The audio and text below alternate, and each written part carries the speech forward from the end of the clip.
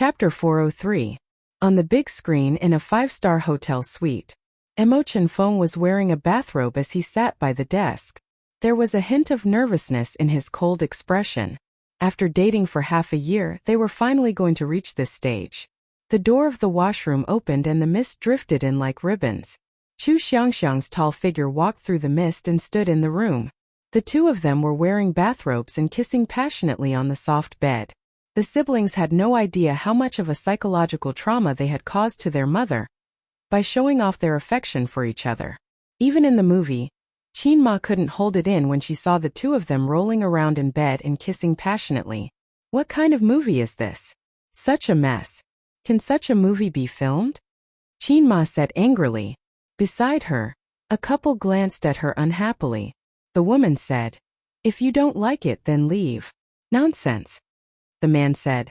"This auntie is so funny. She's already so old and yet she's still watching this movie. It's natural that she doesn't understand. She doesn't know how touching this movie is." The woman continued, "Qin Baobao and Qin Zhe are so compatible.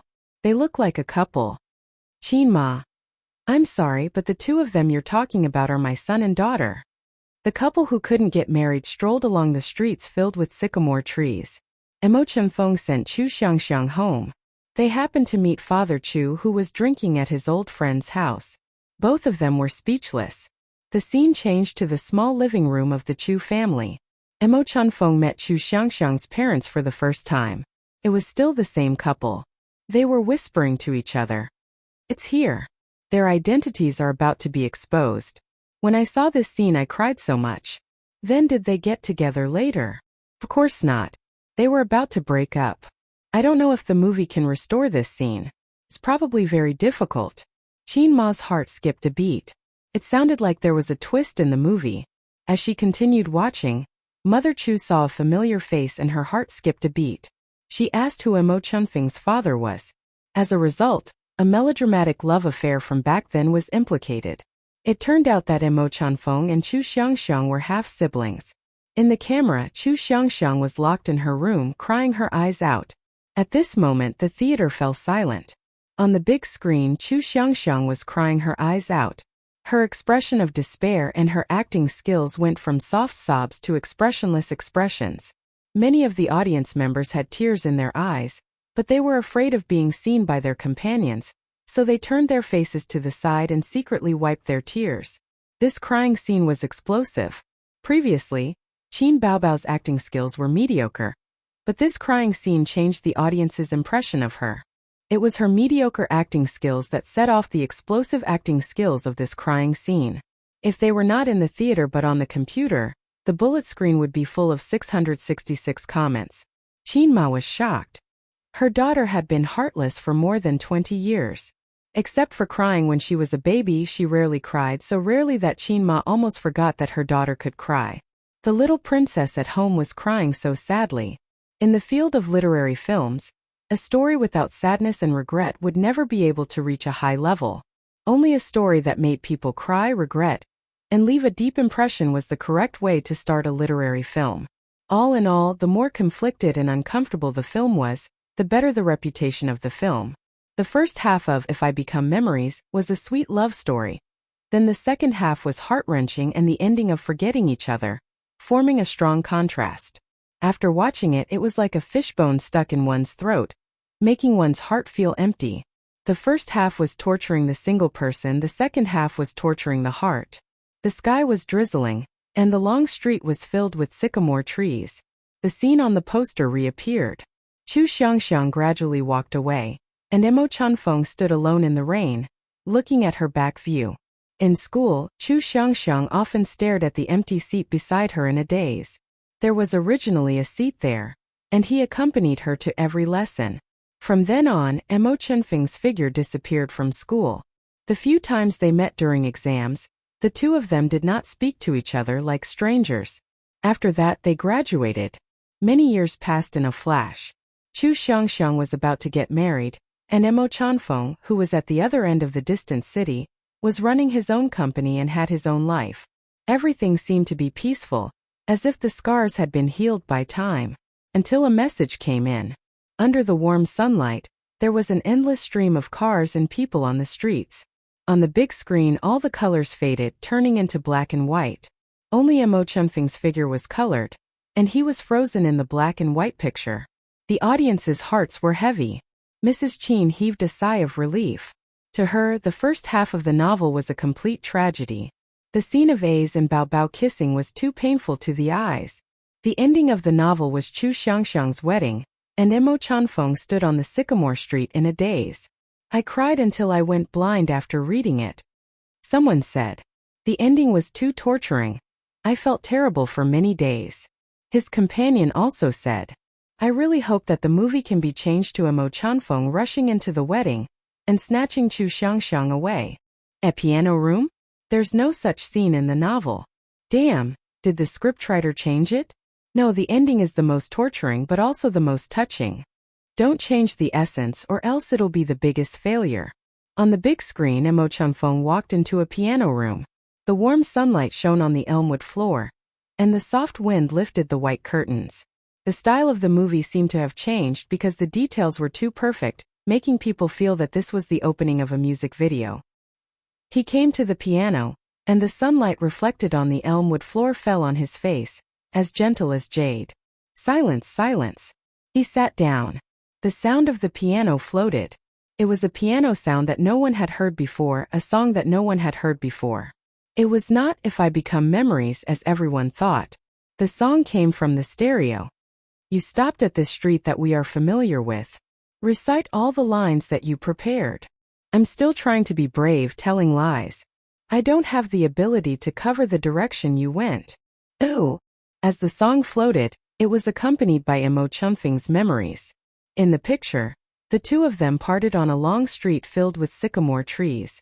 In the picture, the two of them met for the first time in a basketball game. In the picture, there was always warm sunlight in the library, as well as a sweet couple. In the picture, they walked through 4 seasons, and there were only smiles and no tears. The scenes of the movie were replayed as memories. The song ended and the music lingered. The camera gave a close-up, and on the black and white keys, a pair of slender hands was fixed. This song, this plot, it was not in the original novel, but it was more touching and tear-jerking than the original novel. In the huge theater there were sniffling sounds and many girls were crying. The boy was silent and his eyes were wet. The movie came to an end, and it was at Chu Xiangxiang's wedding. The guests were all smiles, and the atmosphere was lively. It was a stark contrast to Chu Xiangxiang's pale and silent face. She accompanied the groom on the long red carpet, but her eyes were searching the crowd. In the camera all these details were shown, especially at the end, when the priest presided over the wedding. Chu Xiangxiang, who was played by Qin Bao Bao, bit her lips and looked hesitant, which affected the emotions of countless people. I do. After a long time she finally said this sentence, and a line of tears fell from the bride's eyes. Her acting skills were amazing again.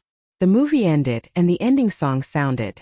The ending song, If I Become Memories, was already familiar to the audience. They had heard it many times and it was even in the top 10 of the top Chinese music chart. But when they heard this song again, the audience suddenly felt that it had lost its flavor. Their minds were full of the song played by Qin Zhe. On the first day of the movie, If I Become Memories, its reputation exploded. There were hundreds of comments, dozens of long reviews, and even more short reviews. Among the movies released at the same time, the online rating was the highest. After all, it was only the first day of the movie, and this kind of movie tended to be good but not popular, so it was difficult for the movie's box office to crush the other movies released at the same time. One of the most popular long reviews. After watching If I Become Memories, I was tortured by this IP again. I remember crying when I read the novel last year. This time in the theater I was too embarrassed to cry, but I couldn't hold back my tears. Last time it was for Mo Chanfeng and Chu Xiangxiang. This time it was for Qin Zhe and Qin Bao Bao. It was really unexpected and pleasantly surprised. Qin Zhe and Qin Bao Bao's acting skills were very good. They didn't ruin the original work. No, I think they were better than the original work. Especially at the end, when Qin Zhe played that song alone in the piano room. How could it be so sad? The Fast Shooter brought us another good song. Especially when I was very sad. Suddenly I heard that song and watched the scenes of their memories, I burst into tears. The netizens. What song? If I Become Memories? I don't like this kind of movie, but now that you mention it, I really want to watch it. When the piano piece started, I started crying. I cried all the way to the end. I couldn't hold back my tears during the piano song. Haha, I watched it with my boyfriend. When I came out, I found that my boyfriend's eyes were also red. I laughed at him for a long time. What is the piano song you're talking about? To Chin Bao Bao? Damn, my curiosity is piqued. I'll go and watch it tomorrow. Ooh. After Chin Ma came out of the theater, she was stunned. She was in a daze when she crossed the road. Panic, anger, fear. All kinds of emotions were surging in her heart. How could it be like this? Her children's style shouldn't be like this. There was nothing wrong with them loving each other and supporting each other. But as a younger brother, he definitely couldn't have any strange thoughts about his sister. For example, the older sister throws the clothes and the needle finds a gap. As an older sister, she could rely on her younger brother and act coquettishly to her younger brother. But she couldn't have any strange thoughts about her younger brother. For example, welcome to the street, get rid of the vulgar and get rid of the essence. Today, Chin Ma could no longer ignore Chin Bao Bao's younger brother complex and Chin Zai's sister complex. She definitely wouldn't allow them to fight against each other. But what could she do? It wasn't convenient to talk about this kind of thing. At night, Chin Ma's cooking skills were greatly affected. Seeing her daughter frowning and complaining, her son comforted her in a low voice and instantly coaxed her daughter into beaming with joy. And on the sofa in the living room, her son, who pretended to have a headache and was lying on the sofa, his head resting on his sister's lap. When Bao Bao lowered her head, the gentleness in her eyes was no longer an emotion that an older sister should have. Many details that she hadn't noticed before suddenly became clear tonight. Late at night, lying on the bed and leaning against the headboard, Chin Ma sneered. I'm so silly, really. Would a normal brother give his wife's money to his sister? Would a normal sister act coquettishly to her younger brother? You're not silly, Old Master said blankly. Xiaolon, I could tell that something was wrong with your face at night. It's all because of your precious daughter and son, Chin Ma said in a deep voice. I'm not silly. Qin Jianzhong, you're the most silly. Old Master. Why did she lose her temper for no reason? Chin Ma took a deep breath. Let me tell you something. Chapter 404. Chin Bao Bao had a facial mask on her face and was holding her phone. Her two plump thumbs were flying as she typed and chatted with her brother next door. Chin Bao Bao. Mom didn't mention the movie. Dried fish fell to the ground in shock. Chin Zai. It's all because my baby son is not feeling well. We are so distressed that we forgot about the movie. Proud. Chin Bao Bao. Bah, it's obviously sister's good luck. The little bumpkin is still alive. Thank you, sister. Chin Zai. Sister's good luck is even better than my iron rod. I admire you. Chin Bao Bao. After this week, let's have a big meal. Chin Zai. Sure. Chin Bao Bao. How much was the box office on the first day? Chin Zai. 60 million yuan. Second place in the box office for the same period. Chin Bao Bao. 666. Let's continue with the movie next time. Chin Zai. No problem. Chin Bao Bao. Ha ha. Chin Zai. Ha ha. Today's difficulties were unexpectedly easy. Chin Zai went home and said, Mama, I have a headache. Mama didn't say anything. Well, she really didn't say anything. She just glanced at him and nodded coldly. Chin Zai was depressed for a long time. Mama, don't you love me anymore? However, Chin Ma was so calm and didn't mention the movie from the beginning to the end. The siblings were at a loss and relieved at the same time. That's right. Their mother was so busy that she didn't have time to stare at the movie. Empty essence, empty essence, empty essence. Wang Zijin was also wearing a mask.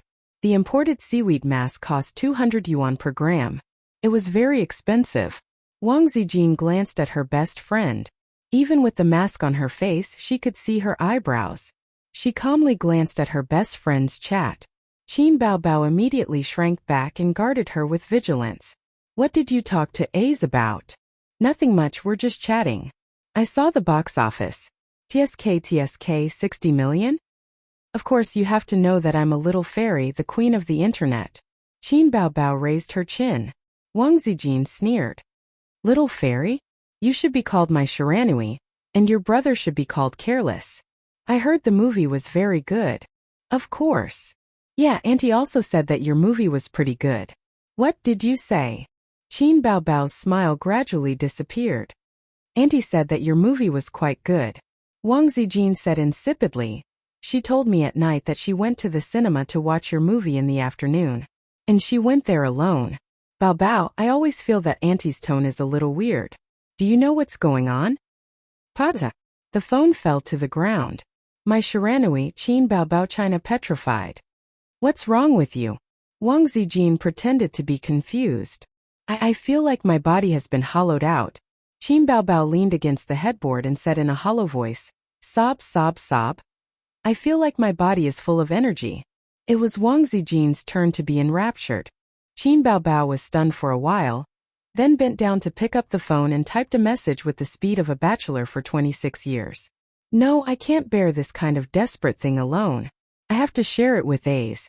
A good brother is to share difficulties with him. I really want to die. Sob. Qin Baobao sent a message. What's wrong? Qin Zhe replied instantly. Mom has seen the movie we made, Big Cry. Oh. Qin Zhe was so scared that his little hands trembled. Don't joke around. Believe it or not, I'll rush over and beat you up. It's true. Wang Zijin said that Mom went to see it this afternoon. Think about it, she was very interested but she didn't say a word today. Qin Zhe was speechless. What are you doing? Why are you telling me this in the middle of the night? Am I done for? Reckless Qin Zhe, China petrified. At this moment Qin Zhe thought a lot. He recalled the bitterness of the first half of his life and the flags he set.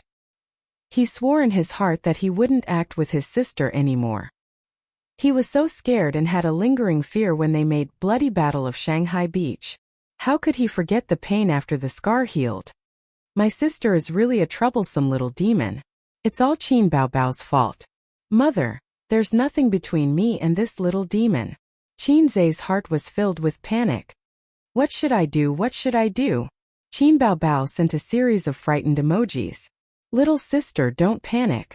Leave this matter to me, Qin Zhe replied. Little brother, you're the best. What are you going to do? Qin Baobao felt a little relieved. Instead of waiting for death, it's better to take the initiative to ask for it. Maybe Mom and Dad will be merciful on the account that they raised us for more than 20 years. Qin Baobao was speechless. Little pervert, what's the use of having you? After a few seconds Qin Zhe calmed down. Let's analyze it. Although Mom saw the movie, she didn't say anything. This means that Mom doesn't intend to harp on this matter, right? Then let's pretend that nothing happened. Qin Baobao. That's true. Sister has a guilty conscience. Qin Zhe. Funny. Qin Baobao. Bah, it's all your fault. You black-hearted maggot. Seeing that his sister had calmed down, Qin Zhe breathed a sigh of relief.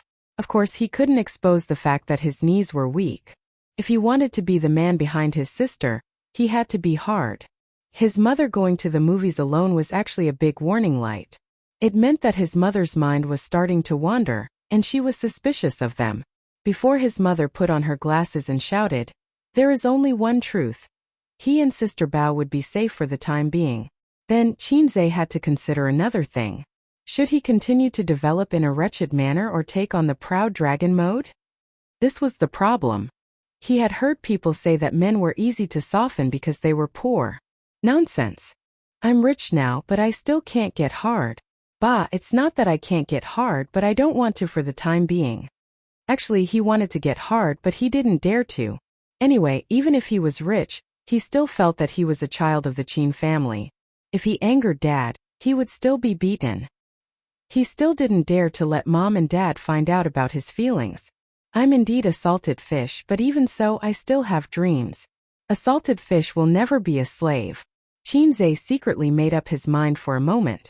Suddenly he remembered something. How did Sister Ziwei know? He sent a message to his sister. Let me ask. I think she must be the one behind it, his sister replied. Half a minute later his sister sent a message angrily. Sure enough, she helped Mom check the shooting time. But she blinked her innocent eyes and said, "You're busy with work, so I helped Auntie check." "What's the problem? Auntie wants to watch a movie, so you go with her. How can you be her children?" Qin Baobao covered her face and cried. "What she said makes sense. I have nothing to say." Qinzhe, I know. Sister Ziwei is the most two-faced. After sending this message, Qinzhe silently deleted it. Qin Baobao. What did you send? Qinzhe. Pretend I didn't say anything. At this time it would be great if there was a transformation device. Transform, Long Out Yen. In the master bedroom. Grandpa Qin waited for a long time, but Qin Ma didn't say anything. She hesitated, as if thinking about how to say it. What is it? Say it, Grandpa Qin said. Let me think about it first, Qin Ma said hesitantly. It was hard to say. Old Qin, I suspect that there's something wrong with your son and daughter. How should I say it? Old Qin, your son and your daughter's kiss is a shocking force. No, it's not convincing. Old Qin will definitely say that it's a double acting. Old Qin, your daughter has feelings for your son. No, if I say that, my son will be beaten to death. Qin Ma hesitated for a long time and said in a muffled voice, Bao, I don't think it can go on like this. Grandpa Qin looked at her silently, waiting for her to continue. Qin Ma analyzed for her. Look, after the new year, she'll be 26 years old and she doesn't even have a boyfriend. How fast time passes now. She'll be 30 in a while. Well, she won't be able to get married. Grandpa Qin was stunned. You've been hesitating for a long time. And you're just talking about this? Isn't this important? It's important. But haven't you been worried about it? You've been worried for years. Then what do you think we should do? Maybe in a few years she'll feel that it's time for her to get married and she'll get married. Qin Ma. That's not what I want to say. Qin Ma felt that she had been led astray. Have you ever thought about why she's unwilling to find a boyfriend? Grandpa Qin thought about it seriously and came to a conclusion. Our daughter is so beautiful. To be honest, there aren't many people who are worthy of her. I haven't seen anyone who can satisfy me. Otherwise, I would have introduced her to Bao. Besides, she's a big star now. Having a boyfriend will affect her future. Oh Qin, are you feeling too good about yourself? No one is worthy of your daughter. Haha, with your daughter's temper and bad habits, how many people can tolerate her? Qin Ma wanted to say something but stopped. What about you? Don't worry. There are so many older female stars in the entertainment industry, but they're all living a good life. Besides, they're all married in their 30s. Grandpa Qin muttered. You're just too free to worry. Qin Ma made up her mind and gritted her teeth. Let me tell you, Bao likes her younger brother. That's why she's looking for a boyfriend. After saying that, Qin Ma went all out, intending to watch her husband fly into a rage. Grandpa Qin nodded. You have to be careful. She's already so old. She can't always rely on her younger brother. Qin Ma was stunned. You don't have any other thoughts? Grandpa Qin.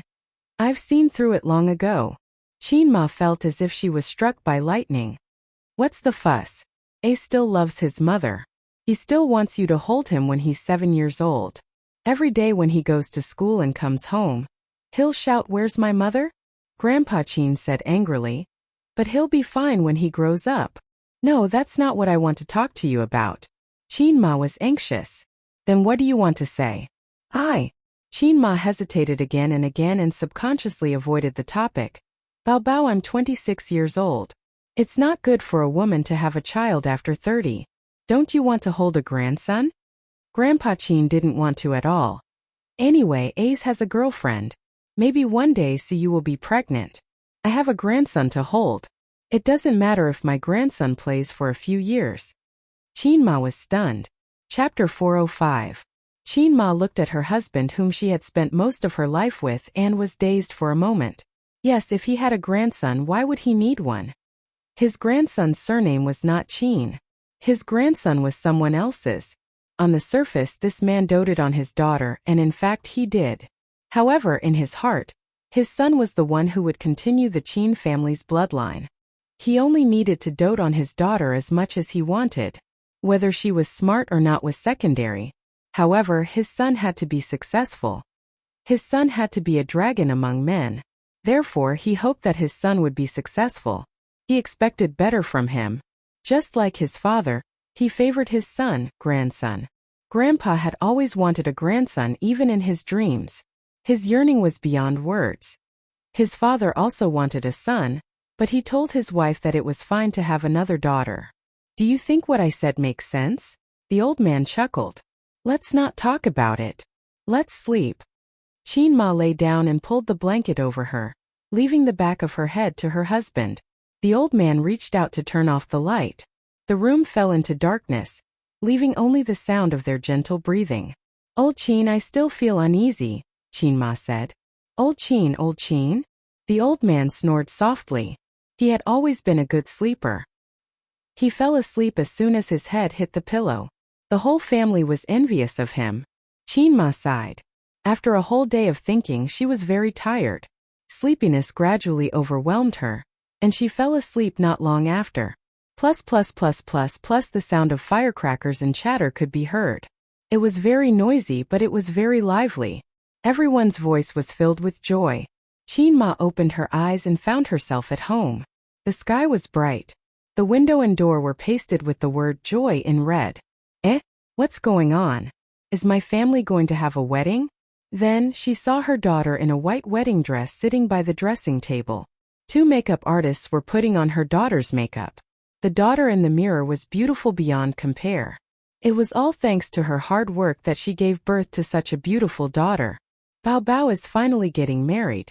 This is great, the sister-in-law said with a smile. I've been waiting for this day. Bao Bao, it's so good to marry a good husband. The eldest sister-in-law said with a smile. My daughter is finally getting married. I'm so excited that I want to cry. Old Qin almost cried tears of joy. Qin Ma was speechless. Since all of you have said so much, then I'll be in charge of cheering 666. Qin Ma couldn't help but wipe her tears. Finally, my daughter is finally married. Mom, I'm getting married today. You have to smile. Her daughter said. Mom is just too happy. Qin Ma's long-cherished wish was finally fulfilled. By the way, where's Ace? Where is Ace? Qin Ma looked around but didn't see her precious son. What Ace?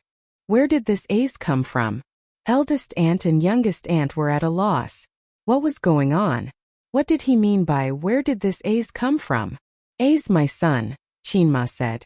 Her husband was at a loss. Little Lon, what are you talking about? We don't have a son. How can we not have a son? I gave birth to a son for you, Qin Zhe. His name is Qin Zhe. I've raised him for more than 20 years. Qin Ma was anxious.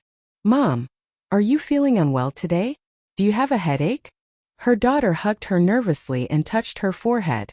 She muttered, You don't have a fever. Bao Bao, your brother. Qin Ma grabbed her daughter's hand tightly. Her face was pale. They forgot about your brother. Mom, don't joke around. I don't have a brother.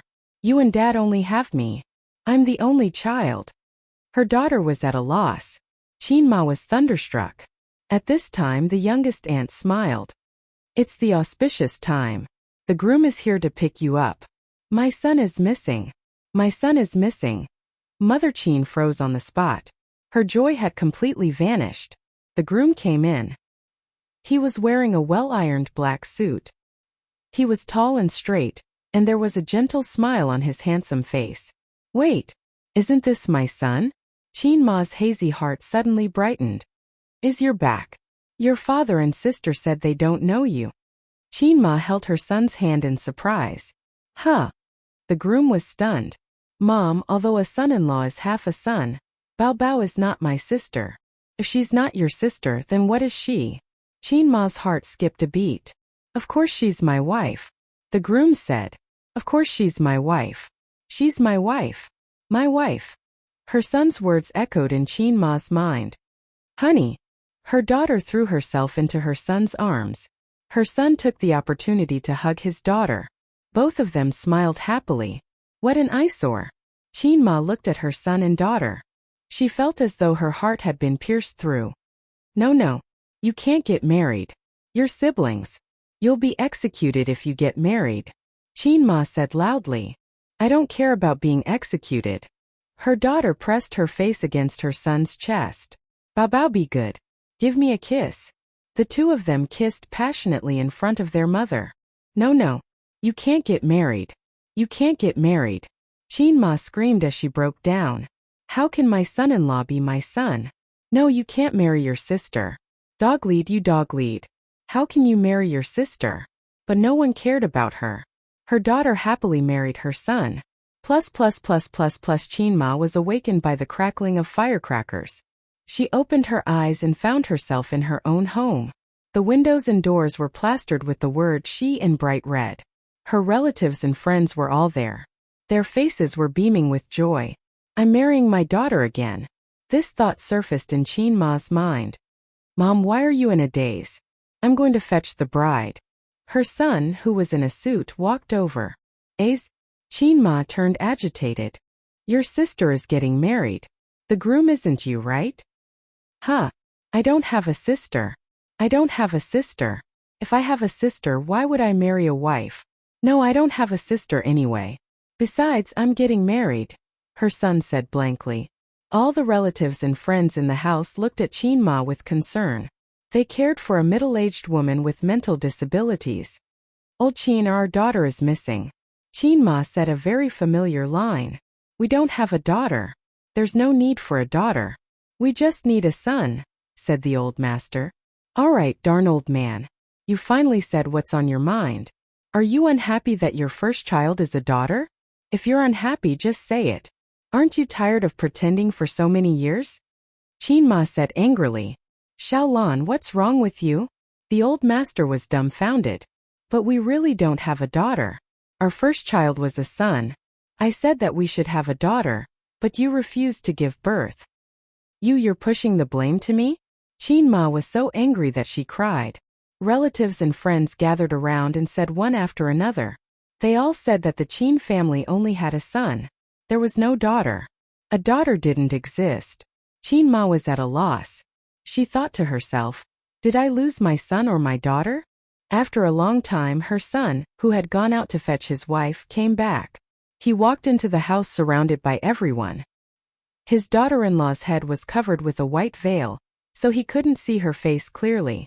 However, her figure was amazing. She had a perfect S shape, big where it should be and slim where it should be. She also had a pair of long legs. The guests in the house were envious. Wait. They were all familiar with this domineering figure. The sister-in-law was all smiles. The sister-in-law said, Ace is so lucky to have married such a beautiful wife. The sister-in-law said, Yes, but she's too gorgeous. I heard that her name is Bao Bao. Qin was thunderstruck. She rushed over and lifted the veil of the bride. Wasn't it her precious daughter? Bao Bao, you can't marry him. He's your brother. You can't do this. Qin broke down and cried. What? The bride was dumbfounded. Mom, I haven't married into the family yet. Don't worry. After Ace and I consummate our marriage, you can show me who's boss. I'll definitely deal with the relationship between mother and daughter-in-law. Qin was in tears. You stupid child. I knew you had feelings for your brother. I asked you to get a boyfriend, but you didn't. All you did was flirt with Ace. My God, what sin have I committed? Hubby, your mom is crazy. It's okay. I'll send her to the mental hospital later. You're enough for me. Hubby, you're the best. Qin said. Ace, you can't marry her. She's your sister. Her son panicked. Mom, how do you know that I have a sister complex? Qin stopped crying. You can't marry her. You're not allowed to get married. Qin threw a tantrum. Who's not allowed? Her son said domineeringly. I'll even exterminate the gods. Wow, hubby, you're so manly. Humph. I'm not that coward. Hubby mwax. The two of them kissed passionately in front of their mother. Don't. How can you marry your own brother? Dog leash. Qin cried like you see on the spot. Regardless of whether it was her son marrying her daughter or her daughter marrying her son, she couldn't do anything about it. She was in despair and fear, but she couldn't change anything. All of a sudden, both her son and daughter were gone. All the scenery disappeared. This is your retribution, a voice said. Qin Ma looked in the direction of the voice and saw a woman standing behind her. "Return the child to me," the woman said. "That's my child," Qin Ma said angrily. "You're the one who stole my child." The woman stared at Mrs. Qin. "No," Qin Ma said sharply. "If it weren't for me, would you have gotten married? Would our Rong have had the glory he has today? That child isn't yours anymore." The woman ignored her and repeated, "Return the child to me." It sounded as if it was a malicious spirit that was demanding his life. Xiaolan Xiaolan? A familiar voice woke Qin Ma up. She opened her eyes and found herself soaked in sweat. The chandelier was on, and the light was so bright that she couldn't open her eyes. "What's wrong with you?" Grandpa Shen handed her a glass of water with concern. Qin Ma propped herself up and sat on the bed. After drinking the water, she gasped for breath and collapsed. It was too scary. It was too scary. Fortunately, it was a dream. "This is the first time I've seen you like this. What kind of dream did you have?" Grandpa Shen frowned. "On one hand you said that you can't get married, and on the other hand you said that you can't marry. Look at how shocked you are." Qin Ma's face stiffened. What else did I say?" Grandpa Shen shook his head. "I can't hear you clearly. One moment you said Shanghai dialect and the next moment you said your hometown dialect."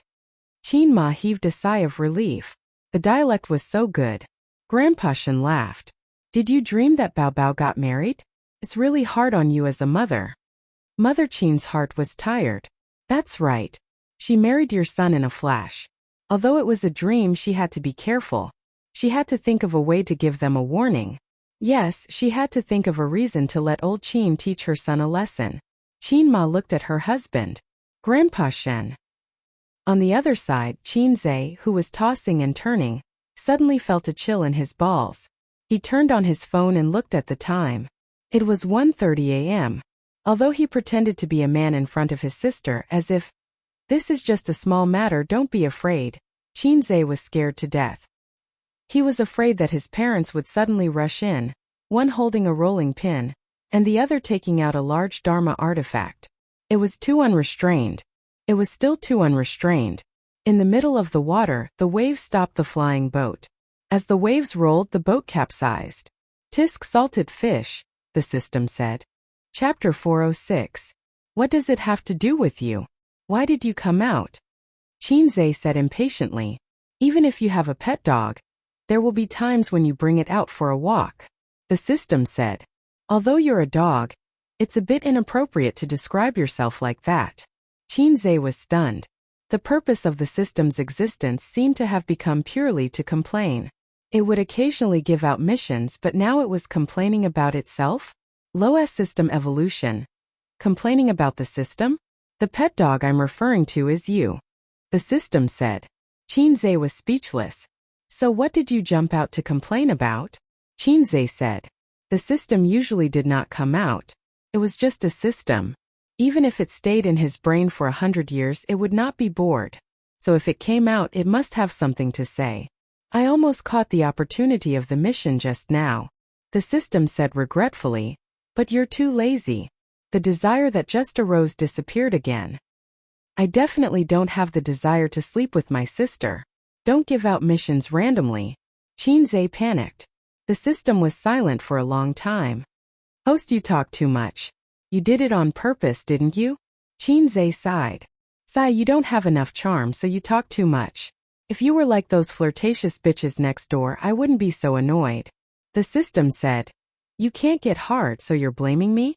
Long Outyin is called Long Outyin not because he has a system. Even if a lazy fish has a system, he's still a lazy fish. Qin Zhe was speechless. The system said. "Actually, even if you're worth 10 billion now and have countless fans, you're still that poor kid who likes to follow behind your sister. You have no ambition, no ambition. As long as you're with your sister, you'll feel that life is long and good." Qin Zhe said in a low voice. "What are you trying to say?" The system said. "You always complain about me being low-ass, but you're actually complaining about yourself. You have abnormal feelings for your sister. You know that you're not related to her by blood, but you're afraid that your family will fall apart, so you don't dare to expose what happened back then. You like Suyu and Wang Zijin so much, but you think you're a poor kid. You don't have the confidence to enjoy the happiness of two people, but you can't give them up. So you push the blame to me, blaming me for not being able to activate Heavenly Dragon mode for you. In fact, you are not confident, because whether it is Suyu or Wang Zijin, they are all goddesses that you can only dream of. The system said. Maybe you need time to settle down. After all, if an ordinary person were to receive 100 million RMB, he would only become a nouveau riche. He would never become a refined and cultured aristocrat. It's only been half a year since you got me. In other words, host, you know nothing about the power of this system. Qinzhe. I only know that you tremble when you mention the hacking system. The system was speechless. Qinzhe scratched his head. Maybe you're right. I've been trying my best to change. I want to change the world, change myself, change. Sorry, I accidentally sang it. The system was speechless. Actually, I just wanted to comfort you. You can't reach the sky with a single mouthful of milk. A boy growing up to become a man is bound to experience trials and tribulations. It's not like you're a man just because you've had sex. The system concluded. Men and women are different. When a girl changes into a woman, it's just a matter of a membrane. When a boy becomes a man, Qinzhe interrupted it and said, when the chrysanthemum blossoms. The system was speechless. It's going through trials and tribulations, you bastard host. Qinzhe nodded. Thank you. A heart-to-heart between two salted fish can cause a psychological resonance. I feel like I'm suddenly enlightened. This time, the system interrupted him. The chicken soup for the soul I downloaded from the internet only said the beginning. What do you mean by enlightened? I'm afraid you're the evolution of salted fish, Zhe. Accuse. Qinzhe was speechless. It turned out that the system knew exactly what he was thinking just now. It was 2 o'clock in the morning. Qinzhe looked up at the ceiling. Since he had to sort out his messy feelings, he might as well do it one by one. Maybe I should take some time to go to Shujiao Town or Wen City, he thought. After spending an awkward weekend at home, Qinzhe and Qin Baobao finally breathed a sigh of relief. They did not know if it was a psychological effect, but the siblings felt that their mother was looking at them strangely. She was paying more attention to them than ever before. Once, Qinzhe and his sister were chatting on the sofa in the living room. His sister was talking about the endless work for the past few days. She felt sad and leaned on her brother's shoulder. I'm so tired, sob sob sob. Qinzhe saw his sister's strange expression and turned to look. He saw Qin Ma standing at the kitchen door, silently observing. The siblings sat upright and still. This feeling was like when you were having sex with your girlfriend in a room, and suddenly realized that there were countless onlookers silently watching. It was easy to be traumatized. Qin Baobao and her brother were chatting in the living room. Qin Ma was silently observing. Qin Baobao and her brother were eating chicken in the room. Qin Ma was silently observing. Qin Baobao and her brother were talking on the balcony. Qin Ma was silently observing. Qin Baobao and her brother went out to buy groceries. Qin Ma also wanted to follow and observe. As a result, when the two of them went to work on Monday, they were so guilty that they didn't dare to go out together. Qin Baobao left first, and Qinzhe left with Prince Su 5 minutes later. Qinzhe carried Sister Ziwei's bag. Wang Zijin held his arm. After getting into the car, she said happily, come to Uncle and Auntie's place next week, okay? Qinzhe immediately gave her a sideways glance. Sister Ziwei, you're really hopelessly evil. I'm asking you a question. Wang Zijin took out a rubber band from her bag and bit it in her mouth. She tucked her hair behind her head with both hands and tied it into a ponytail. Okay. Qinzhe nodded subconsciously. Then he was stunned. This can't be. I have to be tough. I can't be so soft. What's okay? I don't like listening to their nagging. Let's talk about it later, he said with a straight face. Oh. Wang Zijin nodded. Then I'll bring Uncle and Auntie over. I'll bring the dogs over too. I just feel that they're not young anymore. They live in the same city, so why don't they go home every weekend? We can't forget the kindness of raising them, right? She was talking nonsense with a straight face, but I had nothing to say. Sister Ziwei, I thought about it. It's better for us to come over. Qinzhe forced a smile. Good boy. Sister Ziwei smiled generously and sweetly. She didn't get to see mewling monster pestering Qinzei for 2 days. Qinzei drove her to the company. Aren't you coming up with me? Wang Zijin frowned. I'll go to Baozi first. There's a meeting there, Qinzei said. Oh, then go ahead. Have a safe trip. Wang Zijin waved her hand. Watching the car drive into the traffic, she thought to herself, should I come to the meeting a few times a week? These days she went to the company with Qinzei as a couple. Wang Zijin finally understood why Qinbao insisted on Qinzei going to work with her. It was because it felt good and happy. They lived together and went to work together, unlike most couples who lived in big cities. For them, home was a place to sleep every day. At dawn, they rushed to go to work. At night, they got off work and drove or took the subway. After dinner, they looked at the time and went to bed. On the other side, Qinzei arrived at Baozi Investment, and the meeting was scheduled for noon. He had to write a draft in the morning. Of course, he didn't have to worry about this kind of thing. Usually, Siyu would help him draft a draft, and Qinzei would polish it a little. After reading it once, he would have a good idea of what he was going to write. Then, he would speak frankly in front of the executives. Today, Siyu didn't help him draft, nor did she stay with him. Qinzei went to her office to see what was going on, and found Siyu typing in front of the computer. What are you doing? Qinzei asked. I'm writing a novel. Suyu pushed the anti-radiation glasses on the bridge of her nose. Chapter 407. Nanny, writing a novel? Why are you writing a novel? Qinzei's brain didn't turn around. My 7 Lovers in a Night, Suyu said. I've been writing it for a week and published it on Lala Novel Network. Someone gave me a reward yesterday. Although it was only 10 yuan, I'm still very happy. It means that someone has read my novel. This is the biggest recognition. What the hell, 7 times a night? Can this kind of title pass the review? Is the website's review funny? And then, although my kidneys are looking up to Teddy, I don't seem to have the experience of 7 times a night, right? Damn, who are you writing about? Call him out, I'm going to kill him. No, that's not the point. There's a meeting at noon. Have you finished the draft? Qinzei said. What draft? You write it yourself. I'm now inspired to write a novel. Suyu's eyes were glued to the screen, and she tapped on the keyboard. You don't want to be a beautiful president, but you want to write a novel? Wake up, Teddy. Suyu, there's no future in writing a novel. You can't do anything except think about the plot all day. After a long time, people will become greasy. Because of the lack of social interaction, friends will alienate you. If you write a little over the line, they will lock you in a small dark room and let you barely make a living. Even the royalties will say goodbye to you. Writing a novel is a crooked path. Don't go down the crooked path. Working hard is the right thing to do. Can the website pay your social security?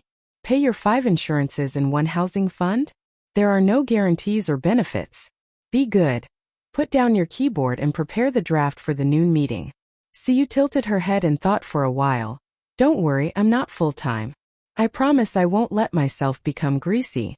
If I get fat, husband, you can exercise with me in bed to lose weight. In addition, I don't need any benefits or guarantees. I'm not short of money. Qinzei was speechless. Believe it or not, I'll teach you a lesson with an iron rod? Suyu stubbornly said. No, I'll write a novel. I'll write a novel and then pay to adapt it into a movie. I'll play the female lead and you'll play the male lead. Qinzei pinched his temple. He remembered that Suyu seemed to have said that she wanted to write a novel when he and his sister adapted the novel to film. But shouldn't this be a casual remark? Why did she really start writing novels? Be good. Hurry up and prepare the draft. I won't listen, King. Before Suyu could finish, she was picked up from the chair by Qinzei and thrown on the sofa. It's this kind of domineering feeling. Suyu said happily. Handsome, sunny, gentle appearance, but in fact very overbearing and strong. He spoils you and loves you in life, but in bed, he will overbearingly ask you to follow his posture. I'm full of inspiration. King exploded, Qinzei said angrily. Qinzei sat in front of the computer and wanted to close her Word document. At the same time, he glanced at Suyu's novel draft. It seemed to be about the bed scene, so he couldn't help but take a few more glances. The novel was written in the first person. After he rudely and unreasonably stuffed me into the car, He didn't say a word and drove silently to his villa. I looked at his side face. His eyelashes were long and dense, his nose was high, and his lips were thin. He was so handsome that it made people despair. At the same time I felt angry and happy. He still cared about me, but he put on a sour face every day as if he hated me. Qinzhe said in his heart, I was also very desperate. So handsome that it made people despair. It felt the same as his evil smile. What kind of handsome was it? He continued to read. Finally, we arrived at the villa. I was inexplicably nervous because I knew what he was going to do. This man, although he was usually gentle and humble, in fact, he was a violent maniac, overbearing and strong.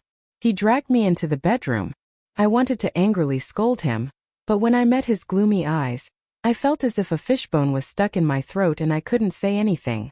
Qinzhe said in his heart, this character setting is so familiar. Is it me?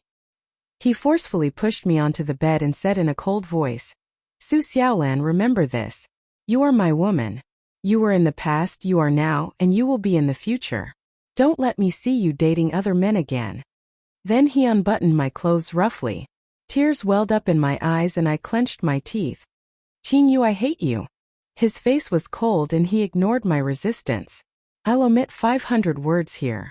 You wrote this kind of thing, won't it be banned? Are you writing a novel or a pornographic novel? Qinzhe was shocked. No, I've read other women's novels and they were all written like this. So you ran over in her high heels. Let me show you. I've written a lot of stories like this. The reader said that I described the details very well. Course it's good. I have practical experience. Qinzhe. So you pulled up the Word document and showed him the previous manuscript. Qinzhe saw a very familiar scene full of a strong sense of déjà vu. For example, come up yourself. No. Come up. No. Come up. Another example. The shower had spurted out hot water, and he pushed me against the cold wall. Damn it, I'm looking at the stone again. Qinzhe.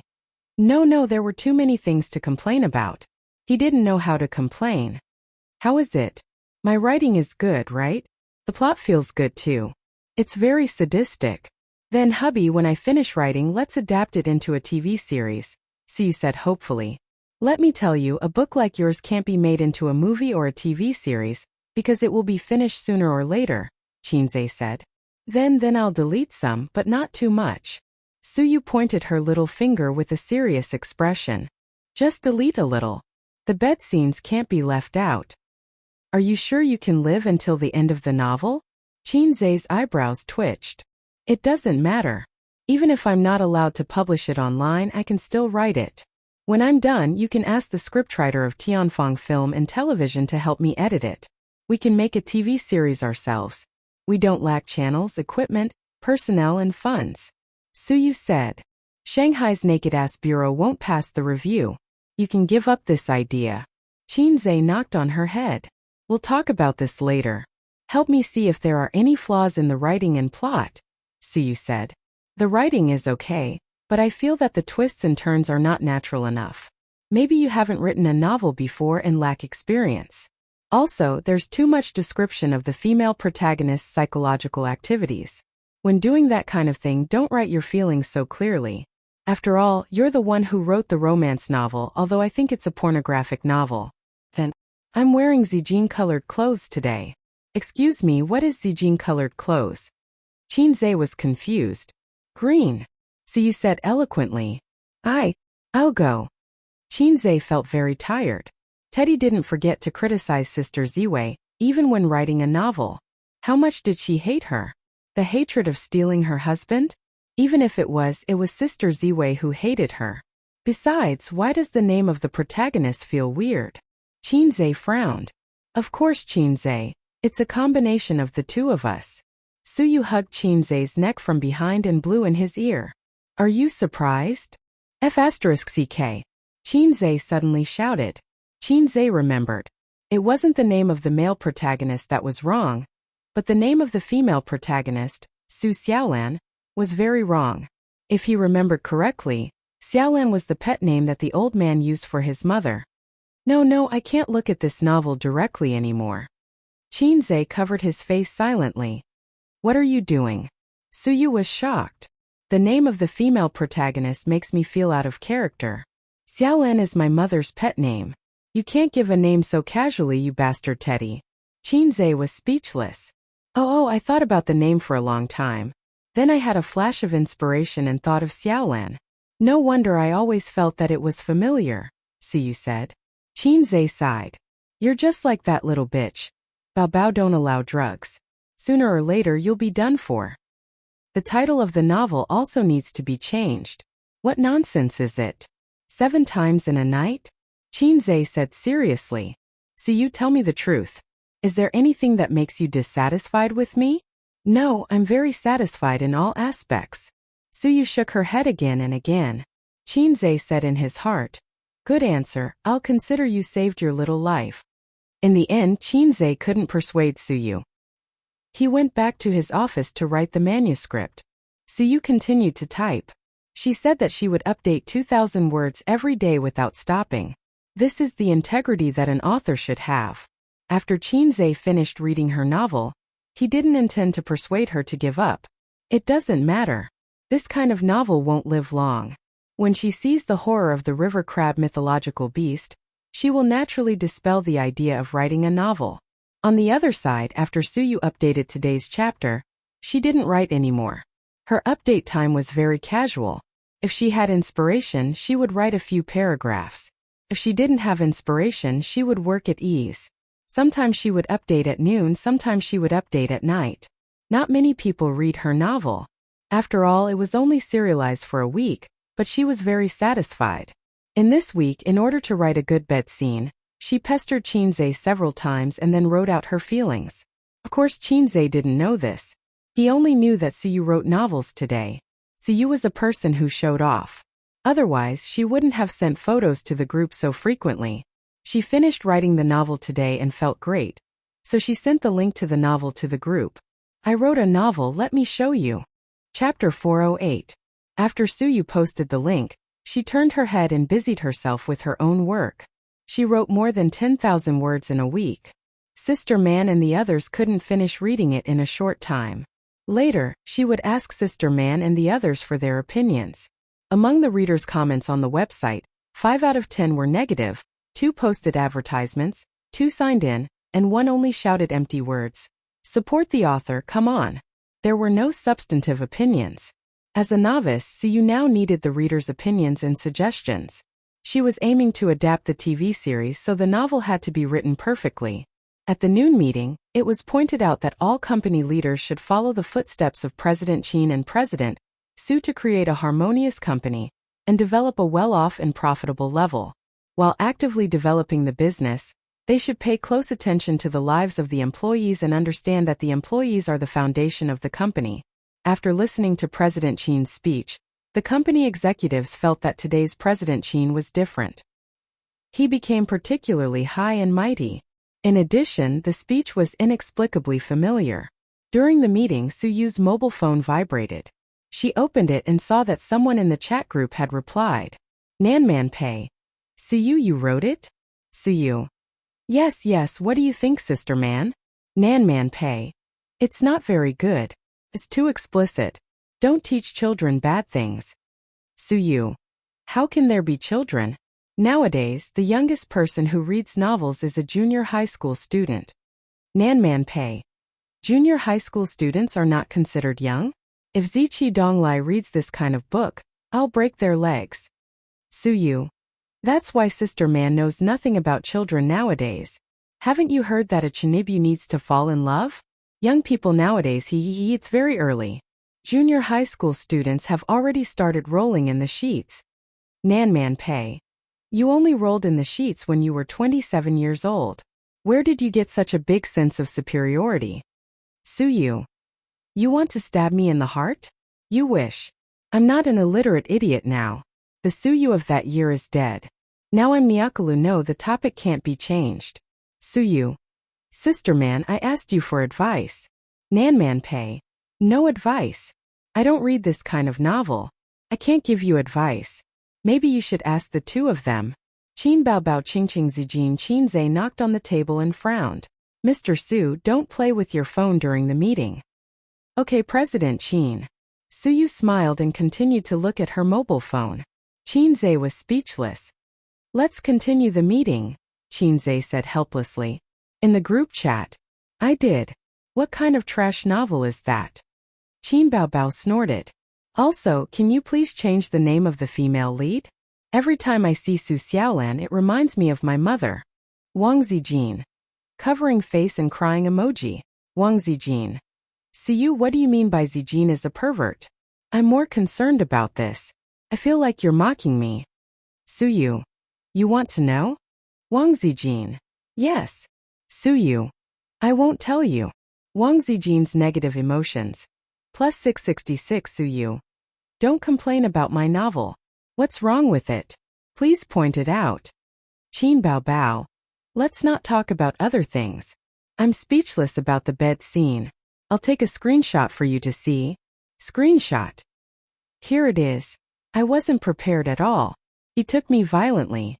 I felt pain, but there was also an indescribable comfort and pleasure. Are you kidding me?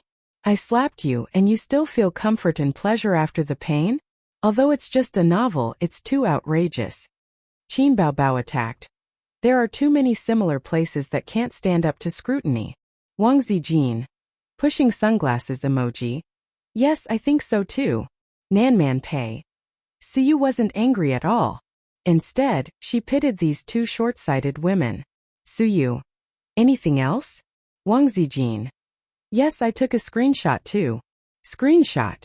There's a problem with this paragraph. He pounded into my body again and again, making it hard for me to speak. Even breathing was a little difficult. Suyu, don't you think it's too exaggerated? Qin Baobao. It's too exaggerated. Nanman Pei. This seems to be a bit exaggerated. Suyu. So you're right. She silently deleted it and sent out emoji instead. So you don't know anything about Qinze's small motor. Qinze knocked on the table again. Boss Su, don't play with your mobile phone during the meeting. The main reason was that Suyu's smile was so weird that the executives at the table couldn't help but look at her. She didn't know how lethal her appearance was, and she mercilessly took away Qinze's camera. Okay, Boss Qin. Suyu smiled sweetly and continued to play with her mobile phone. The executives at the table looked at Qinze sympathetically. Qinze. Motherf asterisk cur. Then let's continue. Where was I just now? Boss Qin, you talked about this year's performance targets. An executive said. Qinze's face darkened. I think I just finished talking about this. The executive looked embarrassed and withdrew his gaze from Suyu. In the group, Qin Baobao and Wang Zijin went back and forth and attacked each other. Qin Baobao. I found another part that doesn't make sense. Screenshot. The female lead Su Xiaolan. Again, please change my mother's name, or I'll let Qinze beat you up. Then back to the topic. The female lead Su Xiaolan is eating a cucumber at home. The male lead. Please change the name of the male lead, don't be surname Qin. Back to the topic, the male lead has a naughty smile on his face, saying that if you want to eat a cucumber you can eat mine. My size is much bigger than it. Qin Baobao. Suyu, you're referring to that thing, right? As far as I know, a cucumber is more than 10 centimeters long. And a man's is that long? That's too fake. Wang Zijin. That's not scientific. Nanman Pei. In the office, Suyu threw her mobile phone and laughed on the table. After laughing, she saw everyone looking at her. She coughed and said solemnly, "Continue the meeting." Everyone felt that Boss Su was strange today. Boss Su was laughing crazily in his heart, thinking, "Stupid Qin Baobao, that's your brother's size. Two illiterate idiots." In fact, many girls knew nothing about a man's size before they had a boyfriend. Unlike many men who had all kinds of cavalry in their hands, as long as they dated a man they would know. Some girls would watch Japanese action movies, but this did not include Qin Baobao and Wang Zijin. Qin Baobao was a clean freak and would not touch such things. Wang Zijin was a female hipster and would not touch such things. She liked to chase romantic and sad love. Chasing a cavalry movie was not in line with the style of a hipster. Qinze was talking when his phone suddenly rang a few times. He glanced at it and thought, "It's rare that Sister Man took the initiative to send me a message." So he picked it up and saw that Sister Man had sent a few screenshots of the chat history of a chat group. After Qinze read it, he felt that his body was petrified, China was petrified.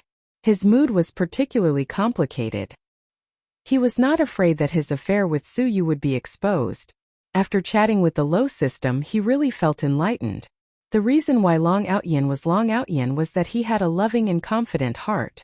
In fact, this was very dangerous. If Su Yu said that the content of the novel was purely personal experience, with the sisters' intelligence, they would have guessed it. At that time, Qinze really wanted to be benevolent and die. Mainly because of the stupidity of the two sisters. Sister has always been a little fairy. She lived a clean and pure life. Qinze has been with her for more than 20 years and knows it in his heart. But why is Sister Ziwei also illiterate? Isn't she an internet veteran? Oh, there will be number 18 pictures on the internet, but how come she doesn't even know a man's size? Half surprise, half funny. Let's adjourn. Qinze announced the end of the meeting. The company executives got up and left. Su Yu also wanted to leave, but was pulled back by Qinze, who pressed her on the conference table and slapped her. Don't you think your ass is not big enough? I'll help you develop it. Qinze said angrily. Ouch! Su Yu's heart was full of grievances. Why did you suddenly hit me? I say, what were you doing just now? Sister Man sent me a screenshot. If you want to write a novel, just write it. What do you mean by showing it to my sister? Nonsense, I write a romance, not a pornographic novel. Chapter 409. At 5:30 in the afternoon, Qinze left Baozi in advance and drove to pick up Wang Zijin from work. Wang Zijin had the ideological awareness of a party member. She said that she wanted to respond to the country's call to live a low-carbon life, so she insisted on not buying a car. Qin Baobao thought that she actually wanted Qinze to pick her up every day. Wang Zijin came to Shanghai in a fit of pique. She didn't plan to stay for a long time. Her initial plan was to stay for 10 days to half a month, and then go home to negotiate with her father. If he continued to meddle in her marriage, she would stay for a year and a half or even longer. Anyway, she was her father's only daughter, and she had the confidence to be willful. She didn't expect that she would be addicted to living there. First, the Qin family was serious and full of warmth. Her father was strict, her mother was kind, and her sister and brother were a pair of clowns. Wang Zijin longed for this kind of family atmosphere. She didn't expect that she would be addicted to her best friend's brother in the end. She didn't try his glib tongue, nor did she experience his two-finger technique, but she was addicted. He was handsome, had the right temperament, and was very talented. He was interesting. Although he was a little timid occasionally, such a talented man should be strong and domineering. But because of this, he was cute and made women more curious. Moreover, a strong and domineering man didn't meet Wang Zijin's aesthetic standards. There was no lack of pursuers of the domineering CEO type in Beijing. Wang Zijin was very opinionated, and she was not stupid and sweet, so she was actually very disgusted with the domineering CEO type. On the contrary, a talented but timid type like the little red guy was in line with Wang Zijin's taste. Wang Zijin held the wall with her hand. When she took off her high heels and changed into cotton slippers, her mobile phone rang. Aze, help me get my mobile phone.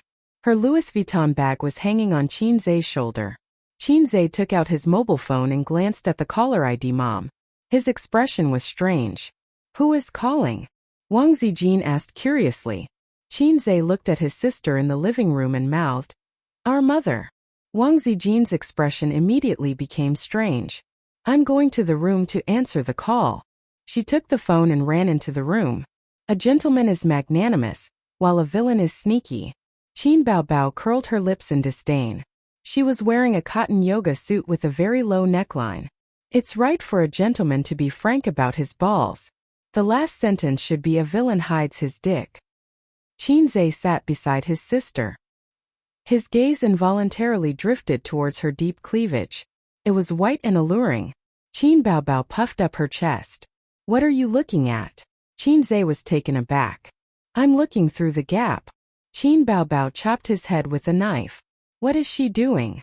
Qin Baobao bent over and took out a lollipop from the drawer of the coffee table, licking it. Her mother. Sister Ziwei's mother called, Qinze said.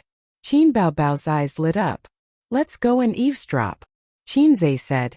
You have to respect people's privacy. He was also quite curious. Wang Zijin had been in Shanghai for more than half a year, and she rarely talked to her family on the phone. The siblings didn't know what the current situation was between her and her family. Were they still in a Cold War, or were they willing to bury the hatchet? At the very least, it should have eased a little. Since her mother called, it means that their relationship has improved. Maybe Wang Zijin has found a boyfriend? Qin Baobao's eyes sparkled with the light of gossip. Impossible, Qinzhe said in his heart. Her boyfriend is right in front of you, but she doesn't even dare to tell you, let alone tell her parents. Speaking of which, I haven't even touched this boyfriend of mine, let alone come in and out. After all, Wang Zijin wanted to be in a relationship but was afraid of being f***ed by Zijin. In the room, Wang Zijin stood by the window and looked at the night view of the Huangpu River. Mom! Her tone was calm, neither surprised nor cold. Zijin, your grandpa is sick. A woman's voice came from the other side of the phone. It was a gentle and pleasant voice. How is grandpa? Wang Zijin frowned and her voice was nervous. Unlike other cousins, Wang Zijin grew up with her grandpa in the military family area. Dr. Chan said it's nothing serious. He just needs to recuperate for a while, her mother said softly. Then I'll come back? Wang Zijin bit her lip. As if waiting for her to say this, her mother smiled and said, Come back. Your grandpa is in his 80s. He hasn't seen you for more than half a year. He misses you. Wang Zijin hesitated for a moment and said, I'll come back to see grandpa. Her mother sighed and said, Still angry with your dad? It's been half a year. Although he doesn't say it, he misses you. Wang Zijin was silent. Her mother said again, Bring your boyfriend back to see him. Wang Zijin China petrification. Mom, how did you know? Wang Zijin panicked. It doesn't make sense. Other than uncle and auntie, no one knows about my relationship with A's. How did my mom, who's far away in Beijing, know? She couldn't figure it out. Not only me, but the Wang family also knows, her mother said. Wang Zijin China petrification +2. What's going on? Wang Zijin's little soul roared. She couldn't figure it out. How did the Wang family in Beijing know when all the big cows outside were kept in the dark? And your little circle, they all know. Wang Zijin said carefully, Did Dad send a secret agent to keep an eye on me? She couldn't believe it herself. But how did the people in Beijing know? As a mother, she naturally wouldn't keep her daughter in suspense. She told her everything she knew. It's that bastard from the Zhao family. Didn't he come to Shanghai to see you? His family also wanted to know about your situation here, so they kept an eye on it. Later, I heard that he told his friends that you were desperately in love with a man in Shanghai.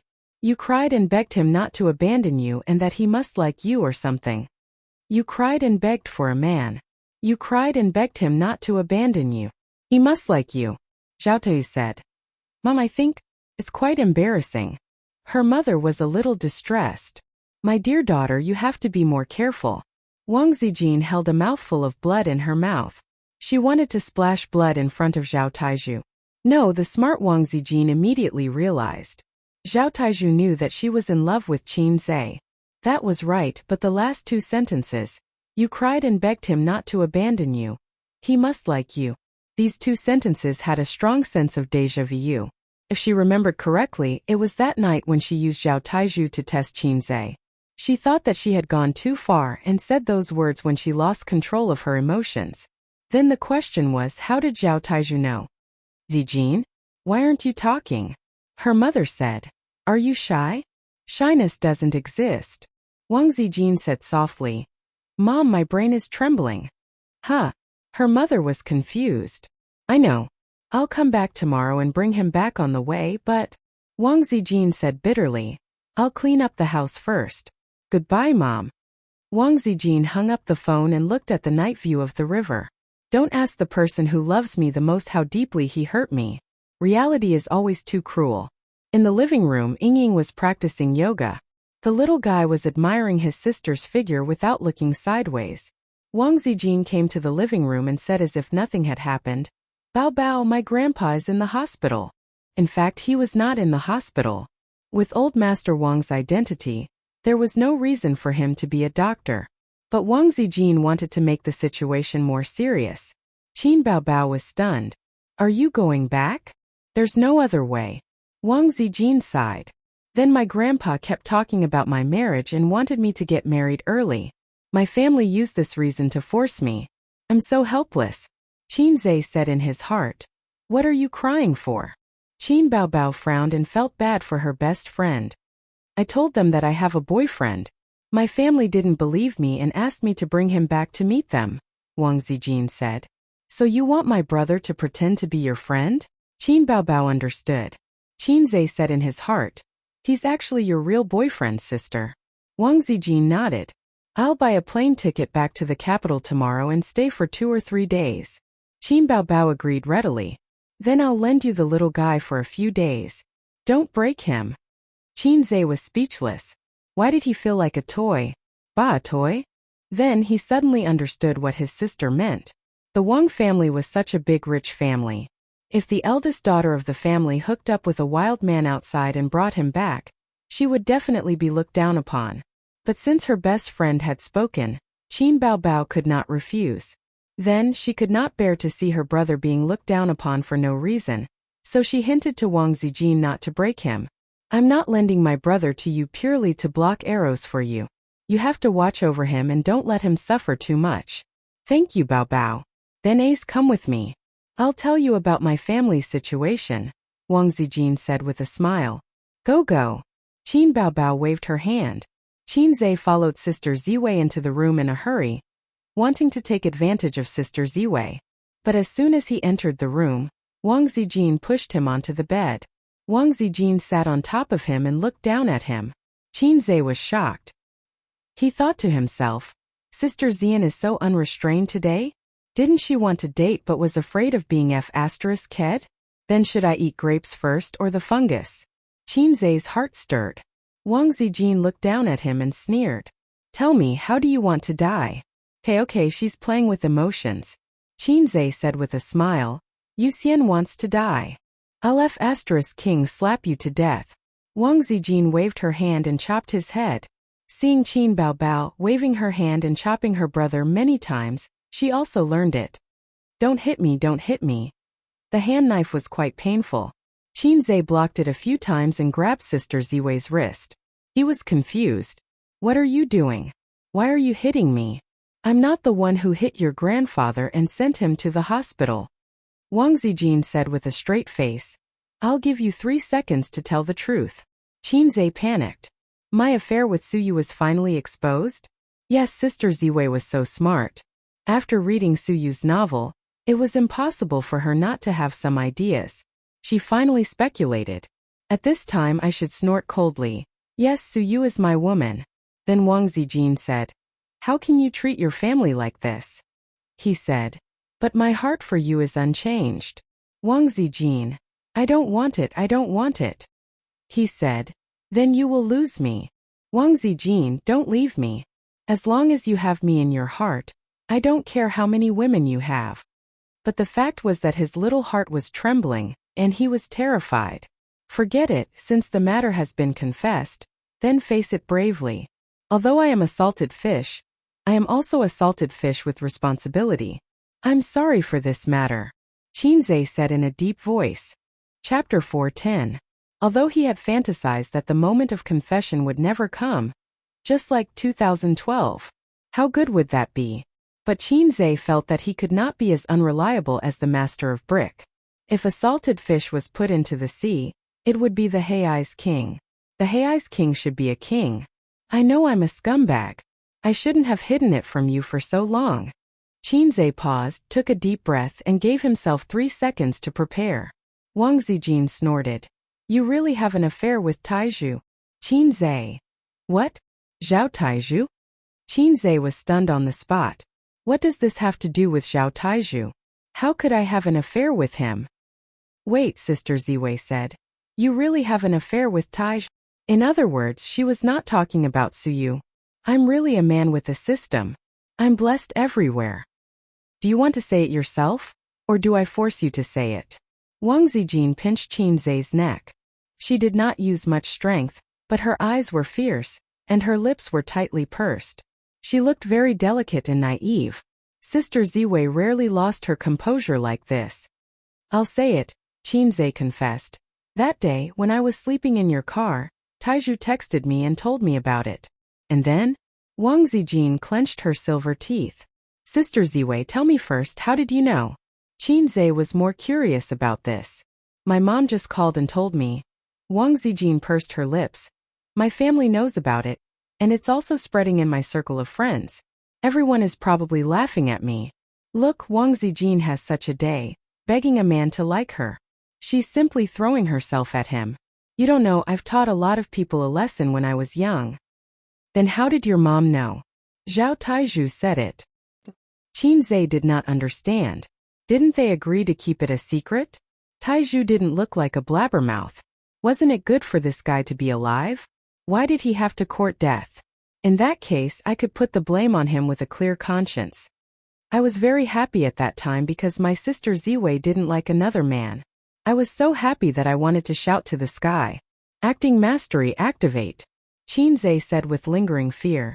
If you really like another man, I will never be able to recover from this setback. I will never believe in love again. Wang Zijin was stunned. She thought to herself, this should be glib-tongued, but why are his eyes full of affection and joy? That is the expression of his true feelings. Sister Ziwei's anger immediately subsided. And then Taizhu asked me why I didn't pursue Sister Ziwei boldly since I liked her so much. I said I was afraid that I am not good enough, afraid that we can't even be friends.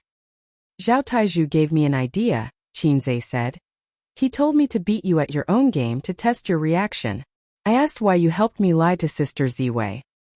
He said that he wanted to make Sister Ziwei shed tears of regret. Even if he couldn't see it, it would be very beautiful just thinking about it. Qinzhe didn't lie. At that time, I had a bold idea was indeed Zhao Tiezhu's imagination. He only beautified himself a little and activated acting proficiency at the same time to make his words more convincing. Then why didn't you tell me later? Wang Zijin said angrily. Sister Ziwei was indeed not so easy to fool. Qinzhe said in a low voice. Sister Ziwei, I didn't mean to lie to you. But it's all because I love you deeply. Wang Zijin hit his head twice with her hands and gritted her teeth. Zhao Taizhu, I didn't expect to be tricked by him. I was too careless. Looking at Sister Ziwei's expression, it seemed that he had to teach Zhao Taizhu a lesson on his way back to the capital. Brother Taizhu, as long as you are safe, everything will be fine. Qinzhe silently prayed for Zhao Tiezhu's well-being. Just then the door opened. Sister Ziwei's tall figure appeared at the door. Her charming face was full of shock. What are you doing? We're not doing anything. Wang Zijin heard the door open and quickly got up. Qinzhe and Wang Zijin looked at each other, panicking. Sister's best friend rode on top of her, and rode on top of her best friend's brother. It was hard to explain. Why is your head red? Qin Baobao frowned and looked at her brother's head. I hit you just now. Wang Zijin had an idea. It's all his fault. I just told him that my parents are not on good terms. He said that my dad is keeping a mistress in front of him and will divorce sooner or later. You hit him so hard. Qin Baobao mumbled. It's red. Qinzhe thought, Sister Ziwei, are you witty or stubborn? Is it really okay to curse your parents like that? How did you ride on top? Qin Baobao walked to the bed. Huh. Wang Zijin was stunned and didn't react. I was wondering how you rode on top. Qin Baobao repeated. Let's show you. Although she was confused, Wang Zijin still did as she was told. Sit on the bed. Qin Baobao did as she was told. Wang Zijin straddled her body. Like this, ouch. Qin Baobao suddenly flipped her over. Her two long legs curled up and stretched out. Then she put them on Wang Zijin's shoulders and squeezed her legs. Wang Zijin was dumbfounded. She was really dumbfounded. What are you doing? Don't squeeze me so tightly. My neck is going to break, Wang Zijin said. How dare you hit my brother? Even if you're my best friend, I won't hold back, Qin Baobao said. Let go, let go. Wang Zijin said. Save me. Qinzhe was speechless. He thought, Sister Ziwei, you're really dumbfounded. I haven't enjoyed such good benefits in a long time. I have to change the name of the deadly scissors kick. It's not appropriate enough. I'll change it to dumbfounded. Ooh. The plane flew across the blue sky and slowly landed at the capital airport amidst the loud noise. Qin Zhe and Wang Zijin each dragged their suitcases and took the shuttle bus to the airport. Sister Ziwei, how should I face your family? Or should I say, do your parents and grandpa prefer gentle, humble, and frugal young people, or do they prefer energetic and positive young people? Qin Zhe was a little nervous. It wasn't because of the power of the Wang family, but because he was going to meet his girlfriend's parents. You just have to act as yourself. Wang Zijin smiled sweetly. No, you're too cowardly. You'll be looked down upon by the elders. You might even be bullied by my cousins. Wang Zijin rubbed her chin.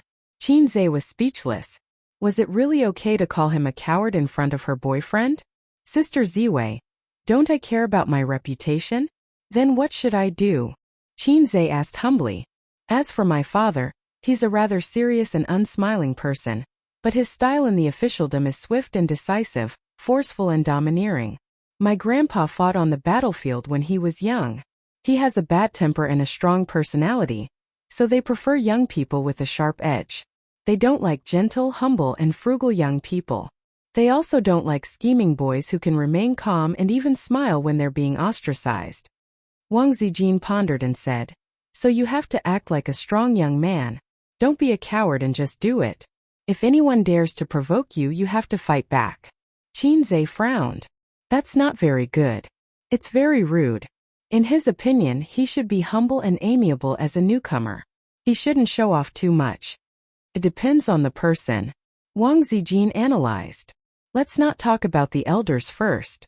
The juniors of the Wang family are like flowers in a greenhouse. They're used to being arrogant and superior. You can't expect them to be too humble to you. Well, it's not that they're domineering, as long as your identity is more troublesome. She took Qin Zhe's arm. After all, he's a wild man I hooked up with outside, right? Then my circle of friends is made up of a bunch of successful second-generation officials. On the surface, they will be your friends and brothers, but in their hearts they might not think highly of you. So you can't be too cowardly, too humble. You should look down on them when you need to. You have your sister standing behind you. Qin Zhe complained. Is your friend called Smile or Rubentail? Wang Zijin. Huh. Nothing. Qin Zhe patted his chest. I know what to do. Wang Zijin smiled sweetly.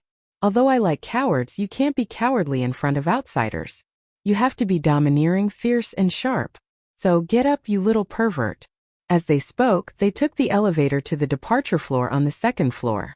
Wang Zijin looked around and pointed at the black car not far away. Let's go. My second uncle is here to pick us up. She pulled the suitcase with her left hand and took Qin Zhe's hand with her right. They walked towards the car. In the car, a young man lowered the window and waved at Wang Zijin. Wang Zijin narrowed his eyes and said to his father in the driver's seat, Dad, that man looks a little familiar. The middle-aged man said calmly, Go down and help your sister with her luggage. The young man answered happily, Okay.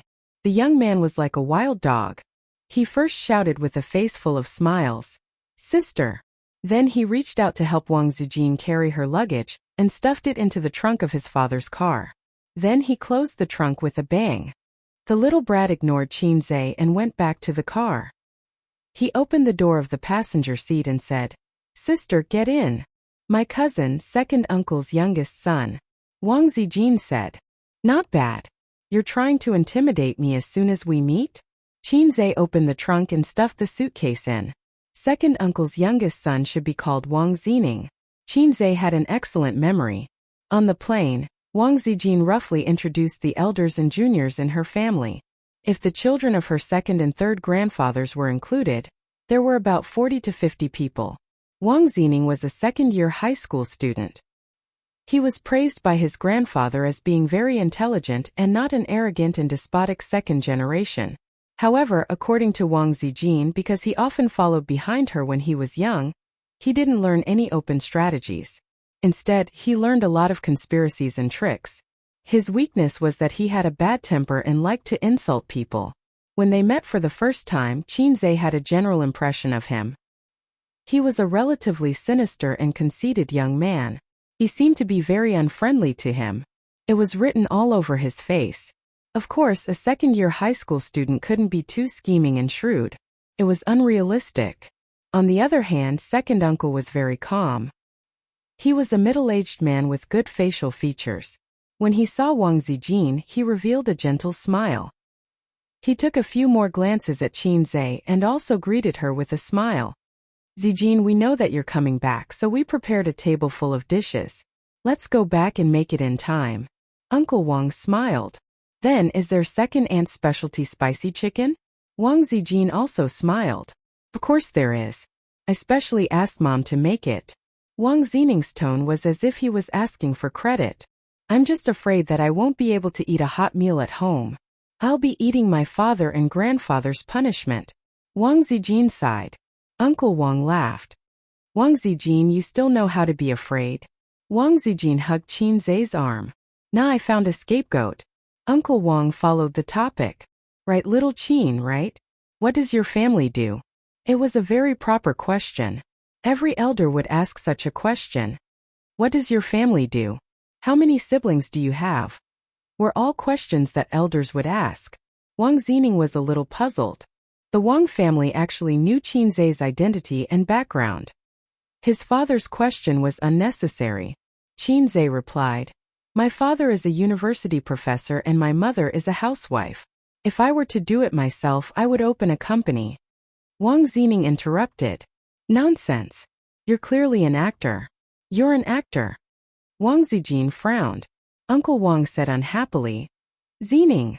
If it were any other time, Qin Zhe would just laugh or find a chance to beat him up. However, it was different now. Sister Ziwei had just spoken. Whoever dared to provoke her would have to go all out. Uncle Wang was on the side. If he acted too cowardly, he would go home and tell the elders. Wouldn't he die before he could even achieve victory? It's not like I don't know how to insult people. Qin Zhe chuckled. Shizi is your brother-in-law. Uncle Wang was stunned. Wang Zining said angrily, are you worthy? Qin Zhe shook his head. I'm not worthy. Wang Zining sneered. At least you know your place. Qin Zhe said, as long as she's worthy of me. Wang Zining. Wang Zijin changed the topic. Zining, how are your grades? Have you improved this semester? Uncle Wang said unhappily, same as always. Neither good nor bad. Wang Zining was unconvinced. He was about to speak when that annoying fellow said leisurely, it's impossible to improve. You won't improve in this lifetime. You're not smart enough either. You can only rely on cheating to maintain your grades. Wang Zijin. Uncle Wang. Wang Zining said angrily, what does it have to do with you? Qin Zhe laughed. Just kidding. Wang Zijin glared at him. Ace is very good in science. I heard from Sister Man that her nephew has a chance to enter the University of Finance and Economics. Thanks to you tutoring him, he's improved a lot. Wang Zining's face was full of disdain. Uncle Wang was stunned. Then he smiled and said, that's good. Little Qin, why don't you help guide him these few days? Wang Zining sneered. Dad, can't I work hard? Who needs him to teach me? Qin Zhe added, yeah. If you don't work hard, you'll never know how useless you are. Wang Zining. Uncle Wang. Wang Zijin. Chapter 411. The atmosphere in the car suddenly became quiet and awkward. Wang Zining was furious. He wanted to jump out of the car and fight this guy in person, but he could only hold it in. After all, he didn't have the courage to jump out of the car at 60 kilometers per hour. Wang Zijin secretly pointed at her phone, hinting at Qin Zhe to look at his phone. Qin Zhe took it out and saw that Sister Ziwei had sent him a message. What are you doing? Did you take the wrong medicine? Qin Zhe was stunned for a moment before he typed a reply. Didn't you tell me to fight back? Wang Zijin covered her face. I only told you to be more strong-willed, not to become a mobile complaining machine. I wanted to beat you up just now. You're so cheap. Qin Zhe curled his lips and replied, to be honest, when faced with a disobedient little brat like your brother, I can either ignore him or beat him up. I can't hit him, right? That's why I can only fight back. Wang Zijin. Okay. Maybe we deal with things differently. Qin Zhe. How did you deal with it? I'll study. Wang Zijin. Watch me. Wang Zijin put away her phone and said calmly, actually, whether or not he studies well doesn't mean anything. Grandpa said that Zining is smart. He just didn't put his intelligence into studying. When he grows up and wants to start a career, he'll be smart enough to do it. So, Sister Zijin, what are you trying to say after laying out so much? Qinzhe didn't know what she was trying to do, but he knew that it wasn't as simple as just praising his cousin. Uncle Wang nodded with a smile. Wang Zining was overjoyed. Sister, you know me the best. My parents only told me to study hard. They don't know what I like. Wang Zijin smiled faintly. So you like women? Uncle Wang. Wang Zining was dumbfounded. Wang Zijin said, although I'm in Shanghai, I know a little about what happened at school. I heard that during PE class you blocked a girl in class at the toilet door and kissed and hugged her. You even threatened her not to tell the teacher or the school would expel her. Second uncle definitely doesn't know about this. Second aunt won't tell you either. Zining, I'm afraid that you'll go astray. Uncle Wang stared at his son with a murderous look. Wang Zining was stunned. He wondered if he didn't check the almanac before he left. Wang Zining's negative emotions. Wang Zijin took out her phone and typed a message. That's it. Complain under the banner that it's for their own good. Slander them and make their parents shed tears of gratitude. Your way of doing things is too easy to attract hate. Learn from it. In his heart, sisters asterisk asterisk asterisk s asterisk asterisk asterisk asterisk asterisk s star. Sister Ziwei's actions were like a scheming bee asterisk teasage in a TV series. She would act weak, kind, and sensible in front of men. She would try her best to harm the female lead and say innocently, Sister, what did I do wrong to make you hate me so much? Please hit me and scold me. Don't be angry with me. Wang Zining was completely honest now. He felt that Sister Ziwei was doing it on purpose. She was taking revenge on him for finding fault with her boyfriend. Then there was a logic that was really good. Birds of a feather flock together. Sister Ziwei's boyfriend was RBQ. I should worry about myself first. If Dad finds out that I flirted with a girl in school, I'll probably get a beating when I get back. It wouldn't be good to tell Dad that the girl is my girl now and we're in love with each other. Silence fell again. Qinzhe looked at the scenery outside the window. Although there were often smog and sandstorms in Beijing, the city's greenery was actually quite good. It was even better than Shanghai. He had been here once when he was young. His parents had brought him and the girls to the capital to play. They visited the Forbidden City, climbed the Great Wall, climbed the Fragrant Mountain and ate roast duck. He didn't want to eat roast duck a second time. His biggest impression was the street outside Tiananmen Square. It was so spacious that tanks could drive there. It was said that the people here had big hats. They could even hit a government agency if they threw a brick. Qinzhe had never tried it before. Just like Shanghai, the capital wasn't a good place to live. Young people could come here to make a living. There was a phrase called Beijing drifting. Tens of thousands of young people came to Beijing with dreams. They lived in basements and small houses with a salary of a few thousand yuan every month. They thought that they could make a name for themselves, but after a few years, they went back to their hometown with their tails between their legs. Those who clenched their teeth and survived would rent houses and drift around. Why bother? How many of them could really make a name for themselves? Unless you had a system, soon they arrived at their destination. It was a place that disappointed Qinzhe greatly. He had thought that it would be a typical courtyard house with a tree in the yard. That would be very interesting. But that wasn't the case at all. The car drove into a neighborhood. Let's call it a neighborhood. There were soldiers guarding the entrance. The neighborhood wasn't an ordinary neighborhood. It was more like a villa district. Uncle Wang's car drove into the neighborhood without any obstructions. It drove along the road and finally stopped outside a luxurious villa. Qinzhe looked around. The villa was very grand. There was a 4-story villa in the middle and a 3-story building on both sides. There was also a huge backyard. TSK. This scale, if it was outside, would be worth at least 100 million. Sure enough, courtyard houses were a feature of the 80s and 90s. The leaders of today wouldn't live in such a place. He got out of the car and went in. He went through the wrought iron gate. He didn't push open the brown solid wood door directly. Instead, He followed the small path beside the villa and went to the backyard. Only then did he see the main hall. There was an evergreen tree in the backyard and a row of colorful bonsai plants in the southeast. Perhaps because they knew that Wang Zijin was coming home today, all the direct descendants of the Wang family's old master were present. This showed how important Wang Zijin was in the Wang family. Excluding the branches left behind by the old master's deceased brothers, there were 4 in the second generation of the Wang family. Wang Zijin's father was the eldest. He had a younger brother and 2 younger sisters. In the third generation, the eldest, Wang Chengfu, only had a daughter. The second, Wang Chenghao, had a son and a daughter. The eldest daughter died young. The second, Wang Lingyan, had a son. The youngest, Wang Linghua, had 2 daughters. The Wang family wasn't exactly flourishing, but it wasn't to the extent that there was no successor. Wang Chengfu was successful in his career and was recognized as the successor of the Wang family. Wang Chenghao was slightly worse, but his career was stable. As for the 2 daughters, they weren't in the system. They were doing business. Wang Zijin didn't feel guilty about running away from home at all. She greeted the elders with a smile. The elders had different expressions. Some were angry, some were smiling, and some were shaking their heads helplessly. Then Wang Zijin hugged Qin Zai's arm. "My boyfriend, Qin Zai." The gazes of the elders and juniors all fell on him.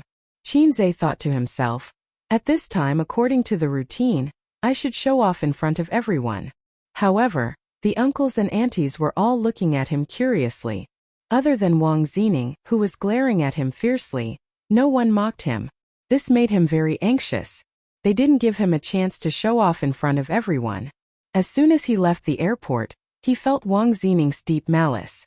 Logically speaking, he shouldn't be very popular. However, whether it was the elders or the juniors, they didn't seem to hate him that much. Thinking about it, it made sense. After all, they were from a wealthy family. They wouldn't be so unstylish.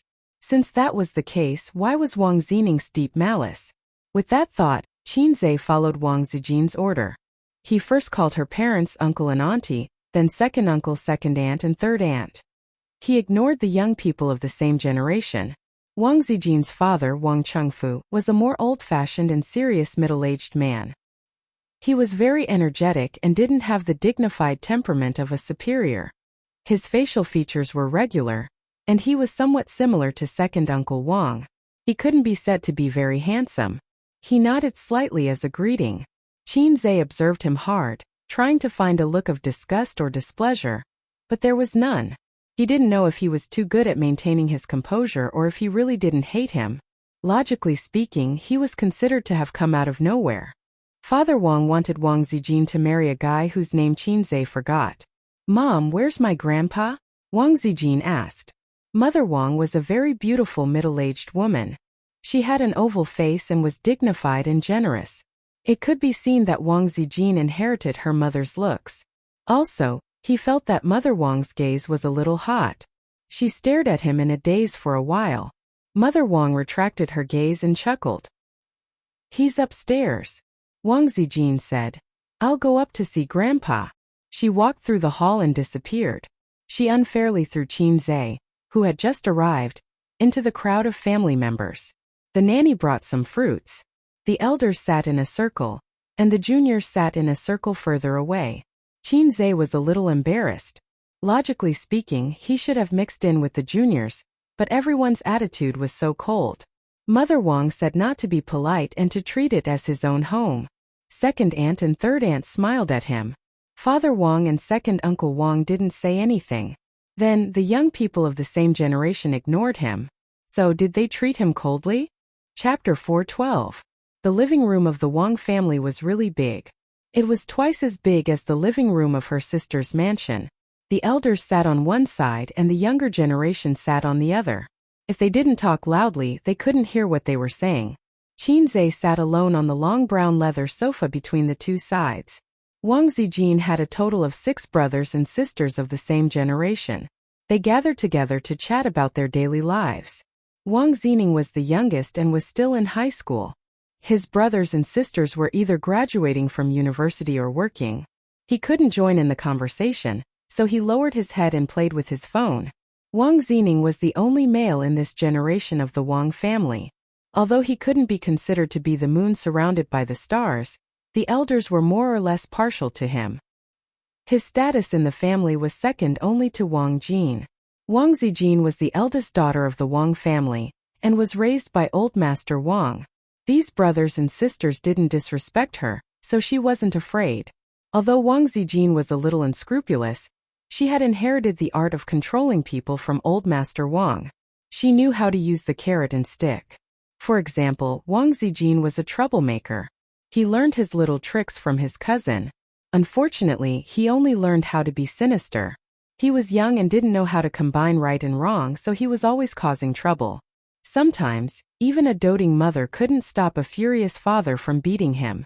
At times, as long as Wang Zijin helped him say a few words, although it wouldn't let him escape punishment, at least his father would soften the blow. For example, Wang Xining's sister Wang Ziren, who was ranked second in the Wang family, had a gentle personality. She was really gentle. And Wang Zijin's fake gentleness and generosity were all learned from her sister. They ate and lived together when they were young. Wang Ziren would go to her grandfather's place every weekend and sleep with her sister, Wang Zijin. For example, Wang Lingyan's son Suyuan was very naughty when he was in school. He fell in love in junior high and was in a relationship all the way until high school. In the end, his first love, who he planned to date all the way until college and then get married, slept with a guy who was also a second-generation official. It was a bolt from the blue. After 4 or 5 years of dating, he never explored his girlfriend's depth. In the end, someone else found out about it. Su Yuan fought with the son of an official, but the other party outnumbered him and he didn't like to form cliques, so he was beaten black and blue.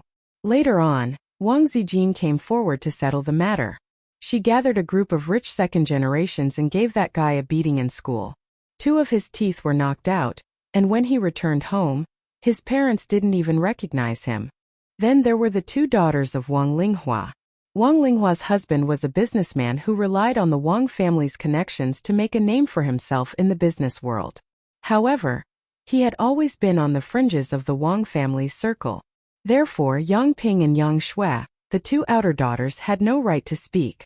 The Wang family's indifference was expected. After all, if any family's daughter suddenly brought home a boyfriend of her own accord, her parents would definitely be unhappy. She might even doubt the authenticity of this boyfriend. Couldn't he be a shield pulled back by her daughter? If that was the case, then there was no need to treat him warmly. Qin Zhe did not care about this.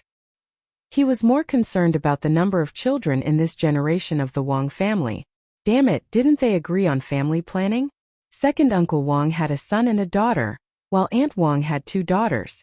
Things like policies were indeed targeted at us commoners. My poor mother specially went to the countryside to give birth to me. Before I was even born, my motherland could no longer tolerate me. Could this be considered an alternative version? This child must not be allowed to live. As the few youngsters chatted, the topic turned to Qin Zhe. They were all rather curious. Although they did not chase after celebrities, they were familiar with the matters of the entertainment industry, and liked celebrities. He can keep his composure. Wang Ziren glanced at Qin Zhe, who was not far away. This is called being thick-skinned. Wang Zining looked up and said disdainfully, I like him a lot. I like his role as Imochen Feng the most. Yang Shui said. Compared to her sister who liked Qin Zhe, Yang Ping did not seem to have a good impression of Qin Zhe. She said softly, What's so good about him? He's just an actor. How can he be worthy of cousin? Su Yuan, who had been in the political system for a year, lowered his head and drank his tea. He did not express his opinion. Yang Shui retorted, So what if he's an actor? There are actors who enter the CPPCC. What era is this? Besides, acting is just his side job. He's already rich. Wang Zining snorted. Is he as rich as cousin's family? Yang Shui rolled her eyes. The others shook their heads and laughed. Su Yuan smiled and shook his head. Zining, it's different.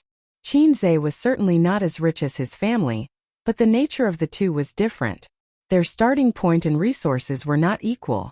The difficulty of earning money was also different. There was no comparison at all. Su Yuan actually admired Qin Zhe. It was incredible for him to have such achievements at such a young age without any help. Yang Ping said, The truth is the truth. Zhang Mingcheng is more worthy of cousin. Yang Shui said. Yo, you're so close to his sister that you don't know your surname? See if cousin will beat you up if she hears this. Yang Shui spat. Little chest sister. Yang Ping was furious. Although she was the elder sister, she was left behind by her sister in terms of chest development. Her sister went from A to B and now C, and her little lotus was just showing her tip. The two sisters used to quarrel, and the younger sister would always say such words to hurt her. At first she was furious, but now that her skin was thick it didn't matter. Yang Ping snorted. I'm flat, I'm proud. I'm saving cloth for the country. Yang Shui was speechless. Everyone turned around in shock. Qinzhe stood behind them and nodded kindly. Yang Ping laughed unkindly. The others also tried to hold back their laughter. Wang Zining opened his mouth and suddenly thought of something. He held back his words. Yang Ping, who came back to her senses, was furious. She felt that she had been ridiculed and her self-esteem was severely hurt. She's just an actress. She has no quality. Yang Ping retorted. Qinzhe glanced at her. Horizontal line. Flat as a wash. After that he saw Yang Ping's chest rise and fall violently as if she was about to explode. He thought to himself, this retort is 666. Yang Ping was completely furious. Just as she was about to speak, Qinzhe spoke first and smiled kindly at Yang Shui. You're so nice to have a sister and a brother. Yang Shui didn't react. If it was a brother, she only had one cousin, Su Yuan. She glanced at Su Yuan. In the next moment both of them understood. Yang Shui. Su Yuan. Yang Ping's lungs were about to explode. There was nothing wrong with the sister, but the brother at the end was still mocking her. Yang Ping looked down at her chest. She felt wronged. Qinzhe returned to his seat in satisfaction. He might not be able to gain their friendship by doing this, but he could gain their fear and perhaps even disdain. But no matter what, if they wanted to talk back to him face to face, they had to think twice. Wang Zining whispered, Cousin, this person is especially despicable. He's not to be trifled with. We can't hit him and we can't talk back to him. Yang Ping. Among the younger generation of the Wang family, only Yang Ping and Wang Zining didn't like Qinzhe. Yang Ping and Zhang Ling were best friends, so her heart was definitely on the Zhang family's side. Wang Zining admired Zhang Mingcheng and hoped that brother Mingcheng could be his brother-in-law. The others didn't like or dislike him and remained neutral. Yang Shui was the only one who admired Qinzhe. On the other side, Uncle Wang smiled and said, This young man is quite interesting. It was indeed unexpected. Since he was approved by his eldest niece, it was impossible that he didn't know about the Wang family's background. But he didn't seem to be reserved at all. He directly insulted his son in the car, and even insulted Yang Ping in front of his elders just now. Didn't he care about his image? Wang Lingyan frowned and whispered, He's too showy. He's neither humble nor reserved. How did he earn hundreds of millions with such a temper? A few 100 million was what she heard from Wang Zijin. Wang Zijin was just being perfunctory with her aunt. Moreover, Wang Zijin really didn't know how much Qinzhe's net worth was. Although I have the opportunity to become the boss's wife, 1/3 of my future husband's property is occupied by the crying monsters, and 1/3 of it is managed by Su Tidy. At this moment, a voice sounded behind Wang Lingyan. Aunt, it's 20 billion. Wang Lingyan jumped in fright and turned her head to look. Qinzhe was standing behind her silently. Wang Lingyan. Qinzhe said again. I used my hands to achieve my dreams. With that he went back. Wang Lingyan's face darkened. She could tell that Qinzhe was mocking her. He was mocking her for leaning against a big tree. The elders could tell that there was a hidden meaning in his words. They were speechless. Wang Linghua smiled and said, Big brother, this young man is quite similar to you. Weren't you like this when you were young? Showing off his ability and not willing to suffer any losses. Uncle Wang nodded. That's why Big Brother was the one who was beaten the most when he was young. Wang Lingyan said, He's the most like Dad. But I still prefer humble children like Mingcheng. He's polite, capable, and responsible. This Qinzhe is still lacking in both ability and self-restraint. Besides, Mingcheng and Zijin were childhood sweethearts. They studied together from primary school to university. They know each other well and have a good relationship. Big brother, don't you think so? Wang Qingfu smiled. Zhang Mingcheng was the most promising member of the Zhang family in this generation. He graduated from Peking University with a doctorate. Of course, he had a good character. Otherwise, he wouldn't have been chosen by the Wang family. Currently, he was a smooth and slick junior who didn't lose his edge. Big brother, don't you think so? Wang Lingyan asked. Wang Qingfu nodded. At this moment, Wang Zijin walked over with a white-haired old man. Wang Qingfu's brothers and sisters stood up one after another, and the juniors even straightened their backs. Qinzhe followed the crowd and stood up. Chapter 413. Old Master Wang was much older than expected. He was 85 years old this year, while Qinzhe's grandmother was only 72 years old. On the plane, Qinzhe joked that Old Master Wang was born late. Wang Zijin said that Old Master Wang got married when he was 18 years old, but not long after, he went to North Korea with the army to fight the Eagles. The fight lasted for 8 years, and his new wife was with another man. After that, he went to Vietnam and married Wang Zijin's grandmother when he was 30 years old. Old Master Wang had been in the military all his life and had experienced many vicissitudes. Wang Chengfu's siblings were very reserved in front of Old Master Wang, not to mention the younger generation. Even Wang Zining, the only male in the Wang family, didn't dare to be arrogant when he was praised for being smart. He didn't dare to be alone with Old Master Wang. However, Old Master Wang himself didn't have any imposing aura. He was just an ordinary old man with silver hair and wrinkles, but his eyes were clear and not cloudy. Qinzhe, who was proficient in basic Chinese medicine, judged that he didn't have cataracts. Old Master Wang was in good spirits. In the entire Wang family, Wang Zijin was probably the most doted on, and she was the least afraid of old people.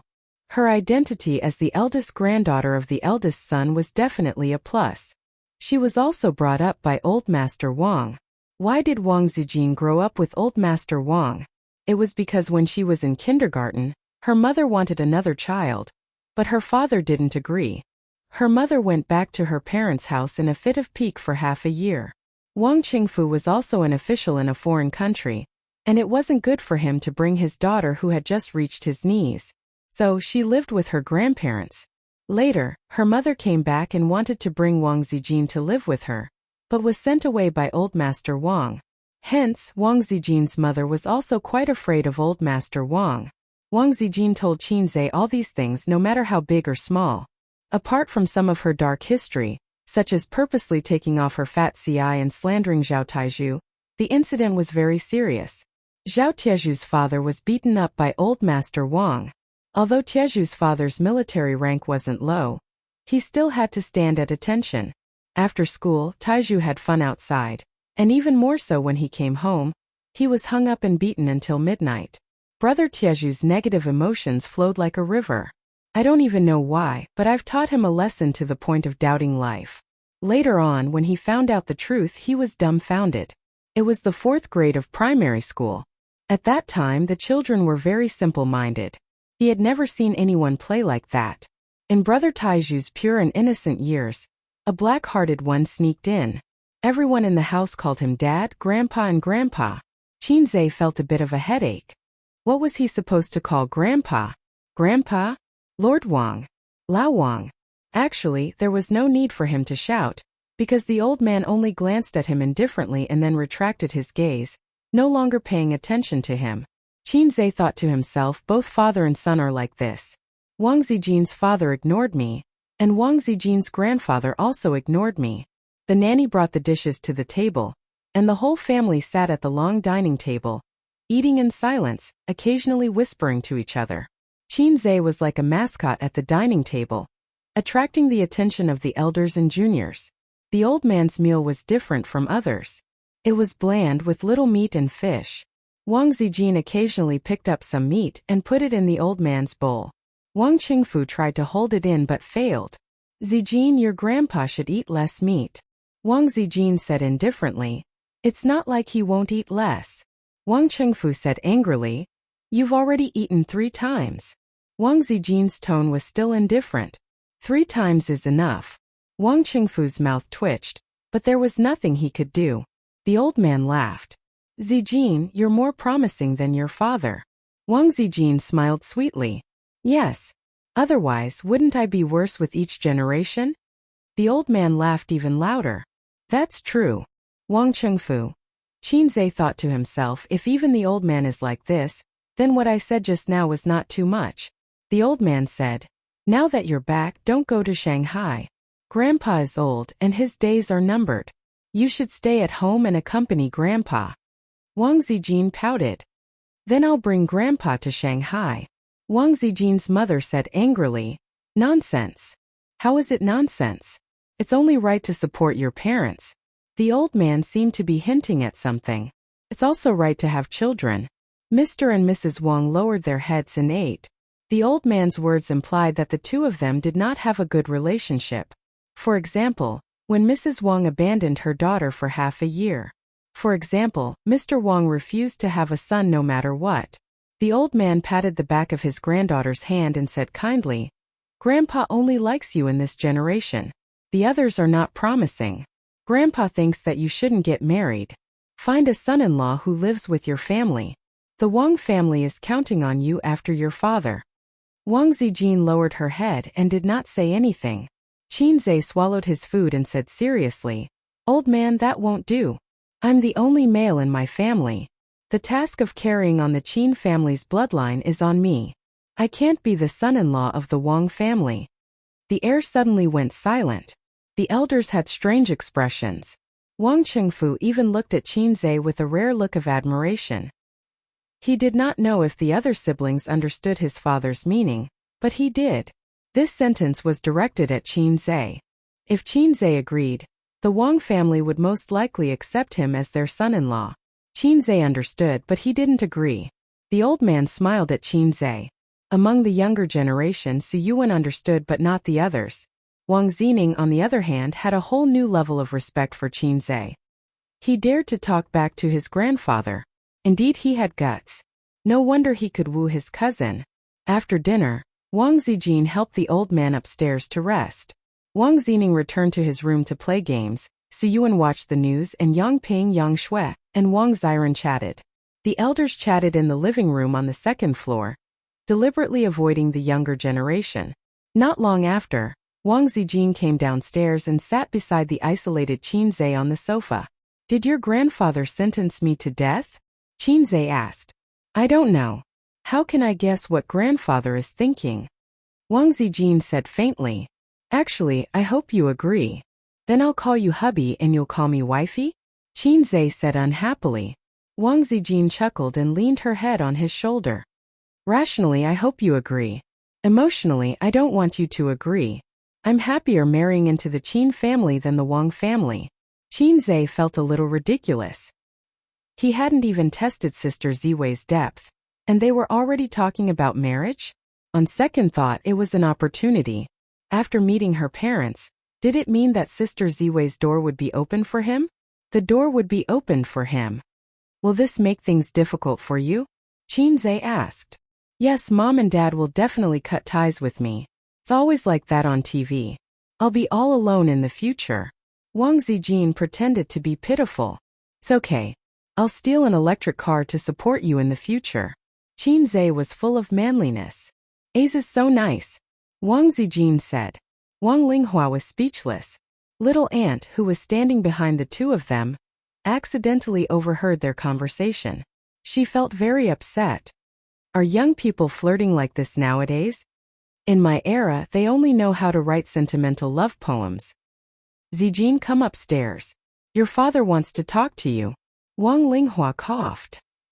In the small living room on the second floor, her aunt, second uncle, and second aunt were all there. Her two uncles couldn't leave because they couldn't come. Her mother was also there. Wang Qingfu wasn't there. He was in her father's room. Why did he want me here? Wang Zijin didn't see her father, but she knew in her heart. How could she not know what the elders were thinking?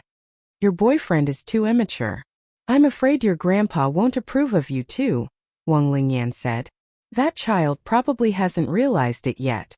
Zijin, you should talk to him, Wang Linghua said. He knows, Wang Zijin said. Then what do you plan to do? Break up? Her two aunts and second aunt were all talking at once. Young and impetuous, Uncle Wang commented. The elders didn't have any opinions before, but now they didn't think highly of Qin Zhe. However, their attitudes were different. Uncle Wang and aunt stood from the perspective of the elders and expressed their opinions. That was all. Second aunt Wang Lingyan was different. Her husband was in the organization, and the Zhang family was in charge. Mom, what do you think of A's? Wang Zijin asked. Pretty good. Mother Wang smiled. But I don't have the final say in your marriage. It depends on what your father and grandpa say. All these years, Mother Wang had lived a carefree life in the Wang family. It felt like she had become a monk.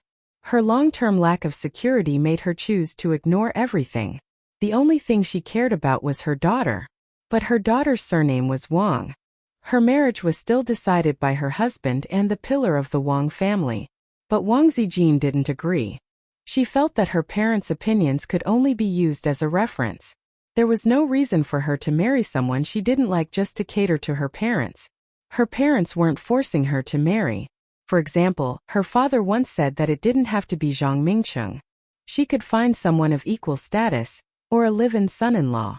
In fact, Wang Zijin knew that it was her grandpa's idea to have a live-in son-in-law. But now it seemed that neither of them was possible. Grandpa and Dad don't have the final say. I still have to decide who I want to marry. Wang Zijin was still strong even in front of her elders. Is that Qin Zhe that good? Wang Lingyan asked gloomily. Yes, very good. What do you mean?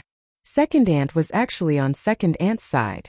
It wasn't because of benefits but because she was more conservative. She felt that having an equal status was the most important thing. Will Zhang Mingcheng wash my clothes? Will he cook for me every day? Will he drive me to and from work? Can he write songs? Can he play the piano? Can he make movies? Can he talk? Wang Zijin listed Qin Zhe's strengths in one breath. Talking is a strength? Second aunt couldn't understand. But after all, she was an experienced woman. After thinking for a while, she understood. Suddenly, her expression became strange. Wang Zijin thought to herself, did second aunt misunderstand? Is second uncle very good at talking? She looked at second uncle. Second uncle's mouth twitched. He already knew about your family background? Wang Lingyan asked. Wang Zijin nodded her head. Wang Lingyan clapped her hands. It's most likely because of our family's power. The elders didn't rule out this idea. Just like how women liked rich men, men were saints. Who the hell would choose an ordinary woman when there was a woman from such a good family background who could save him half a lifetime of hard work? Wang Zijin said with conviction. Then why doesn't he like other people's power? Isn't it because he likes me? Wang Lingyan. Second uncle. Second aunt. She felt that. There was nothing wrong with it. Chapter 4:14. It was a large suite that took up almost half of the third floor. The old man's personal secretary was drinking tea in the living room.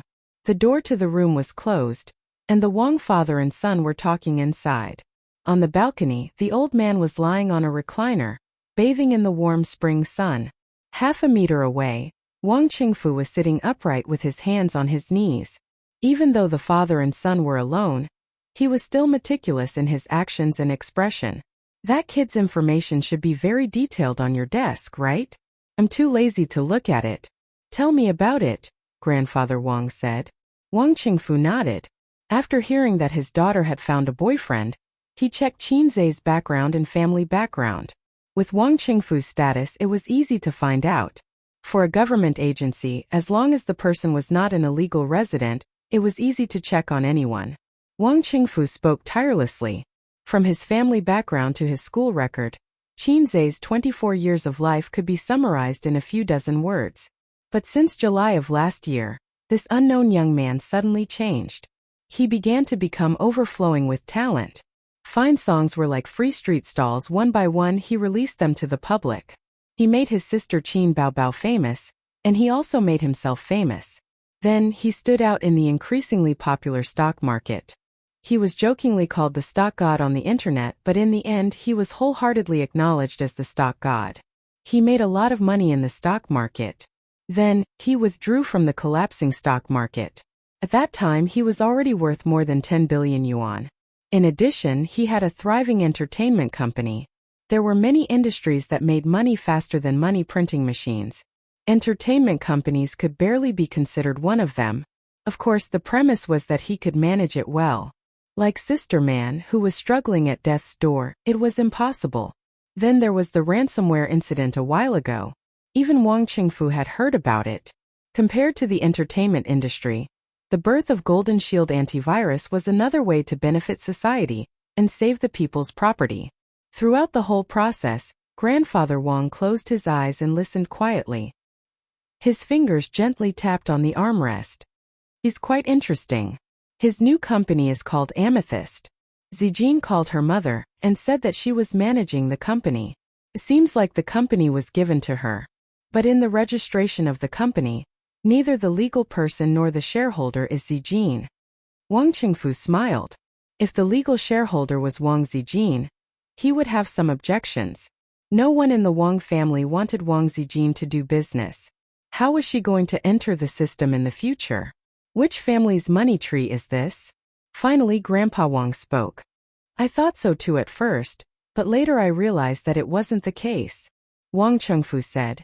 But he is very close to the sister-in-law of the Li family in Shanghai. However, they are only business partners, not dependent. Old Master Wang frowned and muttered to himself. This time Wang Chengfu guessed what his father was thinking.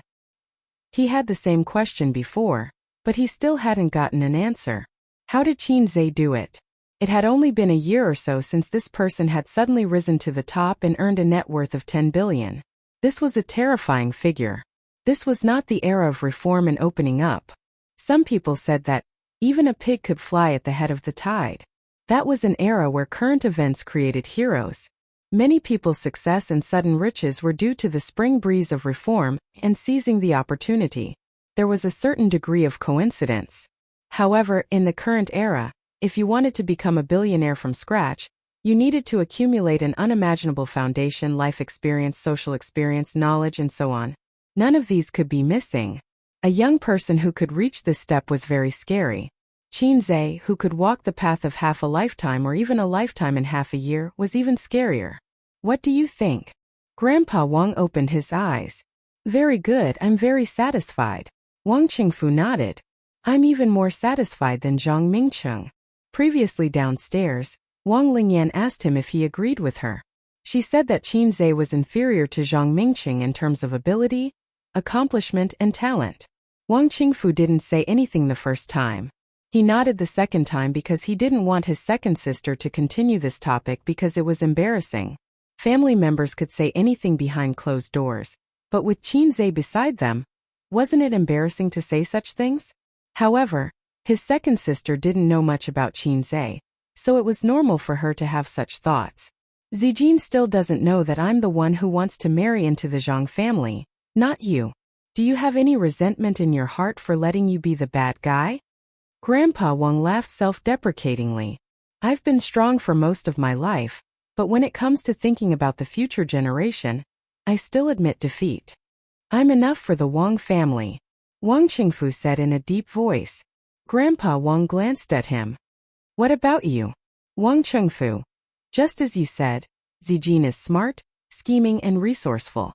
What's rare is that she has the perfect combination. How far she can go in the future is up to her.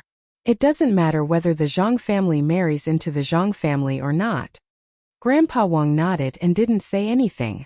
After a while, Grandpa Wang said calmly, I didn't bring this up because I wanted you to force Zijin to marry into the Zhang family, but you didn't allow her to refuse and caused her to leave home in a fit of anger. Wang Qingfu was silent. The father and son were silent. After a while, Grandpa Wang sneered. You want to use this method to provoke her and make her slap my face, right? Am I a failure as a father? Why did you hold a grudge for so long? Wang Qingfu shook his head. No. Grandpa Wang said softly. You're just like this, stubborn and stubborn. You'd rather gamble for half your life than say it out loud, and you're even more unwilling to quarrel with me. Wang Qingfu was dazed. What's the use of quarreling? Grandpa Wang said faintly. I'm used to being strong all my life. This is a habit that I developed when I was in the army. Whether it's managing the army or fighting a war, I can't tolerate any weakness. You're competitive because you can't afford to lose. Back then, there were many battles that you couldn't afford to lose. When a group of old men like us went into battle, we never thought about what would happen if we lost. We only thought that we had to win even if we had to die. If no one cherished their lives, they wouldn't be able to live to this day. If you cherished your life, the backbone of the nation would collapse. I'm also competitive towards all of you. I won't allow any disobedience. In our era, marriage was decided by the parents and the organization. How could you make the decision on your own? You're my son. This is fate. You have to accept it. Wang Qingfu smiled bitterly. You don't want a son. You're also angry with me. The more I wanted a grandson, the more you disagreed. You clenched your teeth and insisted on being stubborn to the end, Grandpa Wang said. You could have had a grandson. Wang Qingfu stared at his father. And let you marry that woman? Grandpa Wang said softly. Then where do you think Zijin is? Parents treat each other like ice. After all, they're living under the same roof. Wang Qingfu said. So what? She'll still treat Zijin as her own. Grandpa Wang slapped the armrest and shouted. That will be a stain on your life. Your career is over. Wang Qingfu clenched his fists. They fell into silence again. The knot between father and son had been there for decades. Under the warm sunlight, Grandpa Wang sighed. That child is not fated to be with the Wang family. Afternoon 1 o'clock. After finishing his game, Wang Zining strolled to the hall. Although he hated Qin Zhe, he was happy to stay with his cousin. He hoped that his cousin could teach him how to manage people. Wang Zijin had conquered the world before she graduated from primary school. Wang Zining had heard of it since he was a child. He worshipped her. Wang Zijin received a call from Zhao Taizhu. Brother Taizhu called and said that he had paid his respects to the queen. Wang Zijin's face darkened. She said, If there's anything, go to hell. Zhao Taizhu smiled cheekily. Don't do that. Sister Ziwei, can you bear to lose me, a tiger general? Everyone knows that you're back. They want to ask you out to have some fun and meet. The man who made Sister Ziwei so distracted. Wang Zijin glanced at Qin Zhe beside her and said with a fake smile, Does that mean that you're prepared to be cut into pieces? Sister Ziwei, I think I can still be saved. I'm willing to lick your shoes. Zhao Taizhu was very thick-skinned. Go F *King H *T. Qin Zhe shouted into the phone. Hey, you tease Sister Ziwei. Qin Zhe from the Exploding Heavens faction also had a part to play. Zhao Taizhu shouted. Exploding Heavens faction?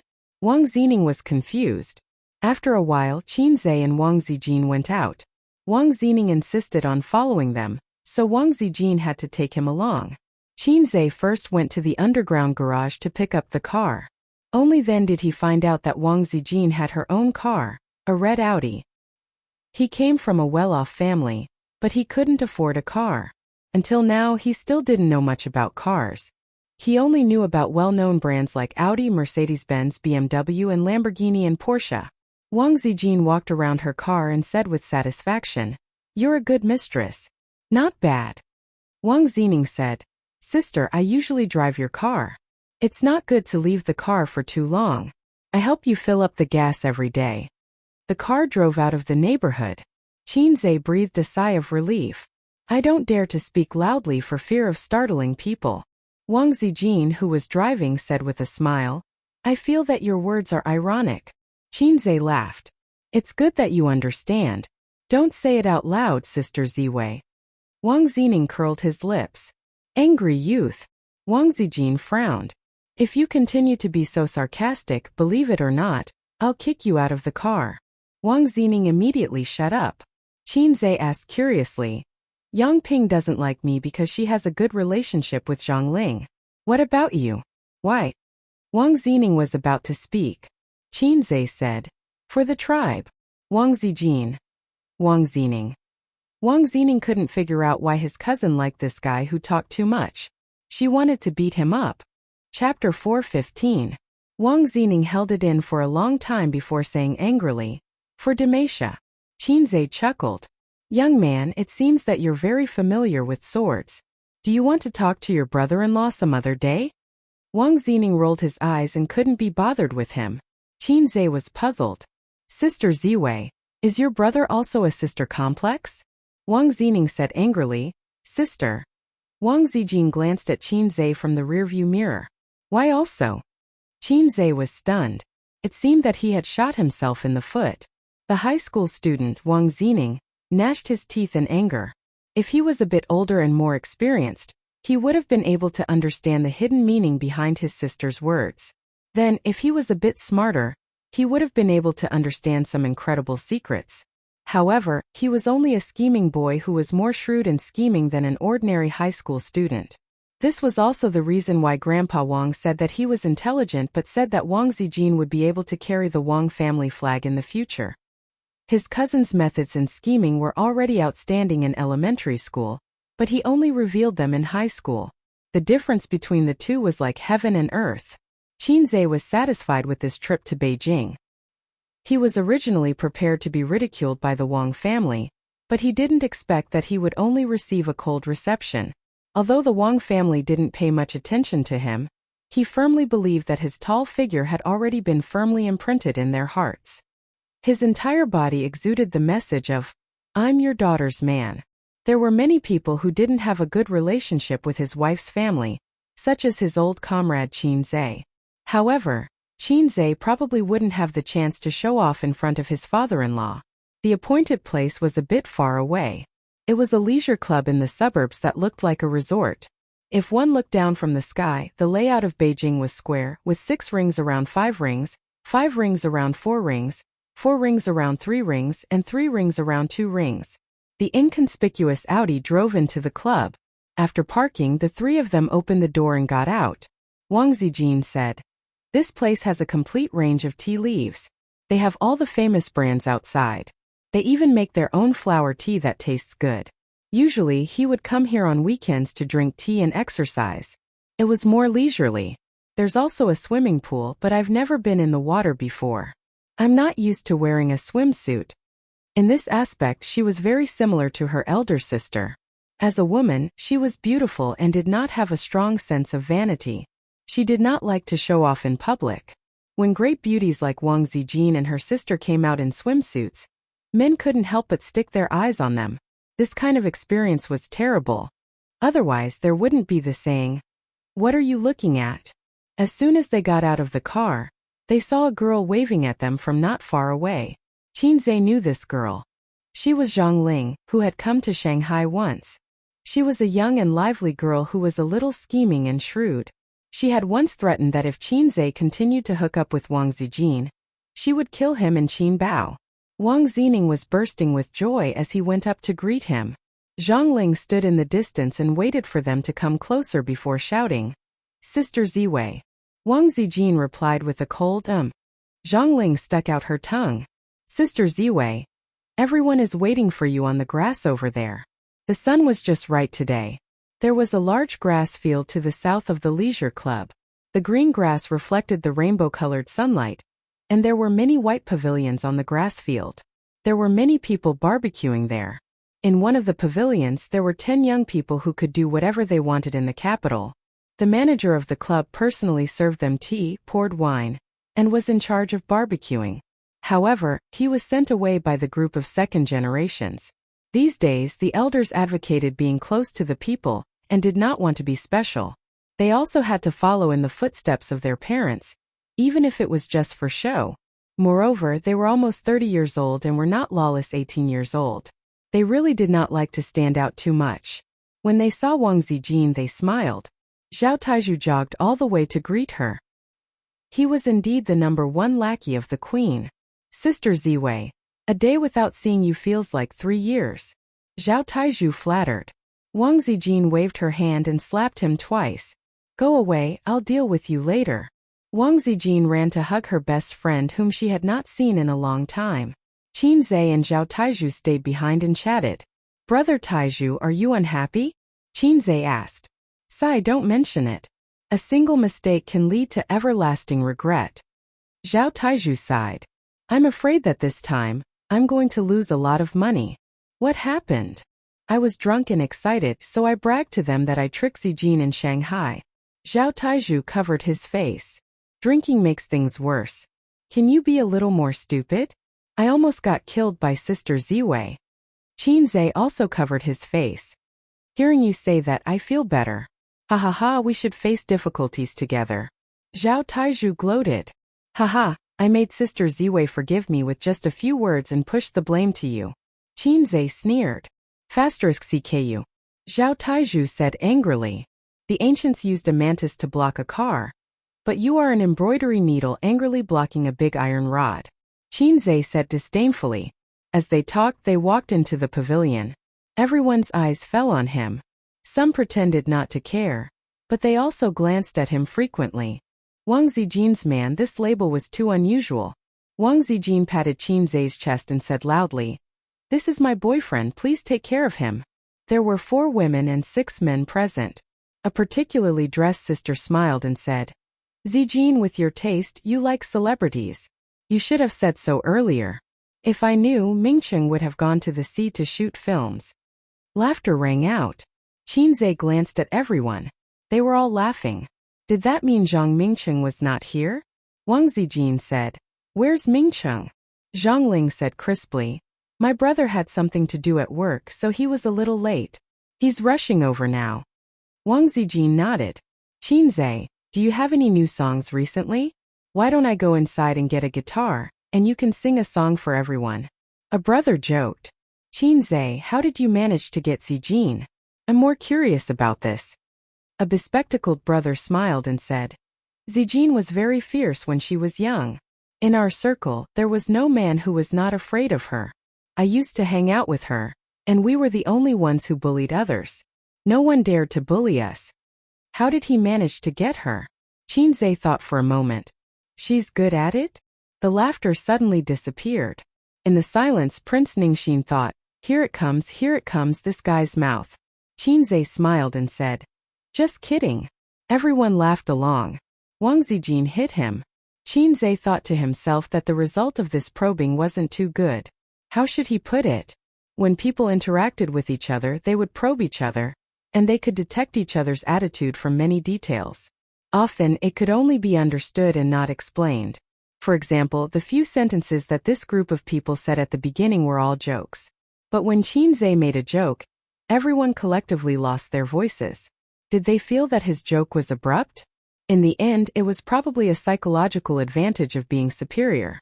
For example, when a newbie joined the group, the big shots in the group would tease him. "Newbie, quickly change into female clothes. Newbie, quickly give out red packets. Newbie, quickly greet the big shots." But this newbie disdainfully said, "Everyone here is trash." They were all joking, but the big shots felt that it was only right for them to joke with the newbie. If the newbie joked with them, they would feel unhappy. Zhao Taizhu stood up to smooth things over. "This brother of mine is a quick person. You guys will like him after getting to know him." The others all looked at him and thought to themselves, "When did he become your brother?" Wang Zijin nodded in satisfaction. With Zhao Tiezhu's help, she would be saved a lot of trouble. The group of people ate barbecue and drank beer. After a while, a well-built man placed a beer bottle in front of Qinze. "Qinze, do you dare to brag to the end?" Qinze said, "Brag." The well-built man. This person was so annoying. He pointed at the beer bottle. This guy had a bad temper and was aggressive. "Do you dare?" Qinze raised a finger. "I usually only drink like this." The well-built man. "1 glass." Qinze said. "Until the end." The well-built man. "How arrogant." The eyes of a few men of high status suddenly lit up and they clamored to drink with Qinze. In a circle. Qinze placed the beer bottles on the table one by one. The men who were ready to drink with Qinze came over and formed a small circle. Not far away, Wang Zijin was leisurely eating a skewer of chicken wings with her 4 best friends sitting beside her. The gorgeously dressed Zhao Qian elbowed Wang Zijin. "Why are you so calm? Don't tell me he's your boyfriend." Wang Zijin nodded. "Yes, it's only 998 yuan. It's cheap and affordable." Zhao Qian had a strange expression. "Really? Zhao Qian, you're still so brainless." The apple-faced Yang Ying snorted. If Sister Ziwei wanted to find a fake boyfriend, would she have to go to Shanghai? In Beijing, there are too many men who would be willing to block arrows for her. Zhao Taizhu walked over while gnawing on a skewer of kidney. Wang Zijin glanced at Zhao Qian. Are you happy that I found a fake boyfriend? Chapter 416. Actually, I still hope that you and Mingchen can be together. After more than 10 years of friendship, I will definitely stand on Mingchen's side. Zhao Qian pointed at the men surrounding Qin Zhe and said, They are the same. They all hope that the two of you can get married. We grew up together, so it's best to digest the beauties in our own circle. Don't let the goodies flow into other people's fields. Look at them bullying their boyfriends. Don't feel bad when your boyfriend is drunk later. The apple-faced Yongying laughed and said, Of course, he dares to steal our sister Ziwei. Who else can we bully if not him? Taizhu. Zhao Taizhu pursed his lips. Forget it. If it wasn't for the fact that I didn't control my pants well back then and married another woman, Sister Xian would be mine now. Zhang Mingcheng wouldn't have a chance. Wang Zijin kicked him and said, What are you doing here? Go and block the alcohol. Zhao Taizhu sighed and said, My wife and I are planning to have a child this year, so I quit smoking and drinking. Sister Ziwei, please be magnanimous and let me go. Wang Zijin pouted at Qin Zhe and said, You know. Zhao Taizhu immediately said, Don't worry. Qin Zhe's business is my business in the future. Taizhu thought that Sister Ziwei had really changed. If it was in the past, he would have to promise countless benefits and pay a lot of money to beg for her forgiveness. There was no other way. Sister Ziwei had a lot of information that could be used against him. Now Sister Ziwei was much more restrained. For a woman, the best way to please her was to please the person she liked. Zhang Ling walked over with her phone and said, I called the club to bring some hangover medicine, Sister Ziwei. Linger is still so obedient. Zhao Qian pushed the hangover medicine in front of Wang Zijin and joked, Remember to feed it to your man later. The big sisters laughed out loud. About half an hour later, the smiles of the sisters gradually disappeared. The guy who had threatened to drink beer with Qin Zhe was the first to fall. His record was 6 bottles of beer, and he had vomited twice in between. At this time he was lying on the grass, gasping for breath. He was not drunk, but his stomach could not hold anymore. Moreover, the alcohol would gradually get to his head. Then the second, the third. After 5 of them died, no one dared to drink with Qin Zhe anymore. Qin Zhe's eyes were bloodshot and his face was flushed red. However, he still had some strength left. It wouldn't be a problem for him to drink 1 or 2 more. Again? Qin Zhe looked around at the crowd. Those who weren't completely drunk had actually drunk quite a bit. They were burping and drunk and didn't dare to fight. Wang Zining watched the entire process of Qin Zhe drinking everyone to the ground. His heart was filled with admiration. Wang Zijin threw the hangover medicine back to Zhang Ling with a smile. Here, go and give your brother some hangover medicine. Wake them up so that they can continue playing later. Zhang Ling opened her mouth and ran over with her tail between her legs. The 4 sisters were stunned. Zhao Qian said in surprise, Not bad, your little boyfriend can drink quite well. Yongying nodded. Wei Hu's alcohol tolerance is the best among us. He's already passed out. Zhao Taizhu curled his lips. He didn't pass out. He didn't get drunk that quickly. He just drank too quickly and his stomach couldn't take it. Qin Zhe's body is really good. Sister Ziwei, you're not bragging, are you? Wang Zijin squinted. You're getting carried away again? Zhao Taizhu waved his hand. I'm just joking, just joking. Wang Zijin said. I think he's almost done drinking. I'll help him to the toilet to vomit. Wang Zijin went to help Qin Zhe. Qin Zhe shouted, Help me up, I can still have 1 more round. Wang Zijin thought to herself, this little punk is really a punk. Just a little alcohol and he's already showing his true colors. If I let him continue, he'll spit out all kinds of nonsense. Be good, don't mess around. I'll help you to vomit. There's no need to vomit. My kidneys are teddy bears. I'm not afraid. Wang Zijin was speechless. What does drinking have to do with kidneys? Shouldn't it be the liver? Because when you're forcing the system, if you continue to train, the times are calling. Your kidneys will be comparable to teddy bears. Qin Zhe was 182 meters tall and weighed 150 pounds. In the past, he only weighed 130 pounds. After continuous training, his weight increased to 20 pounds. His body was even more well proportioned. Wang Zijin had a hard time supporting him. There was no one in the men's toilet. Wang Zijin helped him in. Qinzhe leaned over the toilet and vomited. After vomiting, he felt much better. Previously, his stomach was overturned and he felt uncomfortably bloated. However, even if he lost, he couldn't lose. Those guys were obviously targeting him and trying to get him drunk. Qinzhe couldn't back down. A bunch of cowards. I can still drink one more box. Qinzhe bragged. Yes, yes, yes. You're the best. Zijin took out a tissue and handed it to him. Qinzhe wiped his face casually and rushed to the sink to wash his face. Wang Zijin handed him another tissue. Qinzhe raised his wet face. Sister, help me wipe it. Wang Zijin glared at him. She raised her head and carefully wiped his face. Qinzhe hugged her and smiled. Sister is the best. Wang Zijin's heart skipped a beat. Which sister? Qinzhe said. Sister Ziwei. After all, he wasn't drunk to the point of losing consciousness. He was just a little excited. Not only was his body floating, but his emotions were also floating. However, Wang Zijin's words had a hidden meaning. His brain froze for a few seconds before he reacted. Wang Zijin snorted. Good boy. Qinzhe buried his face in her neck and kissed her. Sister Ziwei is the best. I'll leave a mark for you. Don't mess around. Wang Zijin pushed him. It'll be embarrassing if our family sees this. Just leave a mark. Qinzhe sucked hard. At this moment, he felt that there seemed to be someone standing at the door. He looked up and saw a handsome man standing at the door in a daze. Qinzhe quickly moved his face away from Wang Zijin's neck. It wasn't good to show off their affection in the men's washroom. It was fine if there was no one around, but it would be awkward if there was someone around. Wang Zijin turned her head and was stunned. She squeezed out a smile.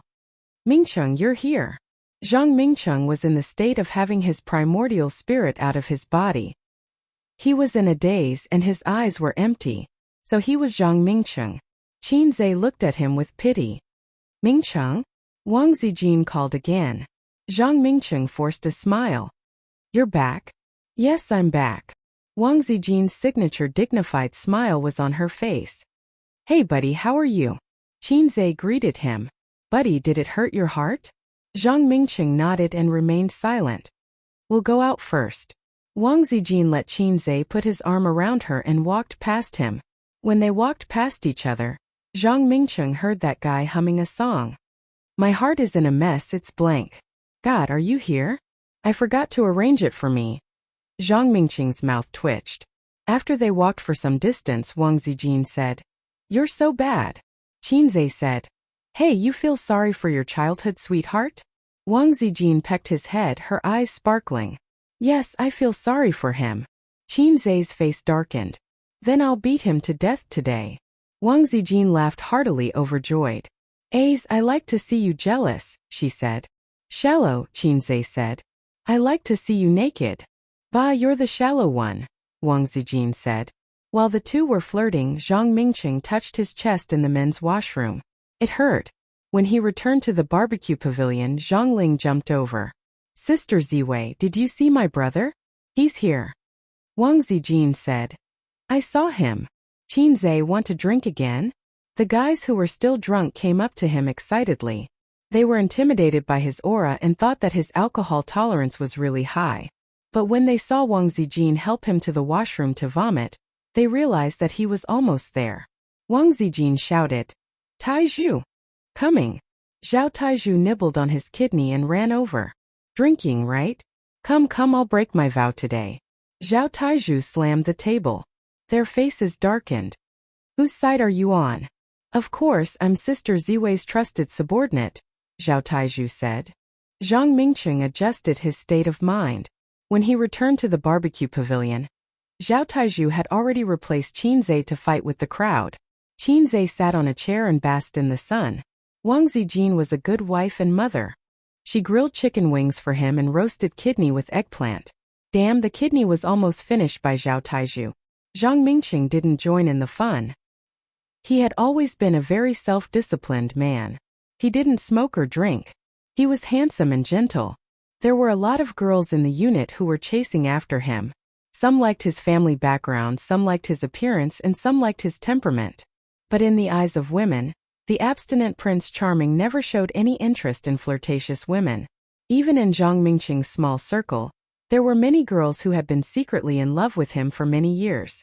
It was just that everyone had played together since they were young and knew him very well.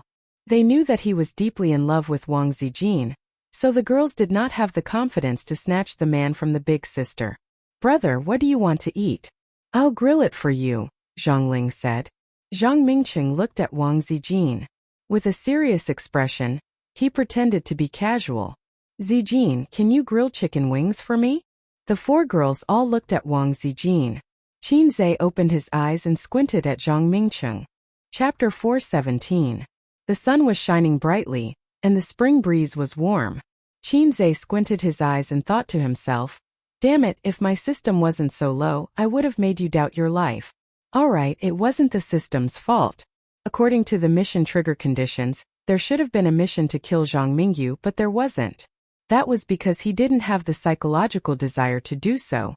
After all, he was the winner, and the winner only needed to look at the loser with contempt. Just think about it. His childhood sweetheart, a beautiful girl, was snatched away by this Chang Yaojin who appeared out of nowhere. How much hatred would he feel?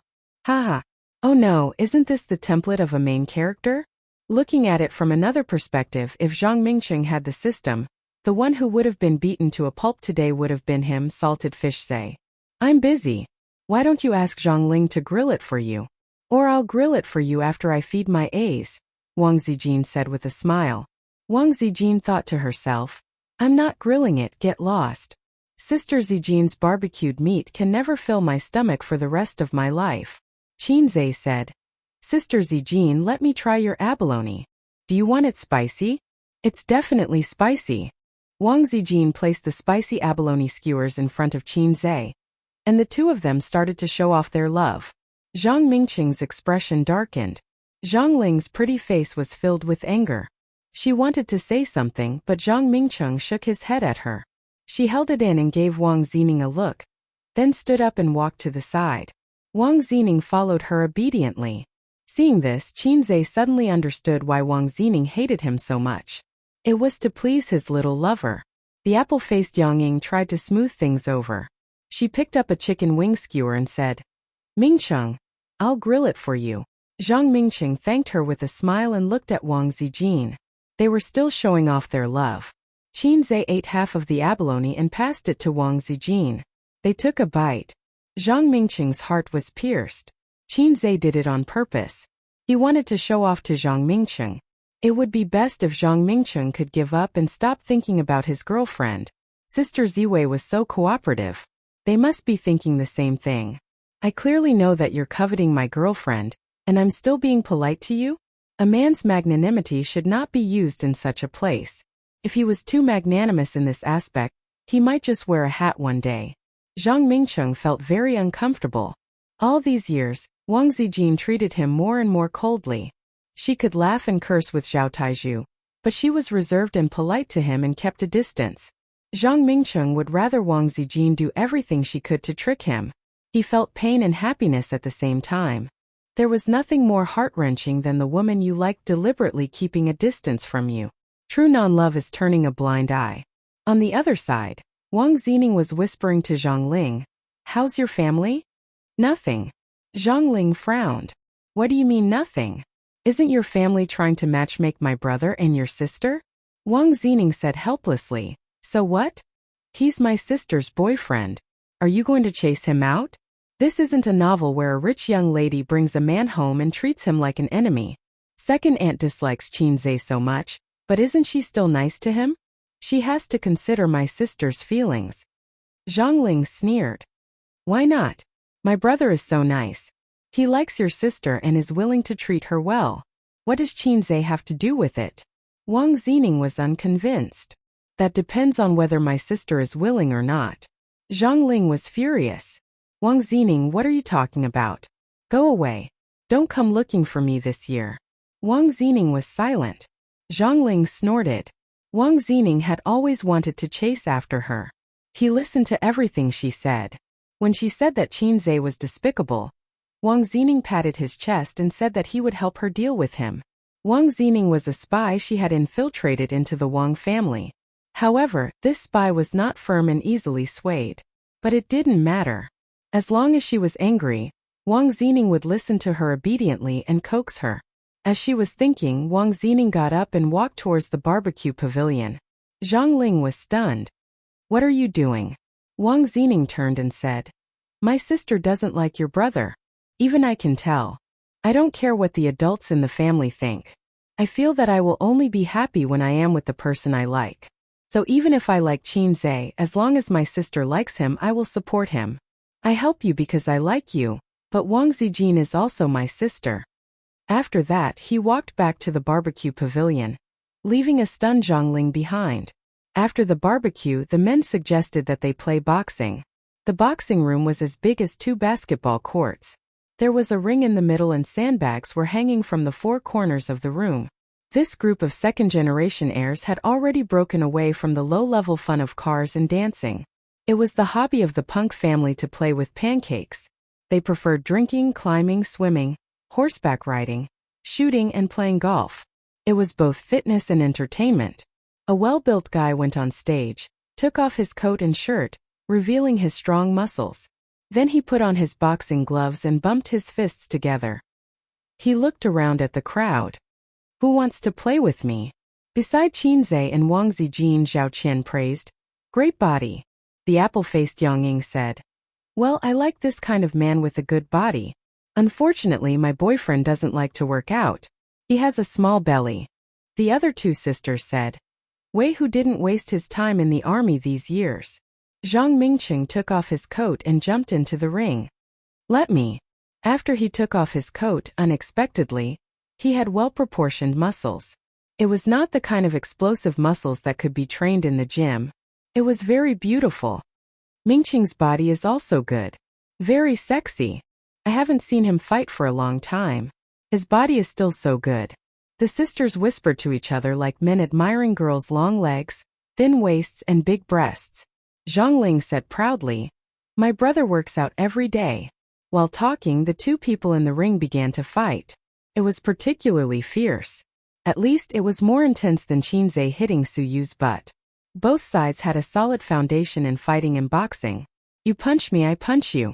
Occasionally, they could make a few beautiful dodges by leaning back and leaning over.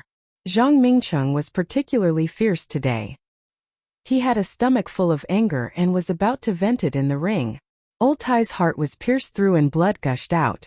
Accompanied by the sound of heavy breathing, Zhang Mingcheng's thoughts flew. Zhang Mingcheng had liked Wang Zijin for many, many years. It had been so long that he had forgotten how many years it had been. Zhang Mingcheng was different from the children living in the military district. He was like a young master since he was young. He wore shirts and suspenders, and his hair was meticulously combed. His mother grew up abroad and instilled aristocratic ideas in Zhang Mingcheng. Zhang Mingcheng felt that he was different from the flirtatious B***cheese in the military district. He was a young master and had etiquette. He was nobler than others. Therefore, he was arrogant since he was young.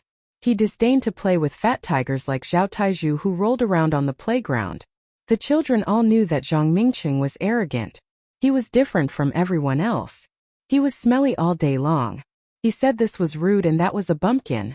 Later, he saw Wang Zijin fooling around with a group of naughty children all day long. He said, "Wang Zijin, you don't look good at all. My mother said that girls should write, draw, practice piano and be a lady. You look ugly now." Zhang Mingcheng was disappointed. He thought that Zhao Taizhu was a fat tiger. He was cute and spiritual. He was his own Jing Xiang. But he never showed his affection. He didn't even talk to Wang Zijin. He deliberately ignored her, hoping to attract her attention.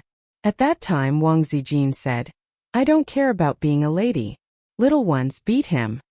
8 or 9 naughty children swarmed up and rubbed Zhang Mingcheng on the ground. There were 4 or 5 little girls applauding. Among them, Zhao Taizhu beat Fat Tiger the most. His head could be broken and blood could flow, but his hair couldn't be messed up. Zhao Taizhu deliberately messed up his hair. For the first time, Zhang Mingcheng tasted the deep malice of this world. It was brought to him by Wang Zijin. His straps were broken, his hair was messed up, and his striped shirt was covered in mud. He cried and went home to find his mother. But his parents knew that it was the eldest daughter of the Wang family who taught their son a lesson, so they chose to keep quiet. The next day, Wang Zijin brought people to surround him again on the way home from school. "You can be my little brother, or my little brothers will press you to the ground and beat you in front of the girls in school." Wang Zijin put her hands on her waist and threatened him. Of course he couldn't do such a shameful thing. Since then Zhang Mingqing followed Wang Zijin. So many years had passed in the blink of an eye. He watched her grow from a cute little girl to a beautiful young girl, and then to a graceful young woman. Wang Zijin always had a place in his heart. Her footprints were too deep in his life. When he was 13, he broke his grandfather's precious antique. Feeling that the world was ending, he ran to big sister Zijin for help. When Wang Zijin heard that, she crossed her arms and said, "It's okay, leave it to me." She brought two of her little brothers and Zhang Mingqing himself. They found Zhang Mingqing's cousin and went to the scene of the incident. Then, everyone said the same thing and put the blame on the cousin. They called the parents on the spot. The 9-year-old cousin was ignorant. Suddenly he felt the deep malice of this world. Like his cousin, it was brought to him by Wang Zijin. When he was 16, he confessed to Wang Zijin. Wang Zijin didn't agree or reject him. She suddenly asked him out for a drink at night. That day everyone was there. The 15-year-old boy had already learned to smoke and drink. Only Wang Zijin held a 50-cent glass bottle of Coke alone. Unknowingly, Zhang Mingqing was drunk. Then someone said, "Let's go." Zhang Mingqing was shocked. "I'm not going. I'm not going." Zhao Taizhu said, and Zhang Mingqing said he would go too. Zhang Mingqing said, "No, I'm not going." The little boy said, "Yes, you said you want to go." Then everyone helped the drunk him up. He forgot what happened next. When he woke up, he found himself on an unfamiliar bed. In a small room, a big sister was drying her hair in her pajamas. It was dawn. The big sister gave him a flirtatious look. Zhang Mingqing hastily put on his clothes, covered his face and left heartbroken.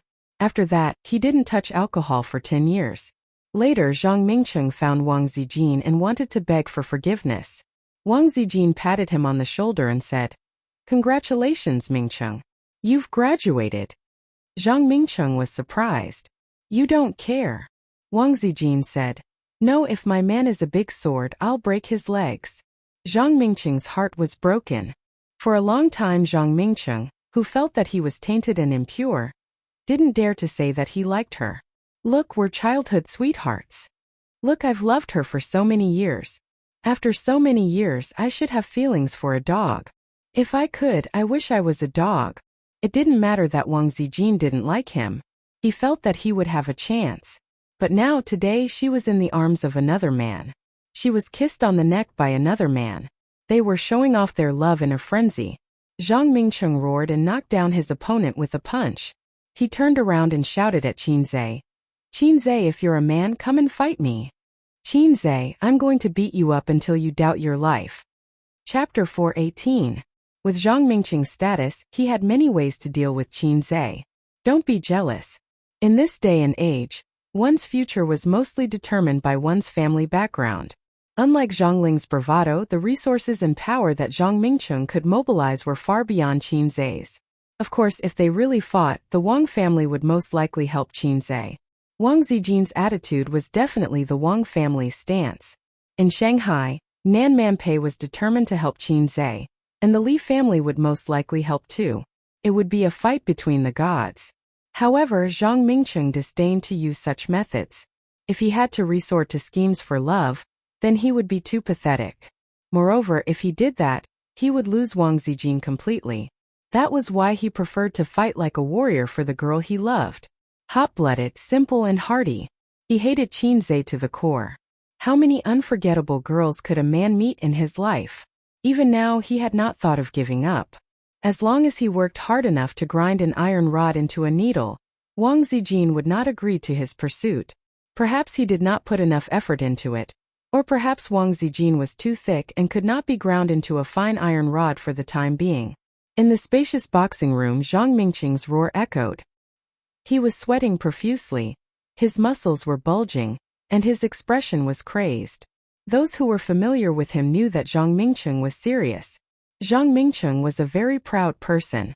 He did not want to fall behind others in any aspect and wanted to be number one in everything. He had trained hard in boxing and had always been the famous boxing kangaroo in the circle. To put it in a more pretentious way, I, Zhang Mingcheng, have never been weaker than anyone. Even Wang Zijin could not make him bow down to her willingly. Therefore Zhang Mingcheng had always wanted to be the man of the big sister. At the side of the ring, Qin Zhe, who was whispering to Wang Zijin, was dumbfounded. He did not know why he was called out. Looking at Zhang Mingcheng, who was bursting with anger, there was a message all over his body. You can't control our fury. Qin Zhe, do you dare to go up? A guy on the side jeered. Let me tell you, Mingcheng has liked Zijin for many years. If you want to be with her, you have to go through him first. Another person said, you can even tolerate this? If it were me, I definitely wouldn't be able to bear it. The bespectacled guy was also perverted. Go on, if you're a man then draw your sword. The short and skinny guy said. The group of second-generation heirs who didn't mind watching the show cheered excitedly, fanning the flames. In comparison, women were always kind and honest people. Maybe it was because of Qin Zhe's celebrity aura that increased their favorable impression of him. Zhao Qian frowned and said, I don't think that's a good idea. If Mingcheng doesn't control his strength. The apple-faced Yang Ying nodded. You might accidentally break the bridge of your nose or your teeth. As she spoke, she poked Wang Zijin's waist and said, Don't be in a daze. Go and tell Mingcheng that it's best if he doesn't hit him. If he does, he should hold back a little. The other two sisters also tried to persuade them. They were on Zhang Mingcheng's side. After all, they had been friends for decades. However, if Qin Zhe was beaten up too badly, it wouldn't look good for everyone. Zhang Ling walked over lightly and looked at Qin Zhe as if she was announcing something big. My brother is angry. You know the consequences. Qin Zhe grunted. This is the legendary anger of a single dog. Zhang Ling glared at him angrily. Wang Zining was right. This person was despicable, and his mouth was even more despicable. Everyone was speechless. The sisters rolled their eyes. They were all thinking of how to persuade him, but he was still fanning the flames. Was he happy to be beaten up for no reason? Or did he think that he had a chance of winning? Zhang Mingcheng's muscles were not just for show. He was proficient in boxing and taekwondo. One punch from him would be the end of the match. Those who were more flexible would think that it was probably because Wang Zijin was present that Qin Zhe wasn't afraid. Men didn't want to appear too cowardly in front of the woman they liked. Wang Zijin glanced at Qin Zhe. Did you hear that? Hold back a little. Qin Zhe nodded and vowed. I'll end it quickly. I won't make things difficult for you. Wang Zijin nodded in satisfaction. Towards Zhang Mingcheng, she could only express her apologies. Big sister Zijin had a feeling of helplessness that it was the hardest to accept the grace of a beauty. She confessed her feelings, but Zhang Mingcheng's unwavering determination made big sister Zijin's heart ache. She could only deliberately keep a distance. Zhang Mingcheng liked her. She knew that Zhang Mingcheng couldn't wait to kneel down and propose to her. He would say, Zijin, you're lightning, you're light. You're the only legend. I only love you. I don't know how to speak English later, I forgot. She still knew. However, when it came to relationships, it wasn't about giving and receiving. If you didn't like me, you didn't like me. Did I have to marry you and bear your children for the rest of my life just because you were faithful to me? Wang Zijin didn't want to bear children. If she wanted a bunch of salted fishes. Zhang Mingcheng was indeed outstanding. However, Qin Zhe wasn't bad either. In fact, he was even more outstanding. Moreover, she was happy to be with Qin Zhe. However, if she were to marry Zhang Mingcheng, she would feel that she was f***ed by her brother. Every time Wang Zijin thought about it, she would slowly shiver. Zhao Taiyu shouted happily. Wait, let's open a banker. I'll be the banker. If we're talking about the odds, Qin Zhe and Zhang Mingcheng will be 50-50. He glanced at his childhood friends and then at the women. Do you guys want to play? Zhang Ling was the first to raise her hand. I'll play. I'll bet 50,000 on my brother. Yo, where did you get so much money from? Zhao Taiju looked at her from the corner of his eyes. Why do you care? You won't be left out. Zhongling said. Zhongling had 200,000 yuan in her savings. The elders in her family gave her a lot of pocket money. Her expenses were huge. Every month, she used up half a year's salary of an ordinary white-collar worker. Don't go back on your words if you lose, Zhao Taizhu said. Someone is so eager to give me money. Why don't I play? Zhongling looked at him disdainfully. Hey, what about you guys? Zhao Taizhu asked his childhood friends.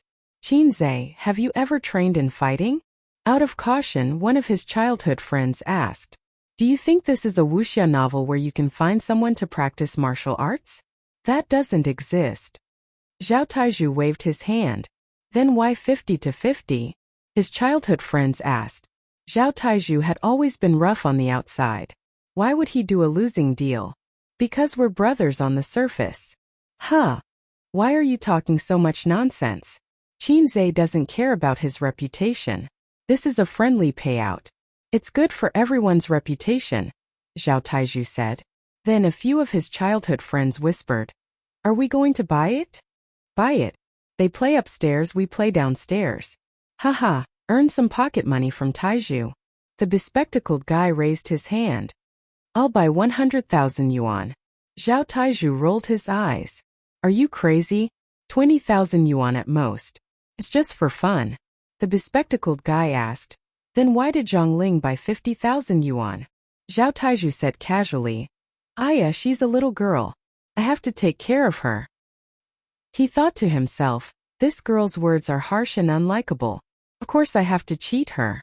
The bespectacled guy was relieved and said, looks like it's not a trap. Otherwise, he would be more than happy to cheat us. That's right. Let's buy it. Then everyone raised their hands. I'll buy 10,000 yuan Mingcheng. I'll buy 20,000 yuan Mingcheng. I'll buy 5,000 yuan Mingcheng. I'll buy 20,000 yuan Mingcheng. After a round of bidding, 2 of the 12 or 13 friends bought 2,000 yuan for Qinzhe and 20,000 yuan for Zhang Mingcheng. The others only bought Zhang Mingcheng. The sisters all bought Qinzhe, but then bought Zhang Mingcheng. Obviously, buying Qinzhe was to save Wang Zijin's face. Zhao Qian asked Wang Zijin. Zijin, you're not buying? Yang Ying said. Of course not. Are you going to bet on Zhang Mingcheng? That'll hurt my boyfriend more. The other 2 said. If it were me, I'd bet on my boyfriend even if I knew I was going to lose. Wang Zijin shrugged. Forget it. It's not easy for Taizhu to earn money. Let's not cheat him. She had seen Qinzhe in action before. Back then in the commercial and residential area, Qinzhe had easily taken down 2 pickpockets. He was so fierce. Also, Zhao Taizhu had said that he wanted to fight with Qinzhe over dinner. Qinzhe casually crushed a bone porcelain cup and Zhao Taizhu backed down. At that time, Qinzhe was still a Bu Jingyun who had been single for 23 years. Under everyone's gaze, Qinzhe went up to the stage. He put on the boxing gloves and didn't take off his clothes. Otherwise, everyone present would have seen what it meant to be sexy and fit. The system's gift of gymnastics was constantly tempering his body, making him far more energetic than ordinary people. Correspondingly, his speed, strength, and reflexes were all improved. Although the essence of this matter was that the system was working hard to turn him into a power bank, Qinzhe automatically filled in the worrisome truth that the system was helping him become Superman. If he wanted to live a good life, he had to wear a little cuckold. It was not accurate. He had to have the spirit of AQ and know how to entertain himself. The guy who was defeated by Zhang Mingcheng was the referee. After Qinzhe put on the gloves, he asked, "Aren't you going to take off your clothes?" No. Qinzhe shook his head. Clothes can also become your weakness and restrict your movements, he advised out of kindness. No. Qinzhe shook his head again. The audience below the stage was both angry and amused. Not only was he a layman, but he was also freaking arrogant. Zhang Mingcheng raised his hand, indicating that he had something to say. He stared at Qinzhe and said, "I've liked her for many, many years. It doesn't matter if that person is you. As long as it's her boyfriend, I want to beat him up." Qinzhe replied, "She's my girlfriend. It doesn't matter if you're the one who's coveting her. As long as someone tries to steal her away from me, I want to beat him up."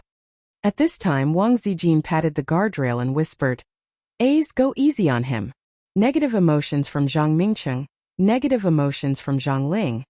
Qinzai said in his heart, Sister Ziwei, this is not the time to play mind games. Let's begin. Zhang Mingcheng gritted his teeth. I'll let my fists fall on every corner of your body. Qinzai was stunned. Including the balls? Zhang Mingcheng was speechless. The referee got into a horse stance and swung down with one arm. Begin. Zhang Mingcheng raised his fists and jumped slightly towards Qinzai. He tested him with his fists first. When he saw that Qinzai did not move, he immediately knew that he was really an idiot in boxing. He immediately let out a low growl, took a step forward, and punched straight at Zhang Ling's face. The battle began and the audience was excited. Then, Qinzai waved his hand casually as if he was swatting a fly. Bam! Zhang Mingcheng's face was punched. He did not even have the chance to stabilize himself and fell to the ground. The battle ended and the audience was dumbfounded. What happened? Chapter 419. What happened? Everyone was dumbfounded. KO with one punch? They even suspected that Zhang Mingcheng and Qinzai were acting. Even if Zhang Mingcheng had missed, he shouldn't have been knocked out with one punch. The shot came too fast like a tornado, so everyone was dumbfounded. In reality, Zhang Mingcheng was lying on the ground. His mind was in a mess. He had been beaten silly. The feeling just now was like a battering ram wrapped in a boxing glove hitting his face. At that moment he heard the sound of the sea in his head. Qinzai took off his boxing gloves and threw them to the referee. Take off your clothes. It's just a matter of one punch. Qinzai equals Haizai King equals Sensei Saitama. The referee, who was 1.8 meters tall with a lasso pole, was so shocked that he looked like a mantis shrimp. He stared at him in disbelief. Is this the legendary miracle of strength? How much strength does it take to knock a grown man to the ground with one punch? This Qinzai, as expected, had a big tool and a good job. Extraordinary. Qinzai felt the burning gaze. He turned his head and asked, You want to spar with me too? The referee shook his head and said in shock, How did you do it? Even if he had practiced boxing, he couldn't have done it. This was the strength of a professional boxer, and not a lightweight one. Don't you know my nickname? Qinzai said lightly. For a fast shooter, there is no fastest, only faster. What a master! The referee, Sun Weihu, looked at him with admiration. Brother, how are you? Zhang Ling climbed into the ring and helped Zhang Mingcheng up. She glared at Qinzai. The onlookers rushed over and took a closer look at the bruised left side of Zhang Mingcheng's face under the pretext of passing him mineral water. Well, it's a real injury, not an act. No wonder he's big sister's man. Everyone looked at Qinzai differently. You hit him too hard. Wang Zijin whispered beside the ring. I'm already very careful. Qinzai shrugged. His grip was strong enough to crack a porcelain cup. He had only used 40% of his strength in this punch. Qinzai, do you know Kung Fu? Sun Weihu's eyes were burning. Sort of. Qinzai nodded. Is he practicing the internal martial arts? Sun Weihu asked with a burning gaze. If you are referring to the inner force, then yes. Qinzai thought for a while and nodded. Qi was also considered inner force, right? Actually, he didn't understand either. The purpose of qi was to nourish the 5 viscera, tendons, and bones. It was not something that could be used for external release of qi. If the internal martial arts in Chinese martial arts wasn't a lie, then its effect should be the same as the system's gift of gymnastics, using the temperature to nourish the body. Not only could it strengthen one's body, but it could also increase one's stamina and strength. So there really was such a thing. Sun Weihu was excited and asked, what kind of internal martial art do you practice? Tai Chi? Qinzai shook his head. Xingyi. Qinzai shook his head. Gossip. Qinzai shook his head again. Sun Weihu was curious and puzzled. What's that? Qinzai's face turned red. The times are calling. Sun Weihu dug his ears. What? Qinzai explained. The second set of radio gymnastics for elementary school students. The times are calling. Sun Weihu was speechless. He said with a disheartened look, If you don't want to say it, then forget it. I know you have rules and have to keep it a secret, right? Comrade Sun sighed and turned around sadly. He still wanted to ask Qinzai for some guidance, but he thought too much. If he didn't want to teach, he could have said it. If it wasn't convenient for him to reveal it, he could have said it. Why did he have to push the blame to the radio gymnastics? What, are you the only one who received 9 years of compulsory education? Have I never practiced the times are calling? It's true. I'm not lying to you. Chinze said. Chinze thought to himself, hey, I'm not lying to you. It's really the times are calling. I swear on my integrity that the system can testify for me. Sun Wei, who turned around and said angrily, the times are calling is not the second set of radio gymnastics for elementary school students. It's the second set of radio gymnastics for middle school students. With that, he left in a huff. Chinze was speechless. Wang Zijin was speechless. After a while, Wang Zijin said, it seems like it's really the second set of radio gymnastics for middle school students. Chinze was speechless. So the low-life system has been lying to me all this time? Chinze looked at Zhang Mingcheng, who had a dispirited expression despite being cared for by his childhood friends. He pinched Sister Xian's waist and whispered in her ear, aren't you going to comfort him? Wang Zijin shook her head. Zhang Mingcheng can't keep pestering you. Tell him that you have no hope in this lifetime. Stop pestering me and get lost. You're crazy. Wang Zijin rolled her eyes. I've already told him everything. He confessed to me when I was 16 years old and I didn't talk about it anymore. I came to Shanghai to study in high school, and I thought that he would forget about me after seeing so many forests. Who knew that when I went back to Beijing to study, he would pester me again? Oh, why did I do that? I've always treated him like a brother since I was young. Chinze suddenly thought of a saying. I treat you like a brother, but you want to f*ck me. This was the biggest malice between brothers. It was even scarier than the wife running away with the brother. It was really difficult for Sister Ziwei. She wanted to be in love but was afraid of being f*ked. I've always treated you like a brother, but you want to f*ck me. The former's target was Chinze, and the latter's target was Zhang Mingcheng. Zhao Taizhu nimbly climbed up the ring and laughed wildly 3 times towards the sky. He immediately attracted everyone's attention. Everyone looked at him as if he was crazy. Zhang Mingcheng was beaten up. Why are you so happy? Zhang Mingcheng's face darkened. Speaking of which, he and Zhao Taizhu had always been rivals. They both coveted Wang Zijin and wanted to be the big sister's man. However, Zhao Taizhu gave up. Zhang Mingcheng didn't even turn back. Pay up, pay up. You lost. Zhao Taizhu said happily. This time everyone's face darkened. This son of AB***, he's really a scammer. Zhao Taizhu is so evil. Damn it, my secret stash is gone again. Taizhu, get up the ring. Let's fight. Zhang Mingcheng's childhood friends reacted and were furious. There's still 50,000 left. Don't go back on your words. Zhao Taizhu said. Zhang Ling pretended not to hear and squatted beside her brother. Hey Zhang Ling, you want to go back on your words? Zhao Taizhu looked at her disdainfully. I don't have money now. We'll talk about it later. Zhang Ling pouted. Actually, she wanted to go back on her words. She could totally go back on her words. After all, she was a girl and was still studying. If Zhao Taizhu didn't let her off after she threw a tantrum, he wouldn't be a man. Moreover, he was 6 or 7 years older than her. They were no longer of the same generation. 50,000 yuan.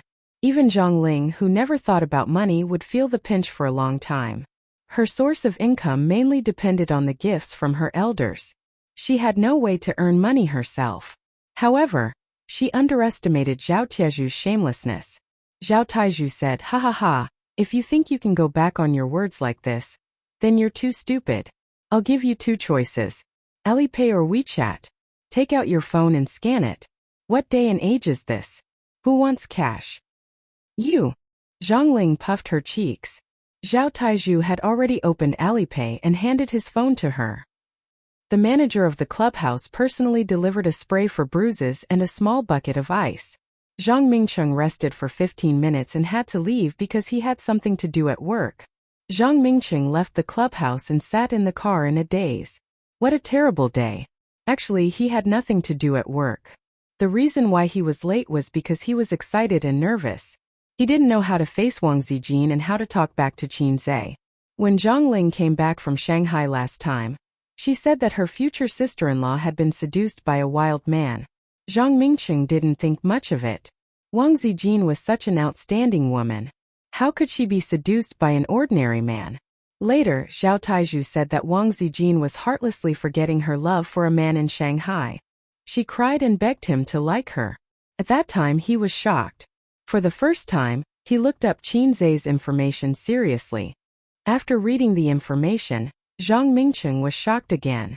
He roared in his heart. How could there be such an outstanding man in the world? How could there be such an outstanding man? He shouldn't be called Qin Zhe. He should be called Long Outyan. He had been holding back his anger until today. When he heard that Wang Zijin had brought her boyfriend home to meet her parents, Zhang Mingqing was sad and depressed. At the same time, he was full of fighting spirit. He couldn't wait to see Qin Zhe. He wanted to compete with him to see who was the most flirtatious peacock. Recalling everything that happened at the clubhouse, he suddenly felt like crying. At this time, Zhang Mingqing saw two people walking out of the clubhouse. The man was handsome and the woman was beautiful. It was Wang Zijin, whom he had been thinking about day and night, and Qin Zhe, who should be called Long Outyan. For some reason, Wang Zijin didn't follow them. They walked to the car. Wang Zijin took out the car key to unlock the door. Just as she was about to open the door and enter the car, Qin Zhe looked around.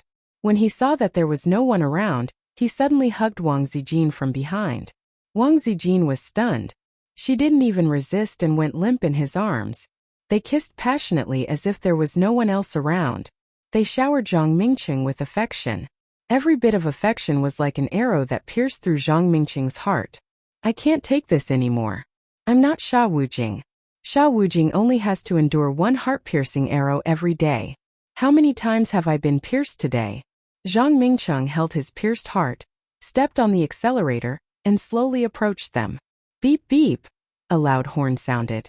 Wang Zijin immediately pushed Qin Zhe away, and the two looked in the direction of the sound. Zhang Mingqing slowly lowered the car window. His face was expressionless, and his eyes were infinitely close to those of a dead fish. Mingqing, you haven't left yet, Wang Zijin said awkwardly. Zhang Mingqing didn't say anything. He looked at Qin Zhe with his dead fish eyes. Qin Zhe thought to himself, what are you looking at? Do you think you're Secretary Da Kong? The two sides were in a stalemate for a moment. Zhang Mingqing vented his anger on these two guys. Hey old Tai, we're leaving first. In the end, it seemed that Qin Zhe was the first to give in. Zhang Mingqing was a little proud of himself in the spirit of AQ. Suddenly, he heard this guy sing a song without saying anything. I should be under the car, not in the car. Seeing how sweet you guys are. This way, it's easier for me to give up and give me the courage to leave. As he sang, Qin Zhe got into the car, lowered the car window and waved. Let's go, old Tai. In the future, you must come to my wedding with Sister Ziwei. The car drove away. Zhang Mingqing was speechless. I should be under the car, not in the car. I really want to cry. Chapter 420. Wang Zijin stared straight ahead, her bright lips curled up. You sure know how to say it. She didn't sympathize with Zhang Mingqing at all.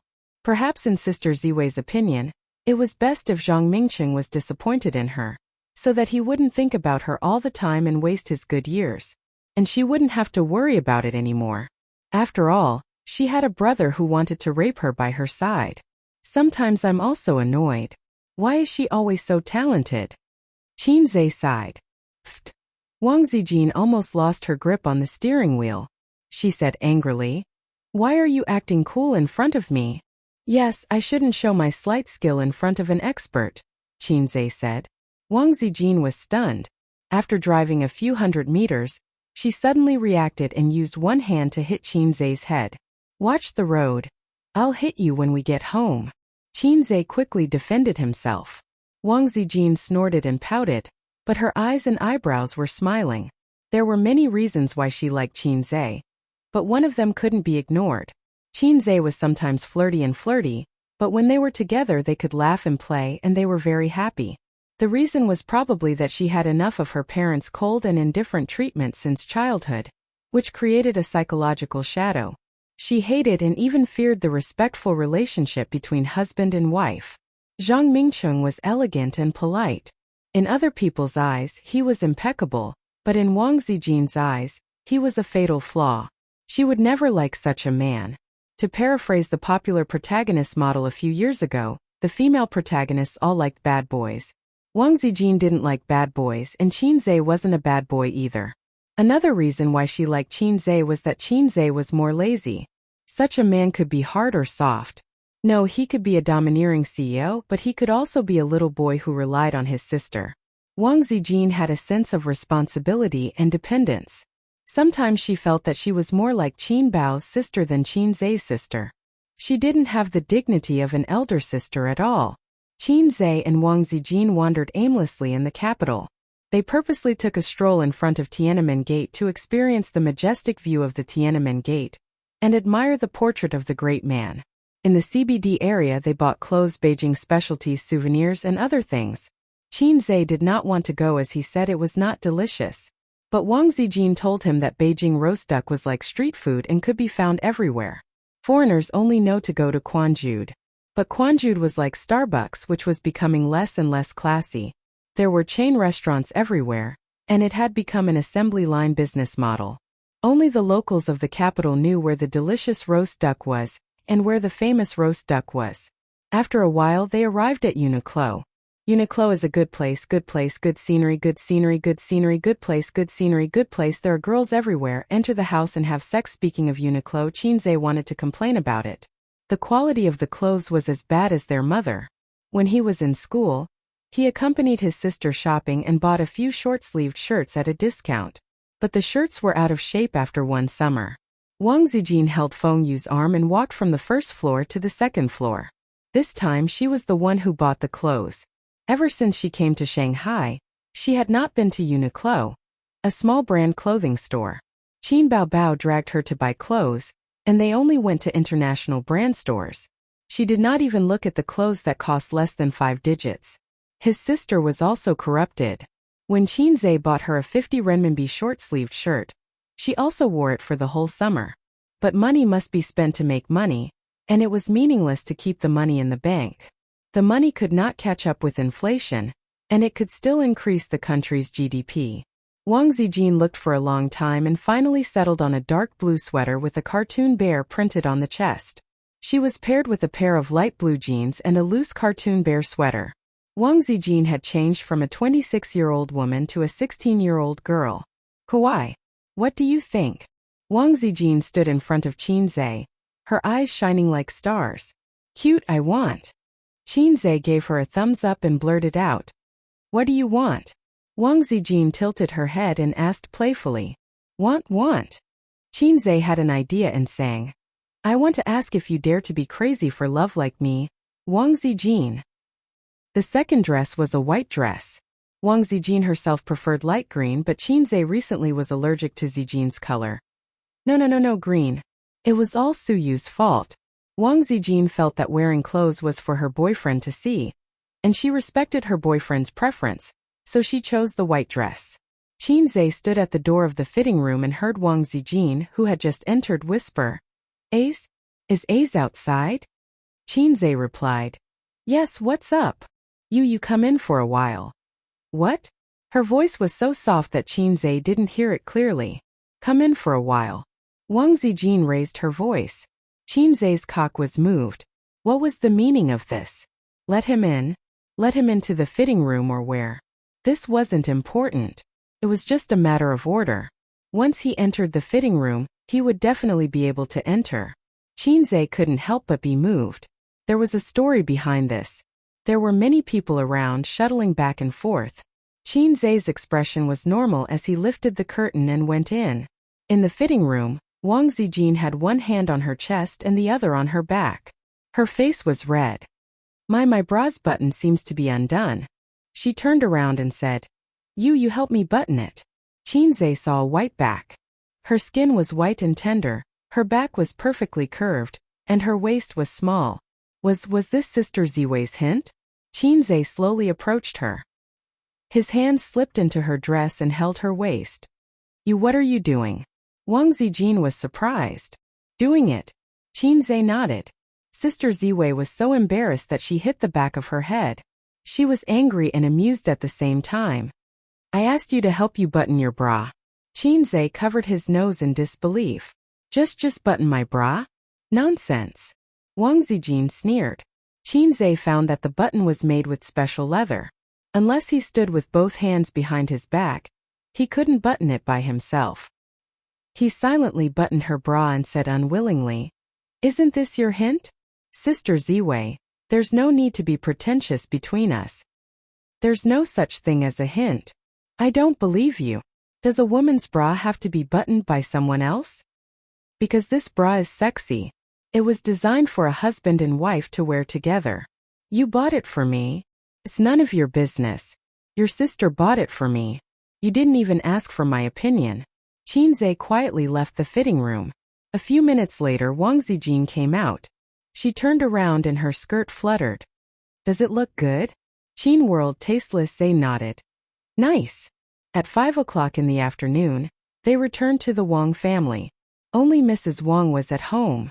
Grandpa Wang was enjoying the cool breeze in the yard. The mother and daughter chatted. Wang Zijin told her about the Qin family in Shanghai. Qin Ma's father was a very serious but not old-fashioned university professor. Qin Ma's mother was very gentle.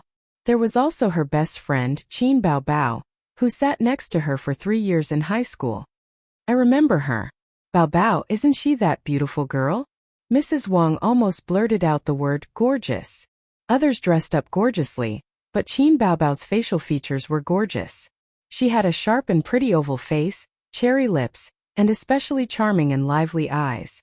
Wang Mama had seen Qin Baobao once when she picked up her daughter from school. Back then, Qin Baobao had left a deep impression on Wang Mama when she was 17 or 18. Mrs. Wang hated that kind of girl. She hated women who reminded people of vixens. Vixens were often equated with mistresses. However, Mrs. Wang noticed that whenever that gorgeous girl was mentioned, her daughter would be very happy. Her eyes would sparkle and the corners of her mouth would curl up. Mrs. Wang thought to herself, "That girl has a deep place in her daughter's heart." Qinzhe saw the old man on the rocking chair in the backyard waving at him. He paused for a moment and walked over obediently. When he got closer, the old man closed his eyes and rocked slowly with the rocking chair. Qinzhe had always been in awe of the old man. He stood upright. However, after a few minutes, the old man seemed to have fallen asleep. Qinzhe thought to himself, "Are you crazy? Did you ask me to come here to do the most romantic thing with me? Sit in a rocking chair and chat slowly?" Just as he was thinking this, the old man suddenly said, "Qinzhe, have you ever thought of going into politics?" Qinzhe immediately shook his head. "I wouldn't dare. Why? Crabs in the river shine in the sky, flowers smile at me, little birds say good morning. You'll die sooner or later." The old man. The air was quiet for a few minutes. The old man asked, "What do you think of the current society? What do you think of the country?" Qinzhe gave him a thumbs up. "Socialism is good." Qinzhe wanted to sing a song. Without the XX party there would be no new China. The old man. "If I ask you to be the Wang family's white glove, would you be willing? The Wang family doesn't lack white gloves, right? There are many white gloves." Qinzhe smiled. "No problem." The old man looked at him carefully. "You don't dislike it?" Qinzhe grinned. "We each take what we need." After being in the business world for so long, he finally understood that the business world was like a battlefield. There were many cases of swords and knives secretly causing trouble. An environment of fair competition did not exist. With his current scale of capital, he could only make a small fuss in front of the big bosses of the capital. But in the future, unexpectedly, the old man changed his words. "We'll talk about it in the future." Qinzhe probed. "Then, Grandpa, have you agreed to let me be your grandson-in-law?" The old man did not say anything. He closed his eyes and slowly rocked with the rocking chair. "Ooh." During dinner, the direct descendants of the Wang family all arrived. The uncles who were absent at noon also came. Second uncle was a middle-aged man who was smooth and slick. According to Wang Zijin, second uncle's family should be on Zhang Mingqing's side. However, during dinner, second uncle frequently chatted with Qinzhe and did not neglect him at all. Little uncle was also a wily old fox and always had a smile on his face. Qinzhe guessed that little uncle should be one of the Wang family's white gloves. After dinner, Qinzhe was arranged to stay in the guest room of the small building in the south. It was thousands of miles away from Sister Ziwei's room. Wang Zijin stayed on the second floor of the main building, next to her parents' bedroom. Qinzhe lay on the bed and recalled what happened today. From lunch to dinner, the Wang family's elders' attitude toward him had obviously improved. Father Wang still did not speak. This was understandable. Fathers did not like pigs who took advantage of their cabbage. Mother Wang said a few words to him during dinner. As for the other aunts and uncles, they were ignored. They had no right to criticize him. Who the hell would consider the feelings of their aunts and uncles when looking for a partner?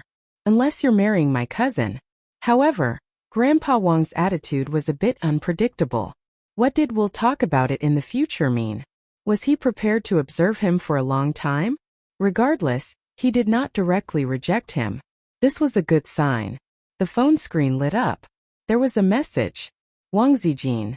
The night is long. Qinzhe's heart skipped a beat. No mood to sleep. Wang Zijin sent a thumbs-up emoji. Sister Ziwei, this thumbs-up is so flirtatious. Qinzhe was pleasantly surprised. He got out of bed, put on his clothes and sneaked toward the main building. He knew where Wang Zijin's room was. She had taken him there earlier in the day. Qinzhe was familiar with the place and soon found Sister Zijin's room. But just as he was about to knock on the door to the master bedroom at the end of the corridor suddenly opened. A beam of light poured out of the room and shone on Qinzhe. It was like a demon mirror exposing him. Qinzhe froze on the spot. It was Father Wang who opened the door. Father Wang was stunned to see a pig sneaking into his daughter's room. Then a sharp light flashed in the middle-aged man's eyes. Qinzhe. Qinzhe panicked. Father-in-law, listen to me. Chapter 421. Without any precautions or concerns, you just appeared like this. Qinzhe was once again petrified in China. The corridor fell into an eerie silence. Mr. Wang stood at the door, and the sound of the television broadcasting the news came from the room behind him. Mr. Wang's back was facing the light, so Qinzhe couldn't see the expression on his face. However, he knew that his expression would be seen by Mr. Wang, so he had to keep his cool. Luckily, I'm proficient in acting. He was in despair. Mr. Wang had been unsmiling the whole day, and his favorability towards him was 0. Now, his favorability was probably in the negative. He was already disliked as his future son-in-law, but this time good things were really hard to come by. Wang Qingfu's favorability towards him. 10086. Before opening Sister Ziwei's door, Qinzhe was still singing in his heart. My passion is like a fire. In the blink of an eye, a basin of cold water was poured over me. What should I do? She rushed over and said, Father-in-law, please listen to my explanation. Sister Zian and I are innocent. Innocent? Why would a boyfriend and girlfriend want to be innocent? But I haven't received the approval of the Wang family. In the end, I sneaked into Sister Ziwei's room in front of Mr. Wang. Qinzhe had 24 years of life experience, but he didn't know how to deal with this awkward situation at all. Uncle, he said with a dry smile, the night is long. I'm here to talk to Sister Ziwei about the glorious deeds of the revolutionary martyrs. Terrible lines, lame excuses. The corner of Mr. Wang's mouth twitched. He gently closed the door and turned on the lights in the corridor. Do you like to drink? Qinzhe was stunned and answered honestly. Just so. Oh. Mr. Wang's study was at the other end of the corridor. On the entire second floor, other than Mr. and Mrs. Wang's master bedroom and Wang Zijin's boudoir, there was only this study. The study was F*King bigger than Qinzhe's living room. A room within a room could be used as a place to rest. Father Wang's room was decorated exquisitely and elegantly. The furniture was of the highest quality. There were also some rare trinkets, such as the brass and gold beasts on the antique shelf, the blue and white porcelain plates, and the sandalwood table by the balcony. The table was covered with rice paper, paperweights, and inkstones were all of good quality. Qinzhe had known for a long time that those in high positions in novels had simple private residences and simple study furnishings. It was all nonsense. Sitting in the study that many people could only dream of entering, he felt a little flattered. There was a bottle of Maotai and a plate of peanuts in front of them. The housekeeper had specially heated up the braised beef for them, cut it and served it to them. Qinzhe thought to himself, Father Wang is a person who knows how to enjoy life. After drinking half a glass of white wine, Mr. Wang finally spoke. Wang Zijin has caused trouble for your family in Shanghai. As he spoke, he poured some wine for Qinzhe. Qinzhe quickly picked up his cup. No, my parents like her very much. He was flattered again. Father Wang looked directly at him. What about you? Qinzhe was stunned. Of course I like her. I like her very, very much. Father Wang nodded. That's good, that's good. When he said this, his eyes were a little dazed. Qinzhe scratched his head. He couldn't figure out what Father Wang was thinking. It was 10:30 at night when they finished drinking. Father Wang didn't pour his heart out with Qinzhe. He only talked about some very ordinary things such as politics and business, but he didn't overdo it. Most of the time, he asked about Qinzhe's family situation. Then Father Wang would talk about the Wang family. It was like two families of different social status trying to find the right place to start a conversation. Qinzhe found this strange. He felt that Father Wang didn't seem to dislike him or his relationship with Sister Ziwei. Strange. Didn't Sister Ziwei say that Father Wang liked Zhang Mingcheng and was very firm about it? Father Wang turned off the light in the study and closed the door. He said faintly, "Go back to sleep." Qinzhe didn't know what to say. The meaning was obvious. Don't even think about chatting with my daughter tonight. The glorious deeds of the revolutionary martyrs? Go to hell. That was a pain in the ass.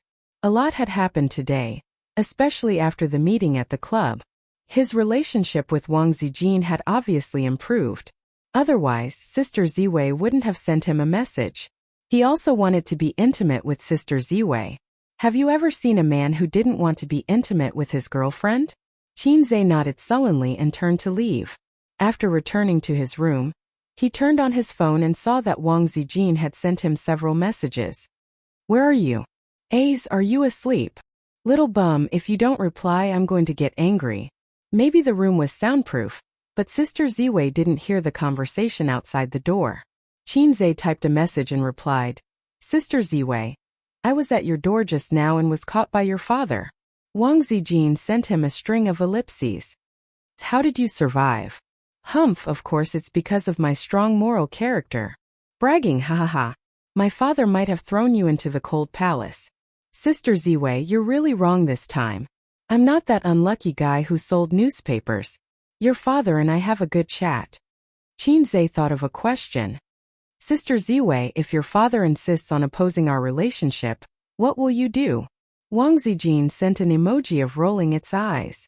I'm getting married, not him. Just like I won't marry someone I don't like because of his request, I won't leave the person I like because of him. Then what about you? Qinzhe replied, me too. Wang Zijin replied, what if Bao Bao opposes it? Qinzhe pressed his fingers on the screen and couldn't type for a long time. What if it's his sister? What if she opposes it? 10 seconds later he typed, me too. Wang Zijin sent a smiley emoji. In the room, Wang Zijin was lying on the bed, holding the phone high with both hands. The fluorescent light illuminated her oval face. Idiot, your silence has already told me. Qinzhe was about to go to bed when Sister Ziwei sent him another message. Come over. My parents should be asleep. What's wrong with Sister Ziwei today? Did the sheep die? Qinzhe said happily, I'll be right there. You didn't lock the door, did you? Why do you lock the door at home? Come over, idiot. Wang Zijin sent him a picture of Brother Funny lying on the bed and taking pictures of the empty bed next to him. Qinzhe lifted the quilt and put on his clothes X2 this time. Qinzhe crouched down, stuck close to the wall, and moved as fast as a mutant. He quietly swept across the corridor, opened the door to Sister Ziwei's room and quickly entered. Perfect. The light in Wang Zijin's room was turned off, and the bedside lamp was lit with a dim yellow light. She was leaning against the headboard reading a book. Qinzhe took off his pants and clothes, leaving only a pair of boxers, and pounced on Wang Zijin. Wang Zijin pushed him away. Don't Qinzhe pressed Wang Zijin on his body and kissed her passionately. Wang Zijin gasped and tried to respond to his enthusiasm. Sister Ziwei's mouth was also soft, But different from her sister's shy avoidance, she would respond implicitly, giving Qinzhe a great kissing experience. Sister only knew how to avoid and kissing. When filming a kissing scene, she would be very nervous, and her two small hands pinched his arms tightly. Then it was Suyu. Suyu's response was the most enthusiastic and bold, often turning from defense to offense. After sucking for a full 5 minutes, Qinzhe didn't let her go until Wang Zijin punched him a few times. Sister Ziwei, can I test your depth? Qinzhe expressed his love implicitly. Next, I may have a chance to shoot like a dragon. Non-combatants should evacuate immediately. No scram. Wang Zijin panted and said angrily. She touched her lips, which were burning. Then I'll touch, Qinzhe said. Sure enough, Sister Ziwei could accept kisses and touches at most now. It's okay, I'll teach her slowly in the future. No. Wang Zijin was a little shy. Then you touch me? Qinzhe held her hand. No. Wang Zijin struggled violently. Qinzhe was not disappointed. After all, she was not Suyu's sibling demon. You can only touch through the pajamas. Wang Zijin bit her lips and her face blushed. She was super cute. On the other side, Mr. Wang and Mrs. Wang were actually not asleep.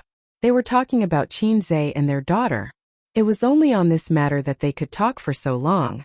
Mr. Wang's impression of Qinzhe wasn't bad, especially since he knew of Qinzhe's talent.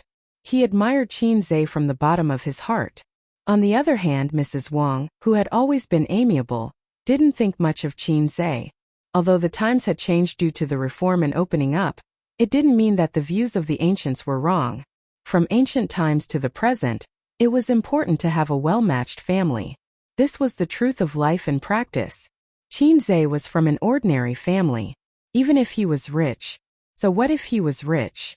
His family was still not well-matched. Not well-matched. Wang Qingfu sneered. That's right.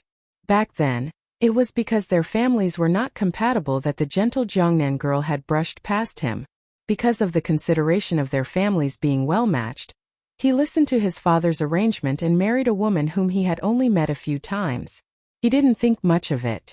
In that era, everyone was like that. Marriage was arranged by the parents and the organization. What did Dad say? Mrs. Wang frowned.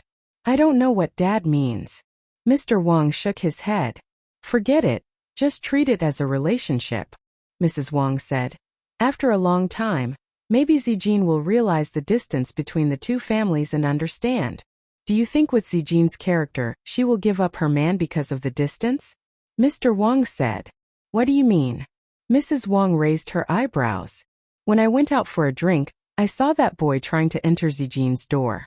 Mr. Wang's tone was calm. I sent him away, but they have been living together in Shanghai. His meaning was simple. He felt that his daughter and Qinzhe lived together before marriage. Impossible. Mrs. Wang said loudly. I asked Zijin during the day, she said no. Mrs. Wang suddenly paused. She felt that she was too lax. How could a girl admit to such a thing? How could she have the face to admit it? Mrs. Wang wanted to say something but stopped. She lifted the blanket and put on her sleeping robe. No, I think I should ask her and make her explain it clearly. As the daughter of a well-educated family, she should resist premarital sex. The Wang family had always been strict. Such things were not allowed. Chapter 422. In the room, Wang Zijin lay limp in his arms, panting heavily. She was a little shy, a little nervous, and a little sweet. The room was filled with the sour smell of love.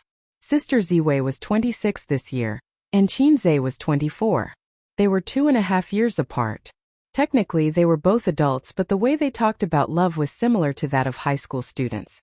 They held hands, kissed, and touched. The cycle was gradual, but they were careful not to cross the bottom line. It was completely unlike the way adults in their 20s fell in love. Enough, enough, enough. Wang Zijin pressed his hand, her face burning. She couldn't let him touch her anymore, or her sheep would really die. You're so bold today. She gasped. This is called drinking to strengthen one's courage.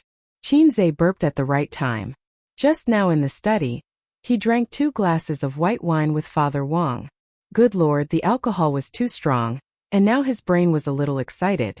Before drinking, he was a salted fish. After drinking, he was Hei's king. Now, even if Father Wang and Mother Wang were here, he could still smile and say, "Yo bro, how are you?" A glass of erguotu would make him choke on his tears. A salted fish would never look back. I'm the only one in control of the battlefield now. Qinzhe held Sister Ziwei's breasts, feeling like he was floating. Please call me Tuanai Heavenly King. At that moment, there were 2 clear knocks, followed by Mother Wang's faint voice. Is Zijin asleep? The room was soundproof and Hei's king, who was in control of the battlefield, didn't hear it clearly. Wang Zijin's body shook, and her blurry eyes instantly sobered up. Quick, let go of me and hide. Before she could finish her sentence, she heard the sound of the doorknob being turned. The prince was startled. Mother, don't come in. The latter half of the sentence was stuck in her throat. Mother Wang had already opened the door and entered. The moment Mother Wang opened the door and saw the scene in the room, her heart sank. The dim and soft light of the bedside lamp illuminated the young man and woman on the bed. The bedding was messy, and her daughter was lying in the arms of a shirtless man. The young man she looked down on was holding her daughter's chest with both hands. The light from the corridor shone into the room. Heavenly King Tuanai's mind finally cleared up. If he hadn't been drinking and hallucinating, then the angry woman standing at the door was Sister Ziwei's mother. Oh my God, why is my mother-in-law here? Isn't she asleep? What was she doing here? Are you here to have fun? Come on, let's have some fun. Anyway, there's still a lot of time ahead of us. To such a mother-in-law, I would give her a knee. Auntie, you haven't slept yet? Qinzhe said awkwardly. He wasn't afraid at all. He was just a little embarrassed. I got into bed with my own ability, so why should I be a coward? Unless the one standing at the door was a wailing monster. Mother Wang took a deep breath and put on a fake smile. Aren't you awake too? We were just about to sleep. Mom, if you don't have anything else, you can leave. Qinzhe said. Wang Zijin was speechless. Mama Wang was speechless. Who's your mother? Mama Wang was furious. A mother-in-law looking at a son-in-law? No way. She didn't like Qinzhe, and premarital sex didn't conform to her views. Auntie knows that you young people are open-minded, but sometimes being open-minded isn't necessarily a good thing. Mama Wang was a cultured woman. She forced a smile. Auntie hopes that you can control yourselves. When you get married, at least get engaged first.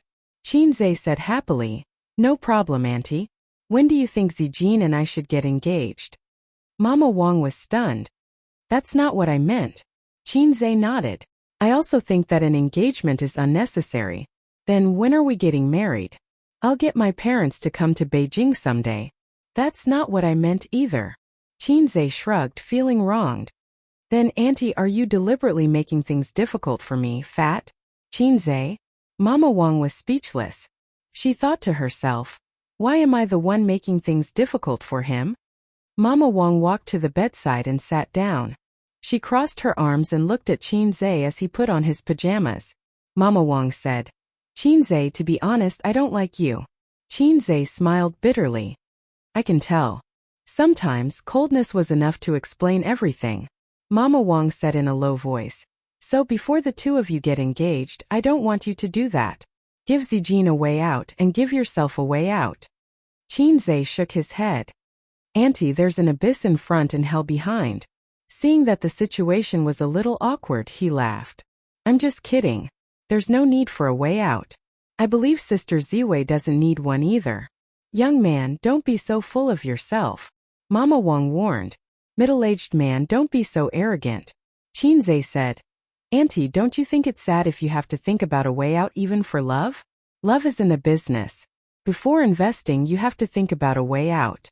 It's also not a job. Before resigning, you have to find a new job. I like her and she likes me. If you still want to think about a way out, it'll only cause a gap between us. Qinzhe hugged Wang Zijin in his arms. Wang Zijin snuggled up to him cooperatively. Mama Wang was speechless. This Qinzhe was so thick-skinned that she couldn't believe it. Logically speaking, after being caught red-handed in this situation, shouldn't he be scared and embarrassed like a child who had made a mistake? The two of them weren't married, let alone engaged. Qinzhe should know about the upbringing of the Wangs. There was no way Wang Zijin didn't tell him. Coupled with the halo of the Wangs, Where did this person get his confidence from? At that thought, Mama Wang's expression changed. She glared at her silent daughter. Mama Wang said in a low voice, "Zijin, how long have you two been like this?" Wang Zijin said shyly, 3 months. 3 months. Mama Wang's heart sank. Qinzhe looked at her in surprise. She was too cunning. How could she lie to her mother? Qinzhe immediately said, "Auntie, Zijin and I are actually planning to have a child this year." Wang Zijin, who was in his arms, froze. However, when she met her mother's angry and questioning gaze, she nodded vigorously. Mama Wang came over to ask her daughter about this matter. Now there was no need to ask. They were already 3 months pregnant and they were still planning to have a child. What was it? Did they want to get married with a child and return to the Wangs with a big belly, so that the Wangs would have no choice but to accept this son-in-law? Mama Wang's thoughts made sense. She even suspected that this was her daughter's idea. How could she not know how smart her daughter was? Mama Wang was boiling with anger. However, she felt helpless. Her daughter was biased towards Wang Zijin. Hence, she told them to rest well. Then she turned around and left. Mama Wang left her daughter's room and strode back to the master bedroom. She stared at Papa Wang and sneered. "Didn't you say that you sent him away? What do you mean by sent him away? When I entered the room, he was holding your daughter's breasts." Papa Wang was confused. "What do you mean? He's in your daughter's room." Mama Wang sneered. "You better go take a look. I heard that you're going to be a grandfather this year." Papa Wang was shocked. He picked up his spectacles from the bedside table and rushed out of the room. When he knocked on his daughter's door, he saw her leaning against the headboard and flipping through a book elegantly. She was really quiet. "Where is he?" Papa Wang asked in a low voice. "I knew that you were coming, so I sent him back," Wang Zijin said calmly. Her attitude towards her father was obviously cold. Back then, her father's attitude towards her marrying Zhang Mingcheng was really firm. Wang Zijin didn't like to talk to her father. However, she was afraid that her father and Qinzhe would fall out too much. Hence she sent him back quickly. After Mother Wang left, Qinzhe once again left at a speed comparable to that of a mutated Zhong. He brushed his clothes and left, hiding his identity and name. "What's with being a grandfather?" Papa Wang asked. "I'm preparing to have a child this year," Wang Zijin said. Papa Wang's mouth twitched. "If you want a child, you'll have to wait until you settle down in the system. Not now." Papa Wang's face was sullen. "I won't agree to it. Your grandfather won't agree to it either. Why is this kid so naughty?" Mama Wang came in from the door and complained. "You told him to go back and he came back again. He doesn't care about you at all." Papa Wang's face darkened. This matter had indeed embarrassed him. Even his good impression of Qinzhe had dropped. "I was the one who told him to come," Wang Zijin said. Her face was slightly red. Fortunately, the lights were dim and her parents couldn't see it clearly. Although Wang Zijin was a little black-hearted, she had always been a well-mannered and sensible child at home. How could such a sensible daughter suddenly invite a man into her room in the middle of the night? "You!" Mama Wang was exasperated. "What did I teach you when you were young? Did you remember it in your heart?" Papa Wang shook his head. He definitely wouldn't agree to this matter. "You're not even engaged yet. If you leave everything to him, what if in the future? What will you do?" Mama Wang reprimanded. "The older you get, the more immature you become. I don't like this kid at all. He's both human and talkative.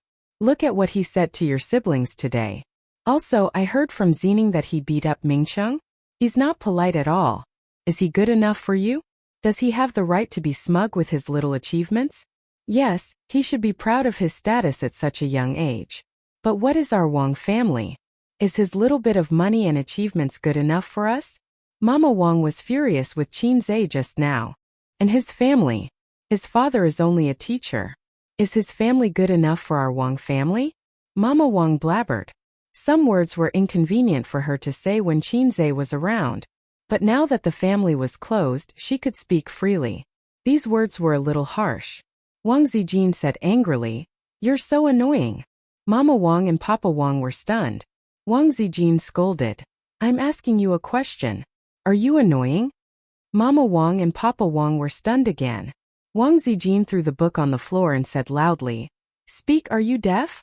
Chapter 423. This was the first time Wang Zijin had shown her vicious side in front of her parents. Even Mr. Wang, who had been through a lot, was stunned, let alone Mrs. Wang. He thought to himself, "My daughter didn't drink tonight, right?" Mrs. Wang said angrily, "What's wrong with you?"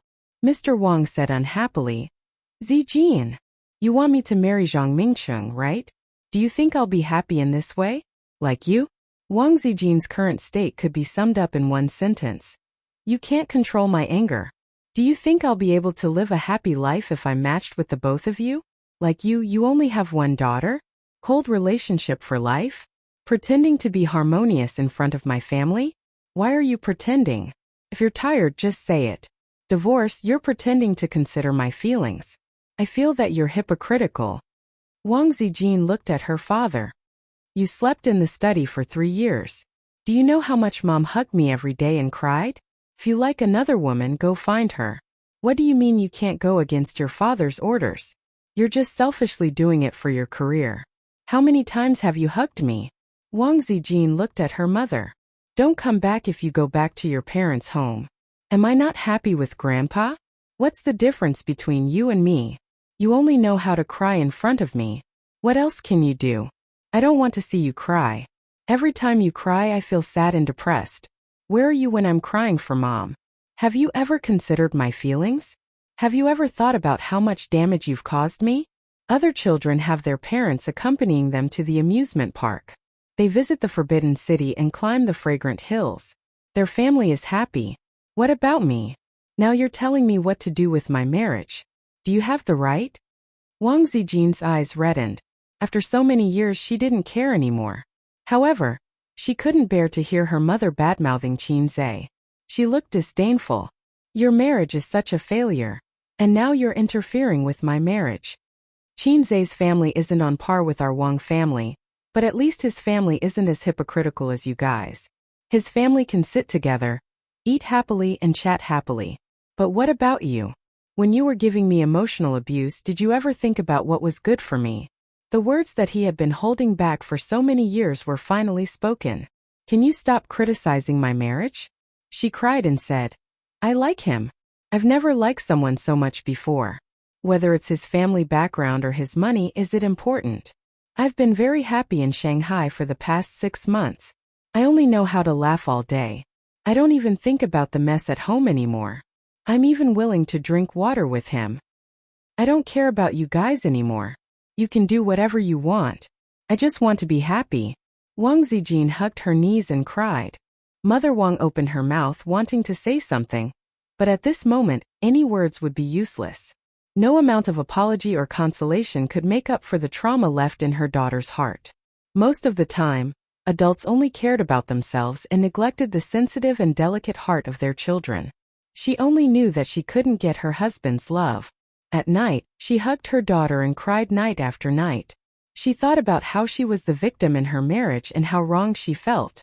However, she ignored the dim eyes and pale face of her daughter in her arms. A child's tolerance was very, very low. The trauma of childhood often followed them for life. Therefore, Wang Zijin had been very evil since she was young. She didn't leave any leeway for others. She vented her negative emotions, but at the same time, she was afraid that she would be hurt. She would rather kill others than get hurt herself. Father Wang felt that it was tragic that he had to spend the rest of his life with someone he didn't love. It was tragic that he would lose his true love and have regrets for the rest of his life. However, he didn't think that his indifference and the cold atmosphere in the house he created were equally tragic for his daughter. Wang Qingfu looked up at the ceiling and remained silent for a long time. Wang Zijin wiped her tears and said softly, "Dad, Mom, go back to sleep. Ace is very good. He will love me very much. Please accept him." Father and Mother Wang left in silence and gently closed the door. Wang Zijin lay on the bed and sniffled. Her eyes and nose were red. She sent a message to Qin Zhe. "My parents don't like you. What should I do?" "Salad. What's the meaning of salad? Let them do whatever they want. As long as you like me." "What if they force you to give up your sister?" "Which sister?" "People are all forced. Who's afraid of who? At most we can elope. Maybe if you give up on me, you'll have a bright future. Is that so? Then I'll give up on you quickly. Hey beauty, who are you? Get lost. I think we can consider plan B. What plan? If we can't cause trouble, we'll kill someone. How about it? Get lost. Wang Zijin wiped her tears and couldn't help but laugh. She hugged her phone and fell asleep. The next day, Wang Zijin took Qinzhe back to Shanghai. She left in a hurry. She only said goodbye to Grandpa Qin and left at dawn. The noon flight arrived in Shanghai at 2:30 p.m. Qin Baobao came alone to pick them up. She drove her little red horse and wore a large brimmed hat, a mask, a pair of sunglasses, and a very loose sweater that covered her iconic 36D. However, her pair of long legs that stood out from the crowd, as well as her round and perky butt, still attracted the attention of many male comrades on the second floor. Qinzhe and Wang Zijin dragged their luggage and walked side by side. Qin Baobao waved her hand. Zijin, a day apart feels like 3 years. Qin Baobao shouted happily and ran over with open arms. Wang Zijin smiled and threw her luggage aside. She opened her arms to welcome her best friend. But just as the two were about to hug, Qin Baobao turned 180 degrees and dribbled the ball. She then dribbled the ball and crashed into Qinzhe's arms. Ace, I missed you so much. Her soft body was in his arms. Wang Zijin froze in the wind. Hey, what are you doing? Qin Baobao hugged her brother's waist and turned her head, pretending to be innocent. I'm holding a maggot in my arms. Wang Zijin gritted her teeth. I'm going to strangle a certain black-hearted maggot. Ace, she's going to strangle you. Qin Baobao complained. Qinzhe was speechless. Sister Bao, have you equated me with a maggot in your heart? The three of them walked toward the car. Along the way, Qin Baobao hugged her brother's arm and rubbed her big chest. She said coquettishly, Did you miss me? I missed you so much. Qinzhe said, I've only been in the capital for a day. Qin Baobao said sadly, I didn't wash the clothes for a day. I didn't wash the bathtub for a day. I didn't dry the sheets for a day. I didn't turn on the stove for a day. Qinzhe said sympathetically, Sister, you've worked hard. I'll make it up to you when we get home. Qin Baobao nodded vigorously. Okay. The real girlfriend, Wang Zijin, dragged her luggage and gritted her teeth. Steady, Aura. Steady, Aura. Whenever the siblings were together, her presence as the real girlfriend would be infinitely reduced. Every time she thought about it, Wang Zijin wanted to cry. Qinzhe acted as the chauffeur while the sisters sat in the back and ate the local snacks Wang Zijin brought from the capital. The two best friends chatted happily. Wang Zijin talked about Qinzhe's performance in the capital yesterday. Qin Baobao talked about the interesting things that happened in the entertainment industry recently, things that were not in the entertainment news. Their bell-like laughter echoed in the car. Qinzhe occasionally interrupted, but he did not succeed. The sisters did not let him. Every time the two of them talked about topics between best friends, his presence as the real boyfriend and dear brother would be infinitely reduced. Every time Qinzhe thought about it, he wanted to cry. They reached home smoothly. Wang Zijin dragged her luggage back to her room to pack. She had planned to stay in the capital for a few days, but she did not wear any of the clothes she brought with her because of the argument with her parents. Wang Zijin hung the clothes back in the wardrobe one by one and took out a small plastic bag from her luggage. Inside were the clothes she wore yesterday. She had no chance, so she brought them back directly. The bra was inside. Every time she wore this bra, she would run to Qin Baobao for help. Then Qin Baobao would mock her wantonly and call her small breasts. In fact, her breasts were not small. They were above average. But that guy was crazy. They were 36D. Wang Zijin took the dirty clothes into the bathroom and threw them into the laundry basket. She usually did not wash clothes. Like Qin Baobao, she just threw the clothes she changed out of into the basket. The little red guy would obediently help them wash and dry. In the bathtub, the curtain was drawn. Qin Baobao's voice suddenly came from inside. It was soft and very soft. You're here? I was just about to take a shower. Wang Zijin thought in her heart. Why is she taking a shower in the middle of the day? Just as she was about to speak, she heard Qin Baobao say timidly, Can you lock the door? I am a little nervous. Wang Zijin was dumbfounded. Why was she so nervous? She frowned and walked closer to the curtain. Qin Baobao said again, I missed you so much the day you went to the capital. Wang Zijin was stunned. Her face suddenly became serious. Who was she talking to? Chapter 424. Wang Zijin turned serious. First of all, she was sure that Qin Baobao was not talking to her. The two of them had shared a bed for half a year. They had bathed together, soaked their feet together, and played ball together.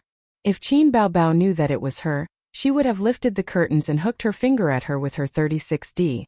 Come on, have fun. Since she was not talking to her, there were only two possibilities.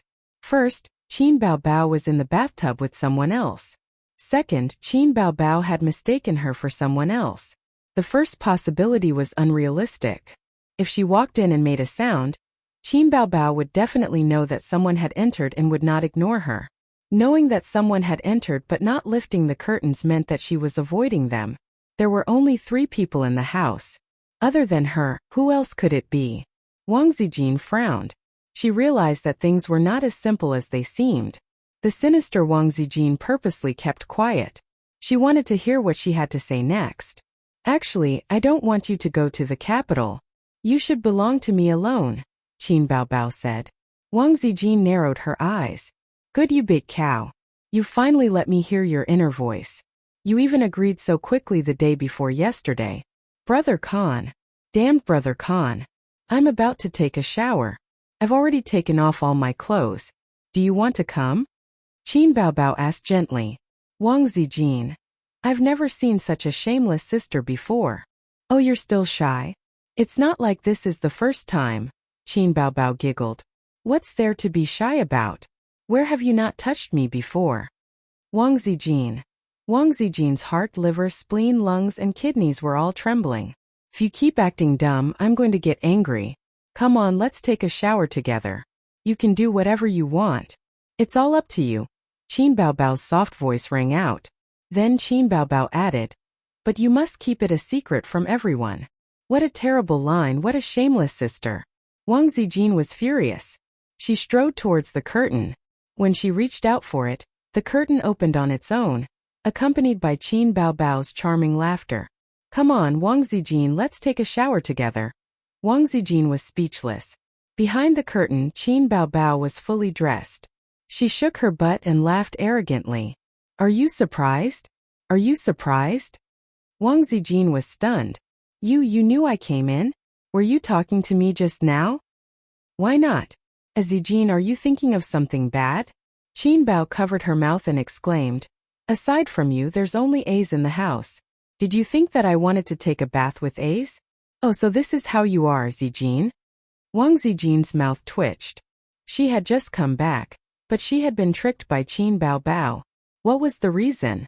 Wang Zijin was well aware of the palace intrigue. Yesterday, she had gone shopping with Qin Zhe, walked the dog in front of Tiananmen Square, flirted in Uniqlo, sat in a row in a roast duck restaurant, had a drinking competition in the barbecue hall, and fought in the boxing room. Anyway, she had taken pictures of everything. She posted more than 10 messages on her WeChat moments. Drinking in the barbecue pavilion. Yes. These guys are so useless. They wanted to get someone drunk, but they got drunk first. Photo of the boxing room. Piss. Zhe is so skilled. Awesome. Tianfeng Gate. P.S. Walking through Tiananmen Square together is like walking through the long years of the revolution. I hope we can still walk hand in hand in the future. Uniqlo fitting room. Wang Zijin was wearing a white dress. She looked dignified, elegant, and beautiful. Piss. Ace picked the dress. Beautiful. Taking advantage of her boyfriend, Wang Zijin showed off her PDA in her WeChat moments. She was not afraid that Qin Baobao would find out that there was something fishy going on between them. Anyway, it could be explained by acting, and it could also discuss the big cow. Yes, that was what Wang Zijin thought at that time. The big cow's jealousy was stronger than expected. First, she gave her a warning when she picked her up at the airport. Then she teased her in the washroom. But Wang Zijin touched her chin and pondered. Was she teasing her or secretly declaring her sovereignty over the salted fish? Didn't you say you were going to take a shower? Why didn't you take off your clothes? Wang Zijin rolled her eyes. Oh, you can't wait to take a shower with me? Qin Baobao retorted. I'm not taking a shower. You take a shower yourself. I'm going out to watch TV. Wang Zijin swayed her slim waist and left. On the balcony, Qin Zhe bathed in the warm sunlight. He got into a stance and practiced his "the times are calling" calisthenics.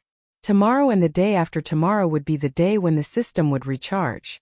The system would extract energy from his body. As for what kind of energy it was, scientifically speaking, it was the energy of the cells. Damn! Actually, this was just Qin Zhe's imagination.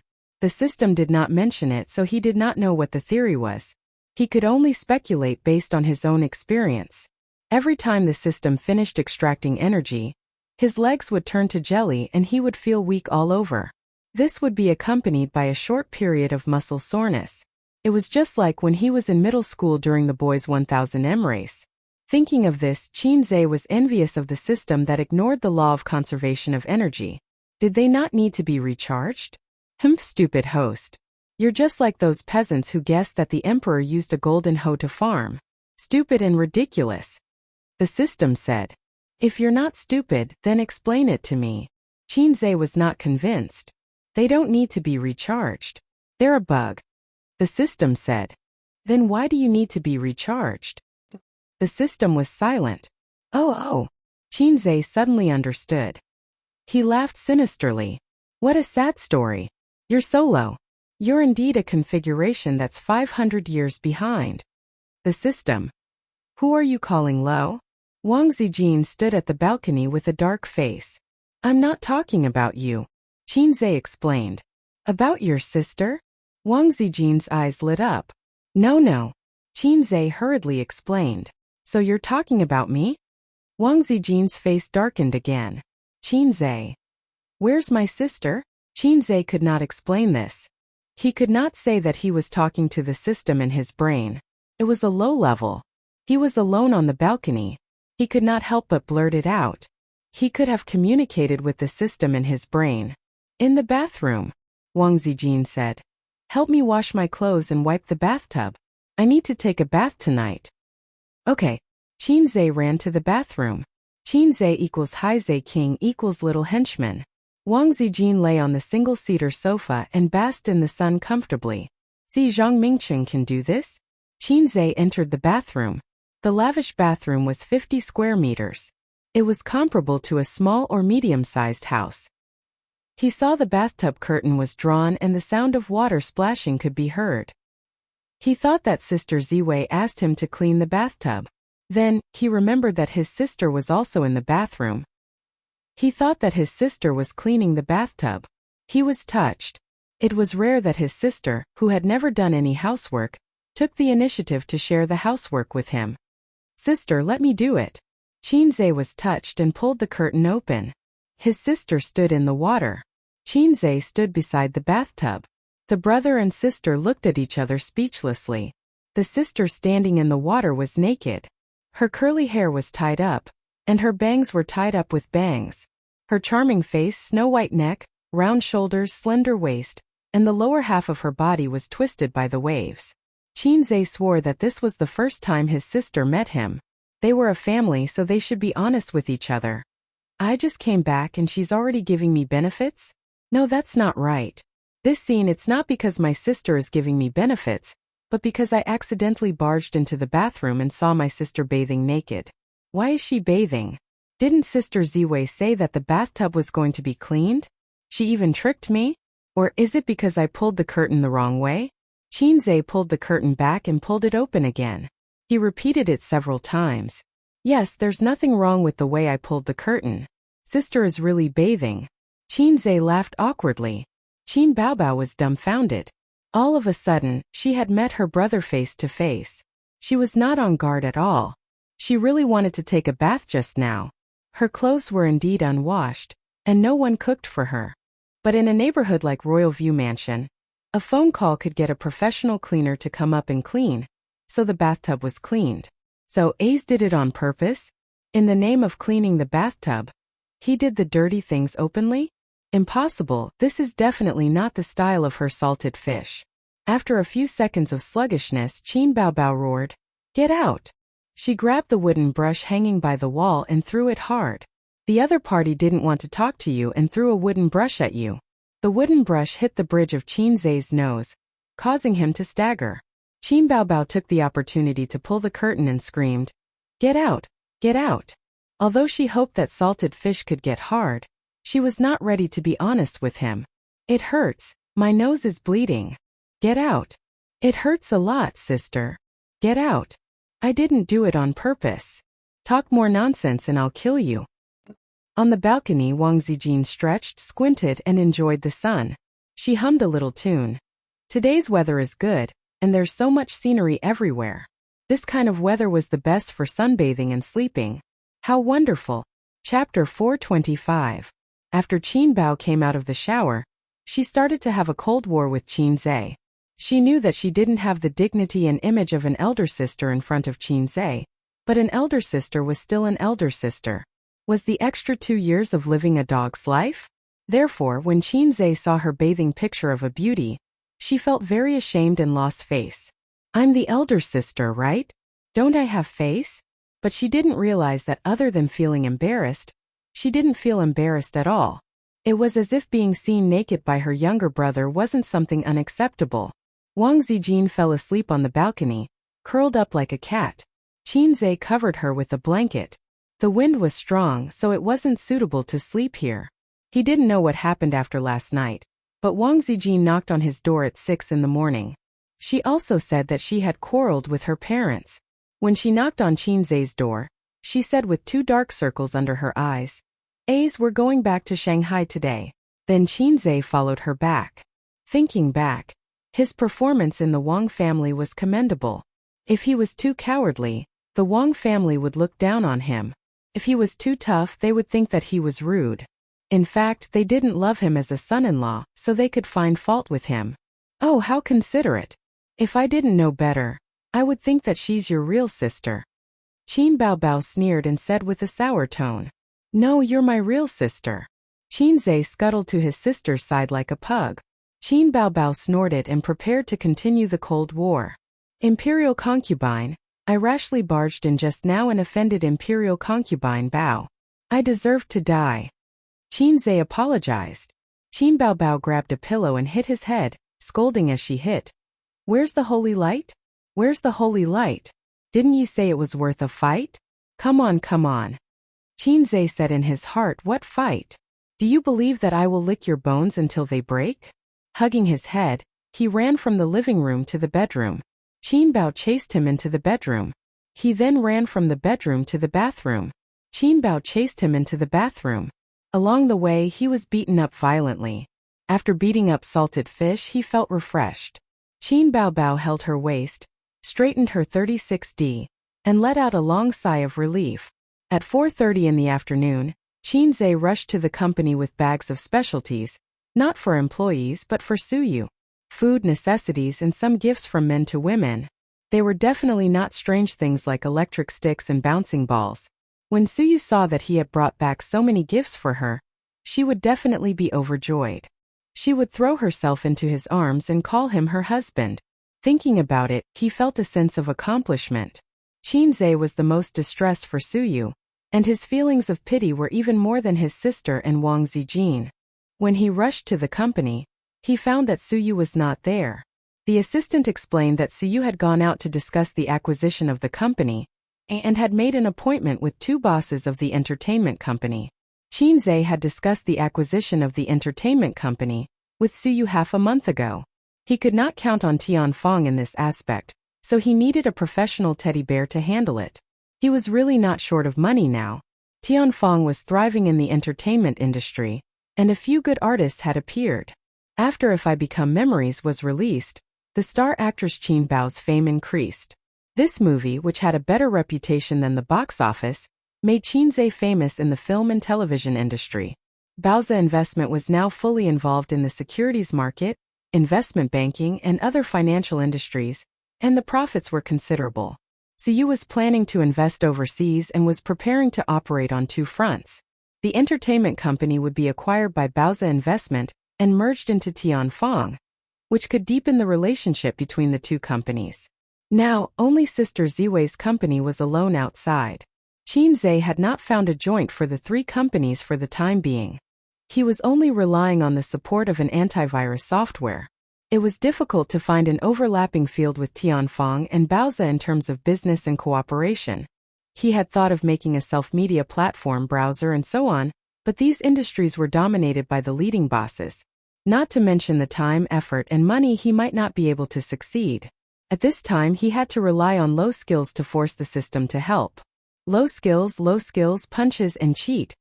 Infinite magical power, kill Aotian. However, he had no points and refused to recharge. His recent considerable income was to wait until the end of April to complete the top 3 box office and 8.5 reputation mission. In the next year, Tianfang would become one of the big bosses of the domestic entertainment industry. Just these 2 missions alone would give him tens of thousands of points. Did Suyu say when he will be back? Qinzhe asked. I'm not sure. The female assistant shook her head. I heard from Suyu on the phone that he had invited them to dinner. He probably won't be back to the company today. Where? Qinzhe asked. This kind of social entertainment was generally arranged by the assistant and the time and place were set. The assistant told Qinzhe the location, hesitated for a moment and said, Boss Qin, would you like to go to the conference room? What's wrong? Qinzhe looked at the female assistant. So you had 2 assistants.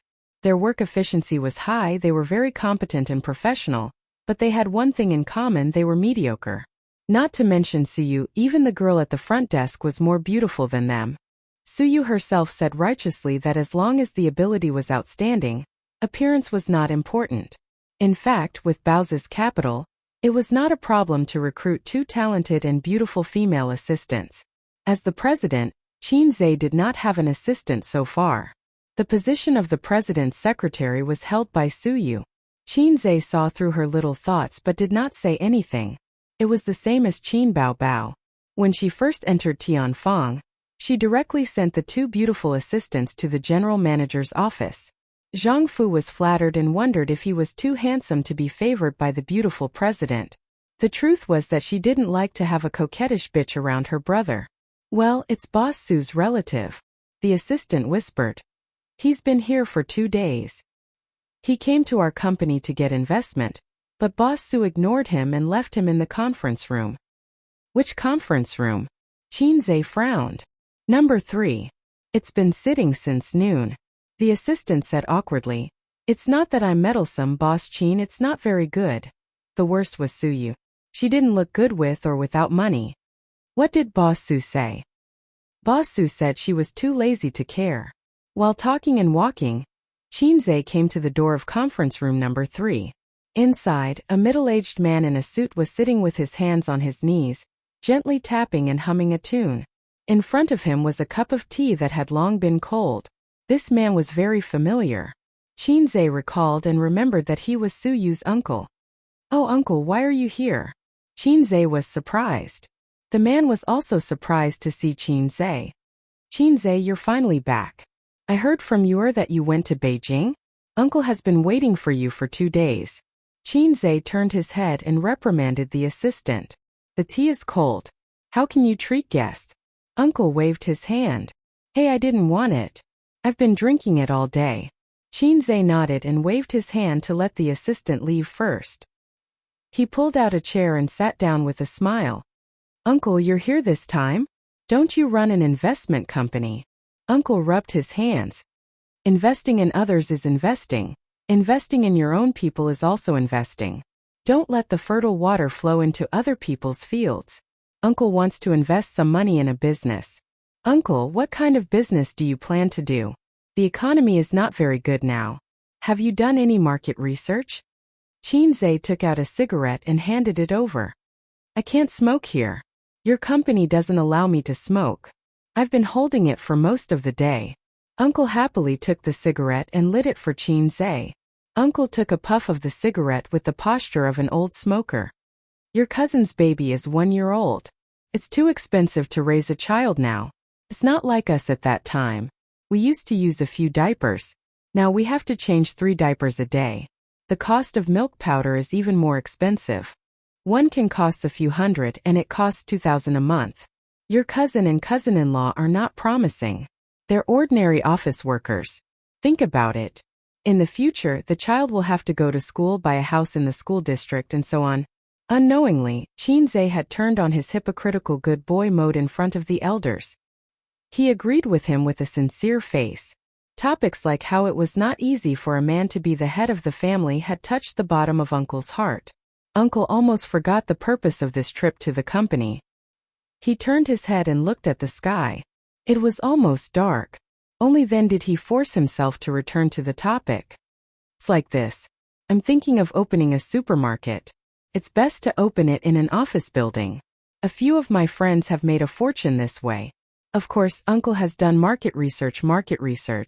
This supermarket has to be opened in an office building to make money, right? Qinze said in his heart. Damn, you want to open a supermarket and come to my company to seek investment? I thought you wanted to open an aircraft carrier. Uncle's idea is not bad. Uncle, how much money do you have?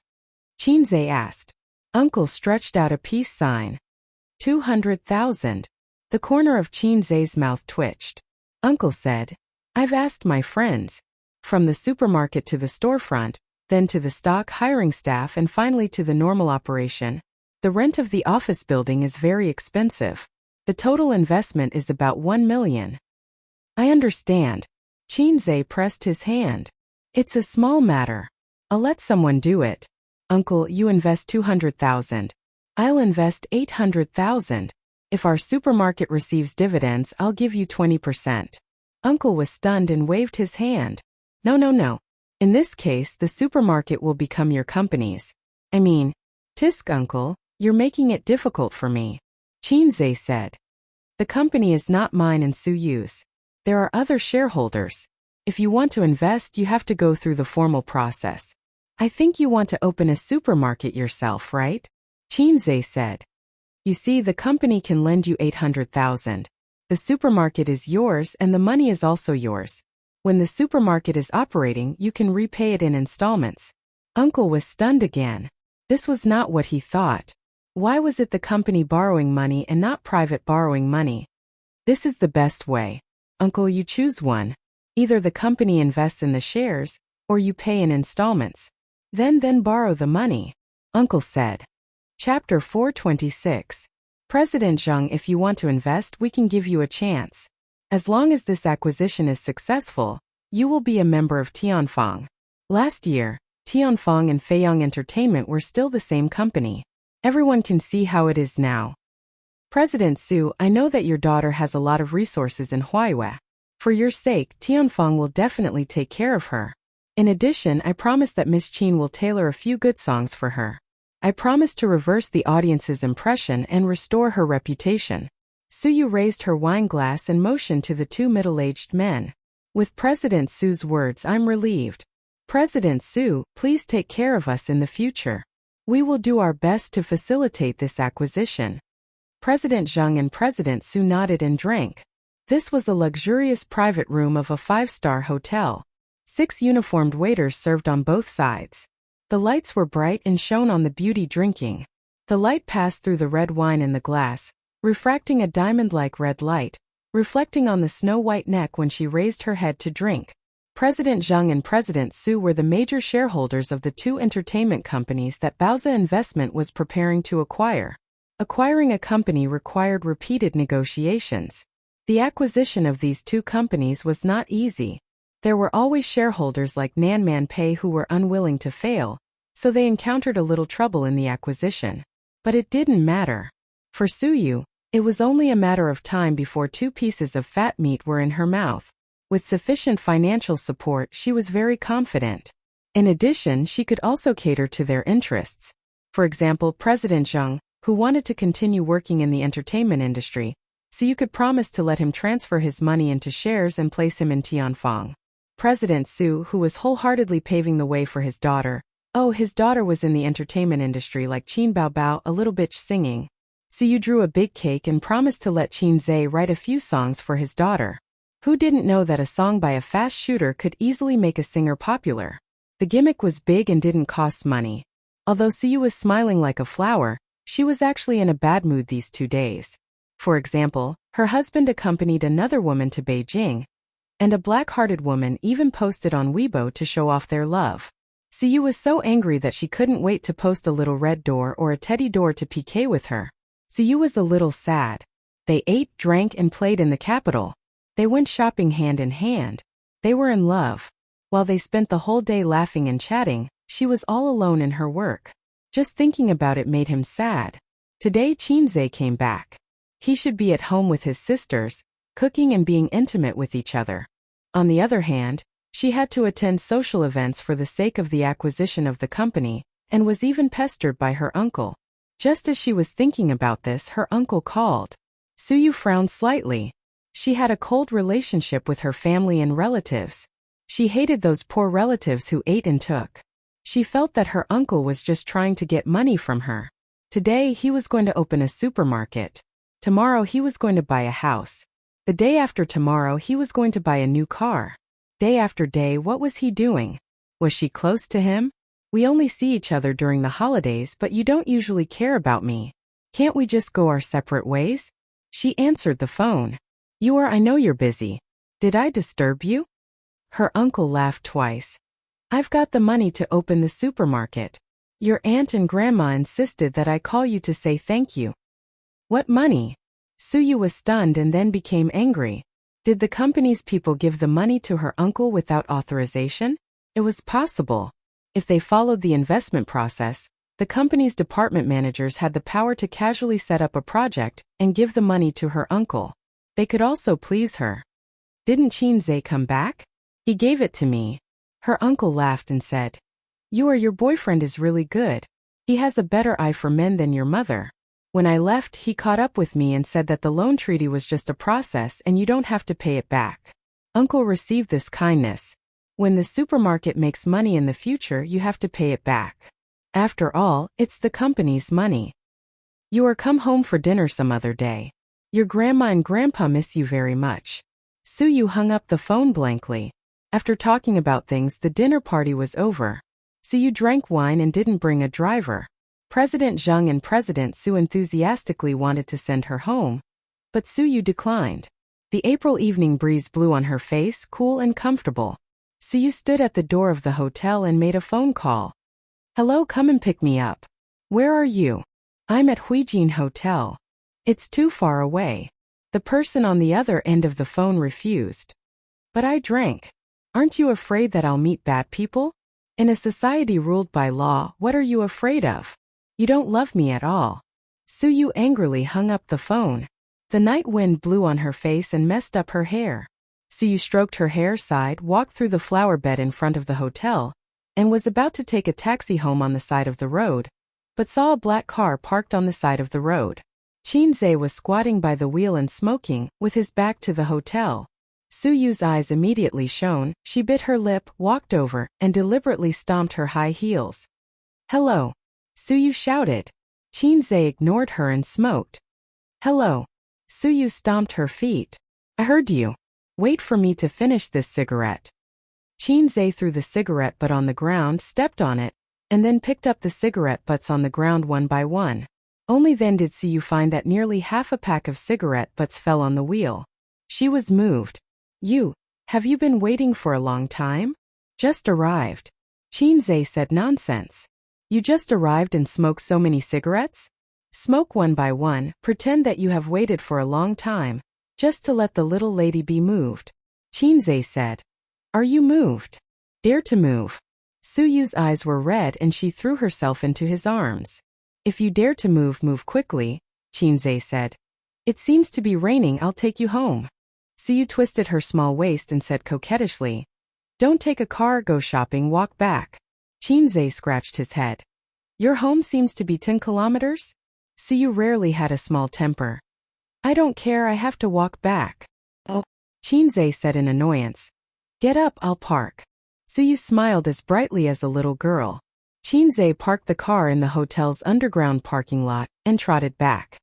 He saw Suyu standing on the side of the road, carrying a bag in her hands and hanging on her lower abdomen, a black office suit, a white shirt and black hair flying in the night wind. It was as beautiful as a beautiful scenery. As night fell, street lights and signboards formed a gorgeous neon light. The cars in the evening rush hour flowed endlessly. The white-collar workers who were rushing to get off work crossed the road in groups, forming a long stream of people, like a group of ants seen on the ground when he was a child. Good things don't come true, bad things come true. Halfway through, it really started to drizzle. Not long after, a crystal and fine raindrops condensed on Suyu's hair. Spring rain is as precious as oil. Suyu stepped on high heels and rushed forward for a distance. She turned around and looked back at Yanran. Qinze, who witnessed this scene, was lost for a long time. The style of this turn, the drizzle in the long street soaked the eyes. Suyu ran back and hugged his arm. How long have you been shopping with Wang Zijin? Without waiting for Qinze to answer, she pointed to the front and turned to look back. Is it 10 kilometers? How could it be? Qinze didn't know whether to laugh or cry. That's good. Suyu was very happy. Well, are you sleeping at my place tonight? No. Qinze shook his head. In order to wait for her, he turned off his mobile phone. When he sent Suyu home, he would go back immediately. Be conscious and be ready to kneel on the keyboard. It must be that you are tired of playing with the uniform, but it doesn't matter. I bought tiger underwear, the kind with stripes. Suyu whined, but raised her 2 fists to her chest and made a catgirl's action. I'm afraid of tigers. He rolled his eyes. How can you get tiger cubs without entering the tiger's den? Suyu smirked. Qinze. He glanced at Suyu's belly subconsciously and felt that he couldn't look at these 2 idioms directly. Qinze. I'm afraid it will be hard to get off. Suyu. After 5 minutes of walking, Suyu rubbed her feet and said bitterly, I can't walk, let me die. It was hard for her to walk for 20 minutes in high heels. Qinze squatted down and said angrily, Come up. Suyu cheered and threw herself on his back, almost pushing Qinze down. Fortunately, her scale was not as abnormal as her sister's. This wave of ball hitting people Qinze could still withstand. Suyu carried the high heels and hung them on Qinze's chest. The 2 shuttled through the drizzle, crossing the intersection, through the crowd and through the traffic. I like you. Suyu whispered. Isn't it love? Qinze said angrily. Love. Suyu trembled. I dare not love. I'm afraid that one day I can't live without you. My world only has you. Do you want to love me? Yes. Suyu nodded. I'm happy to be the brightest star in your night sky, he said.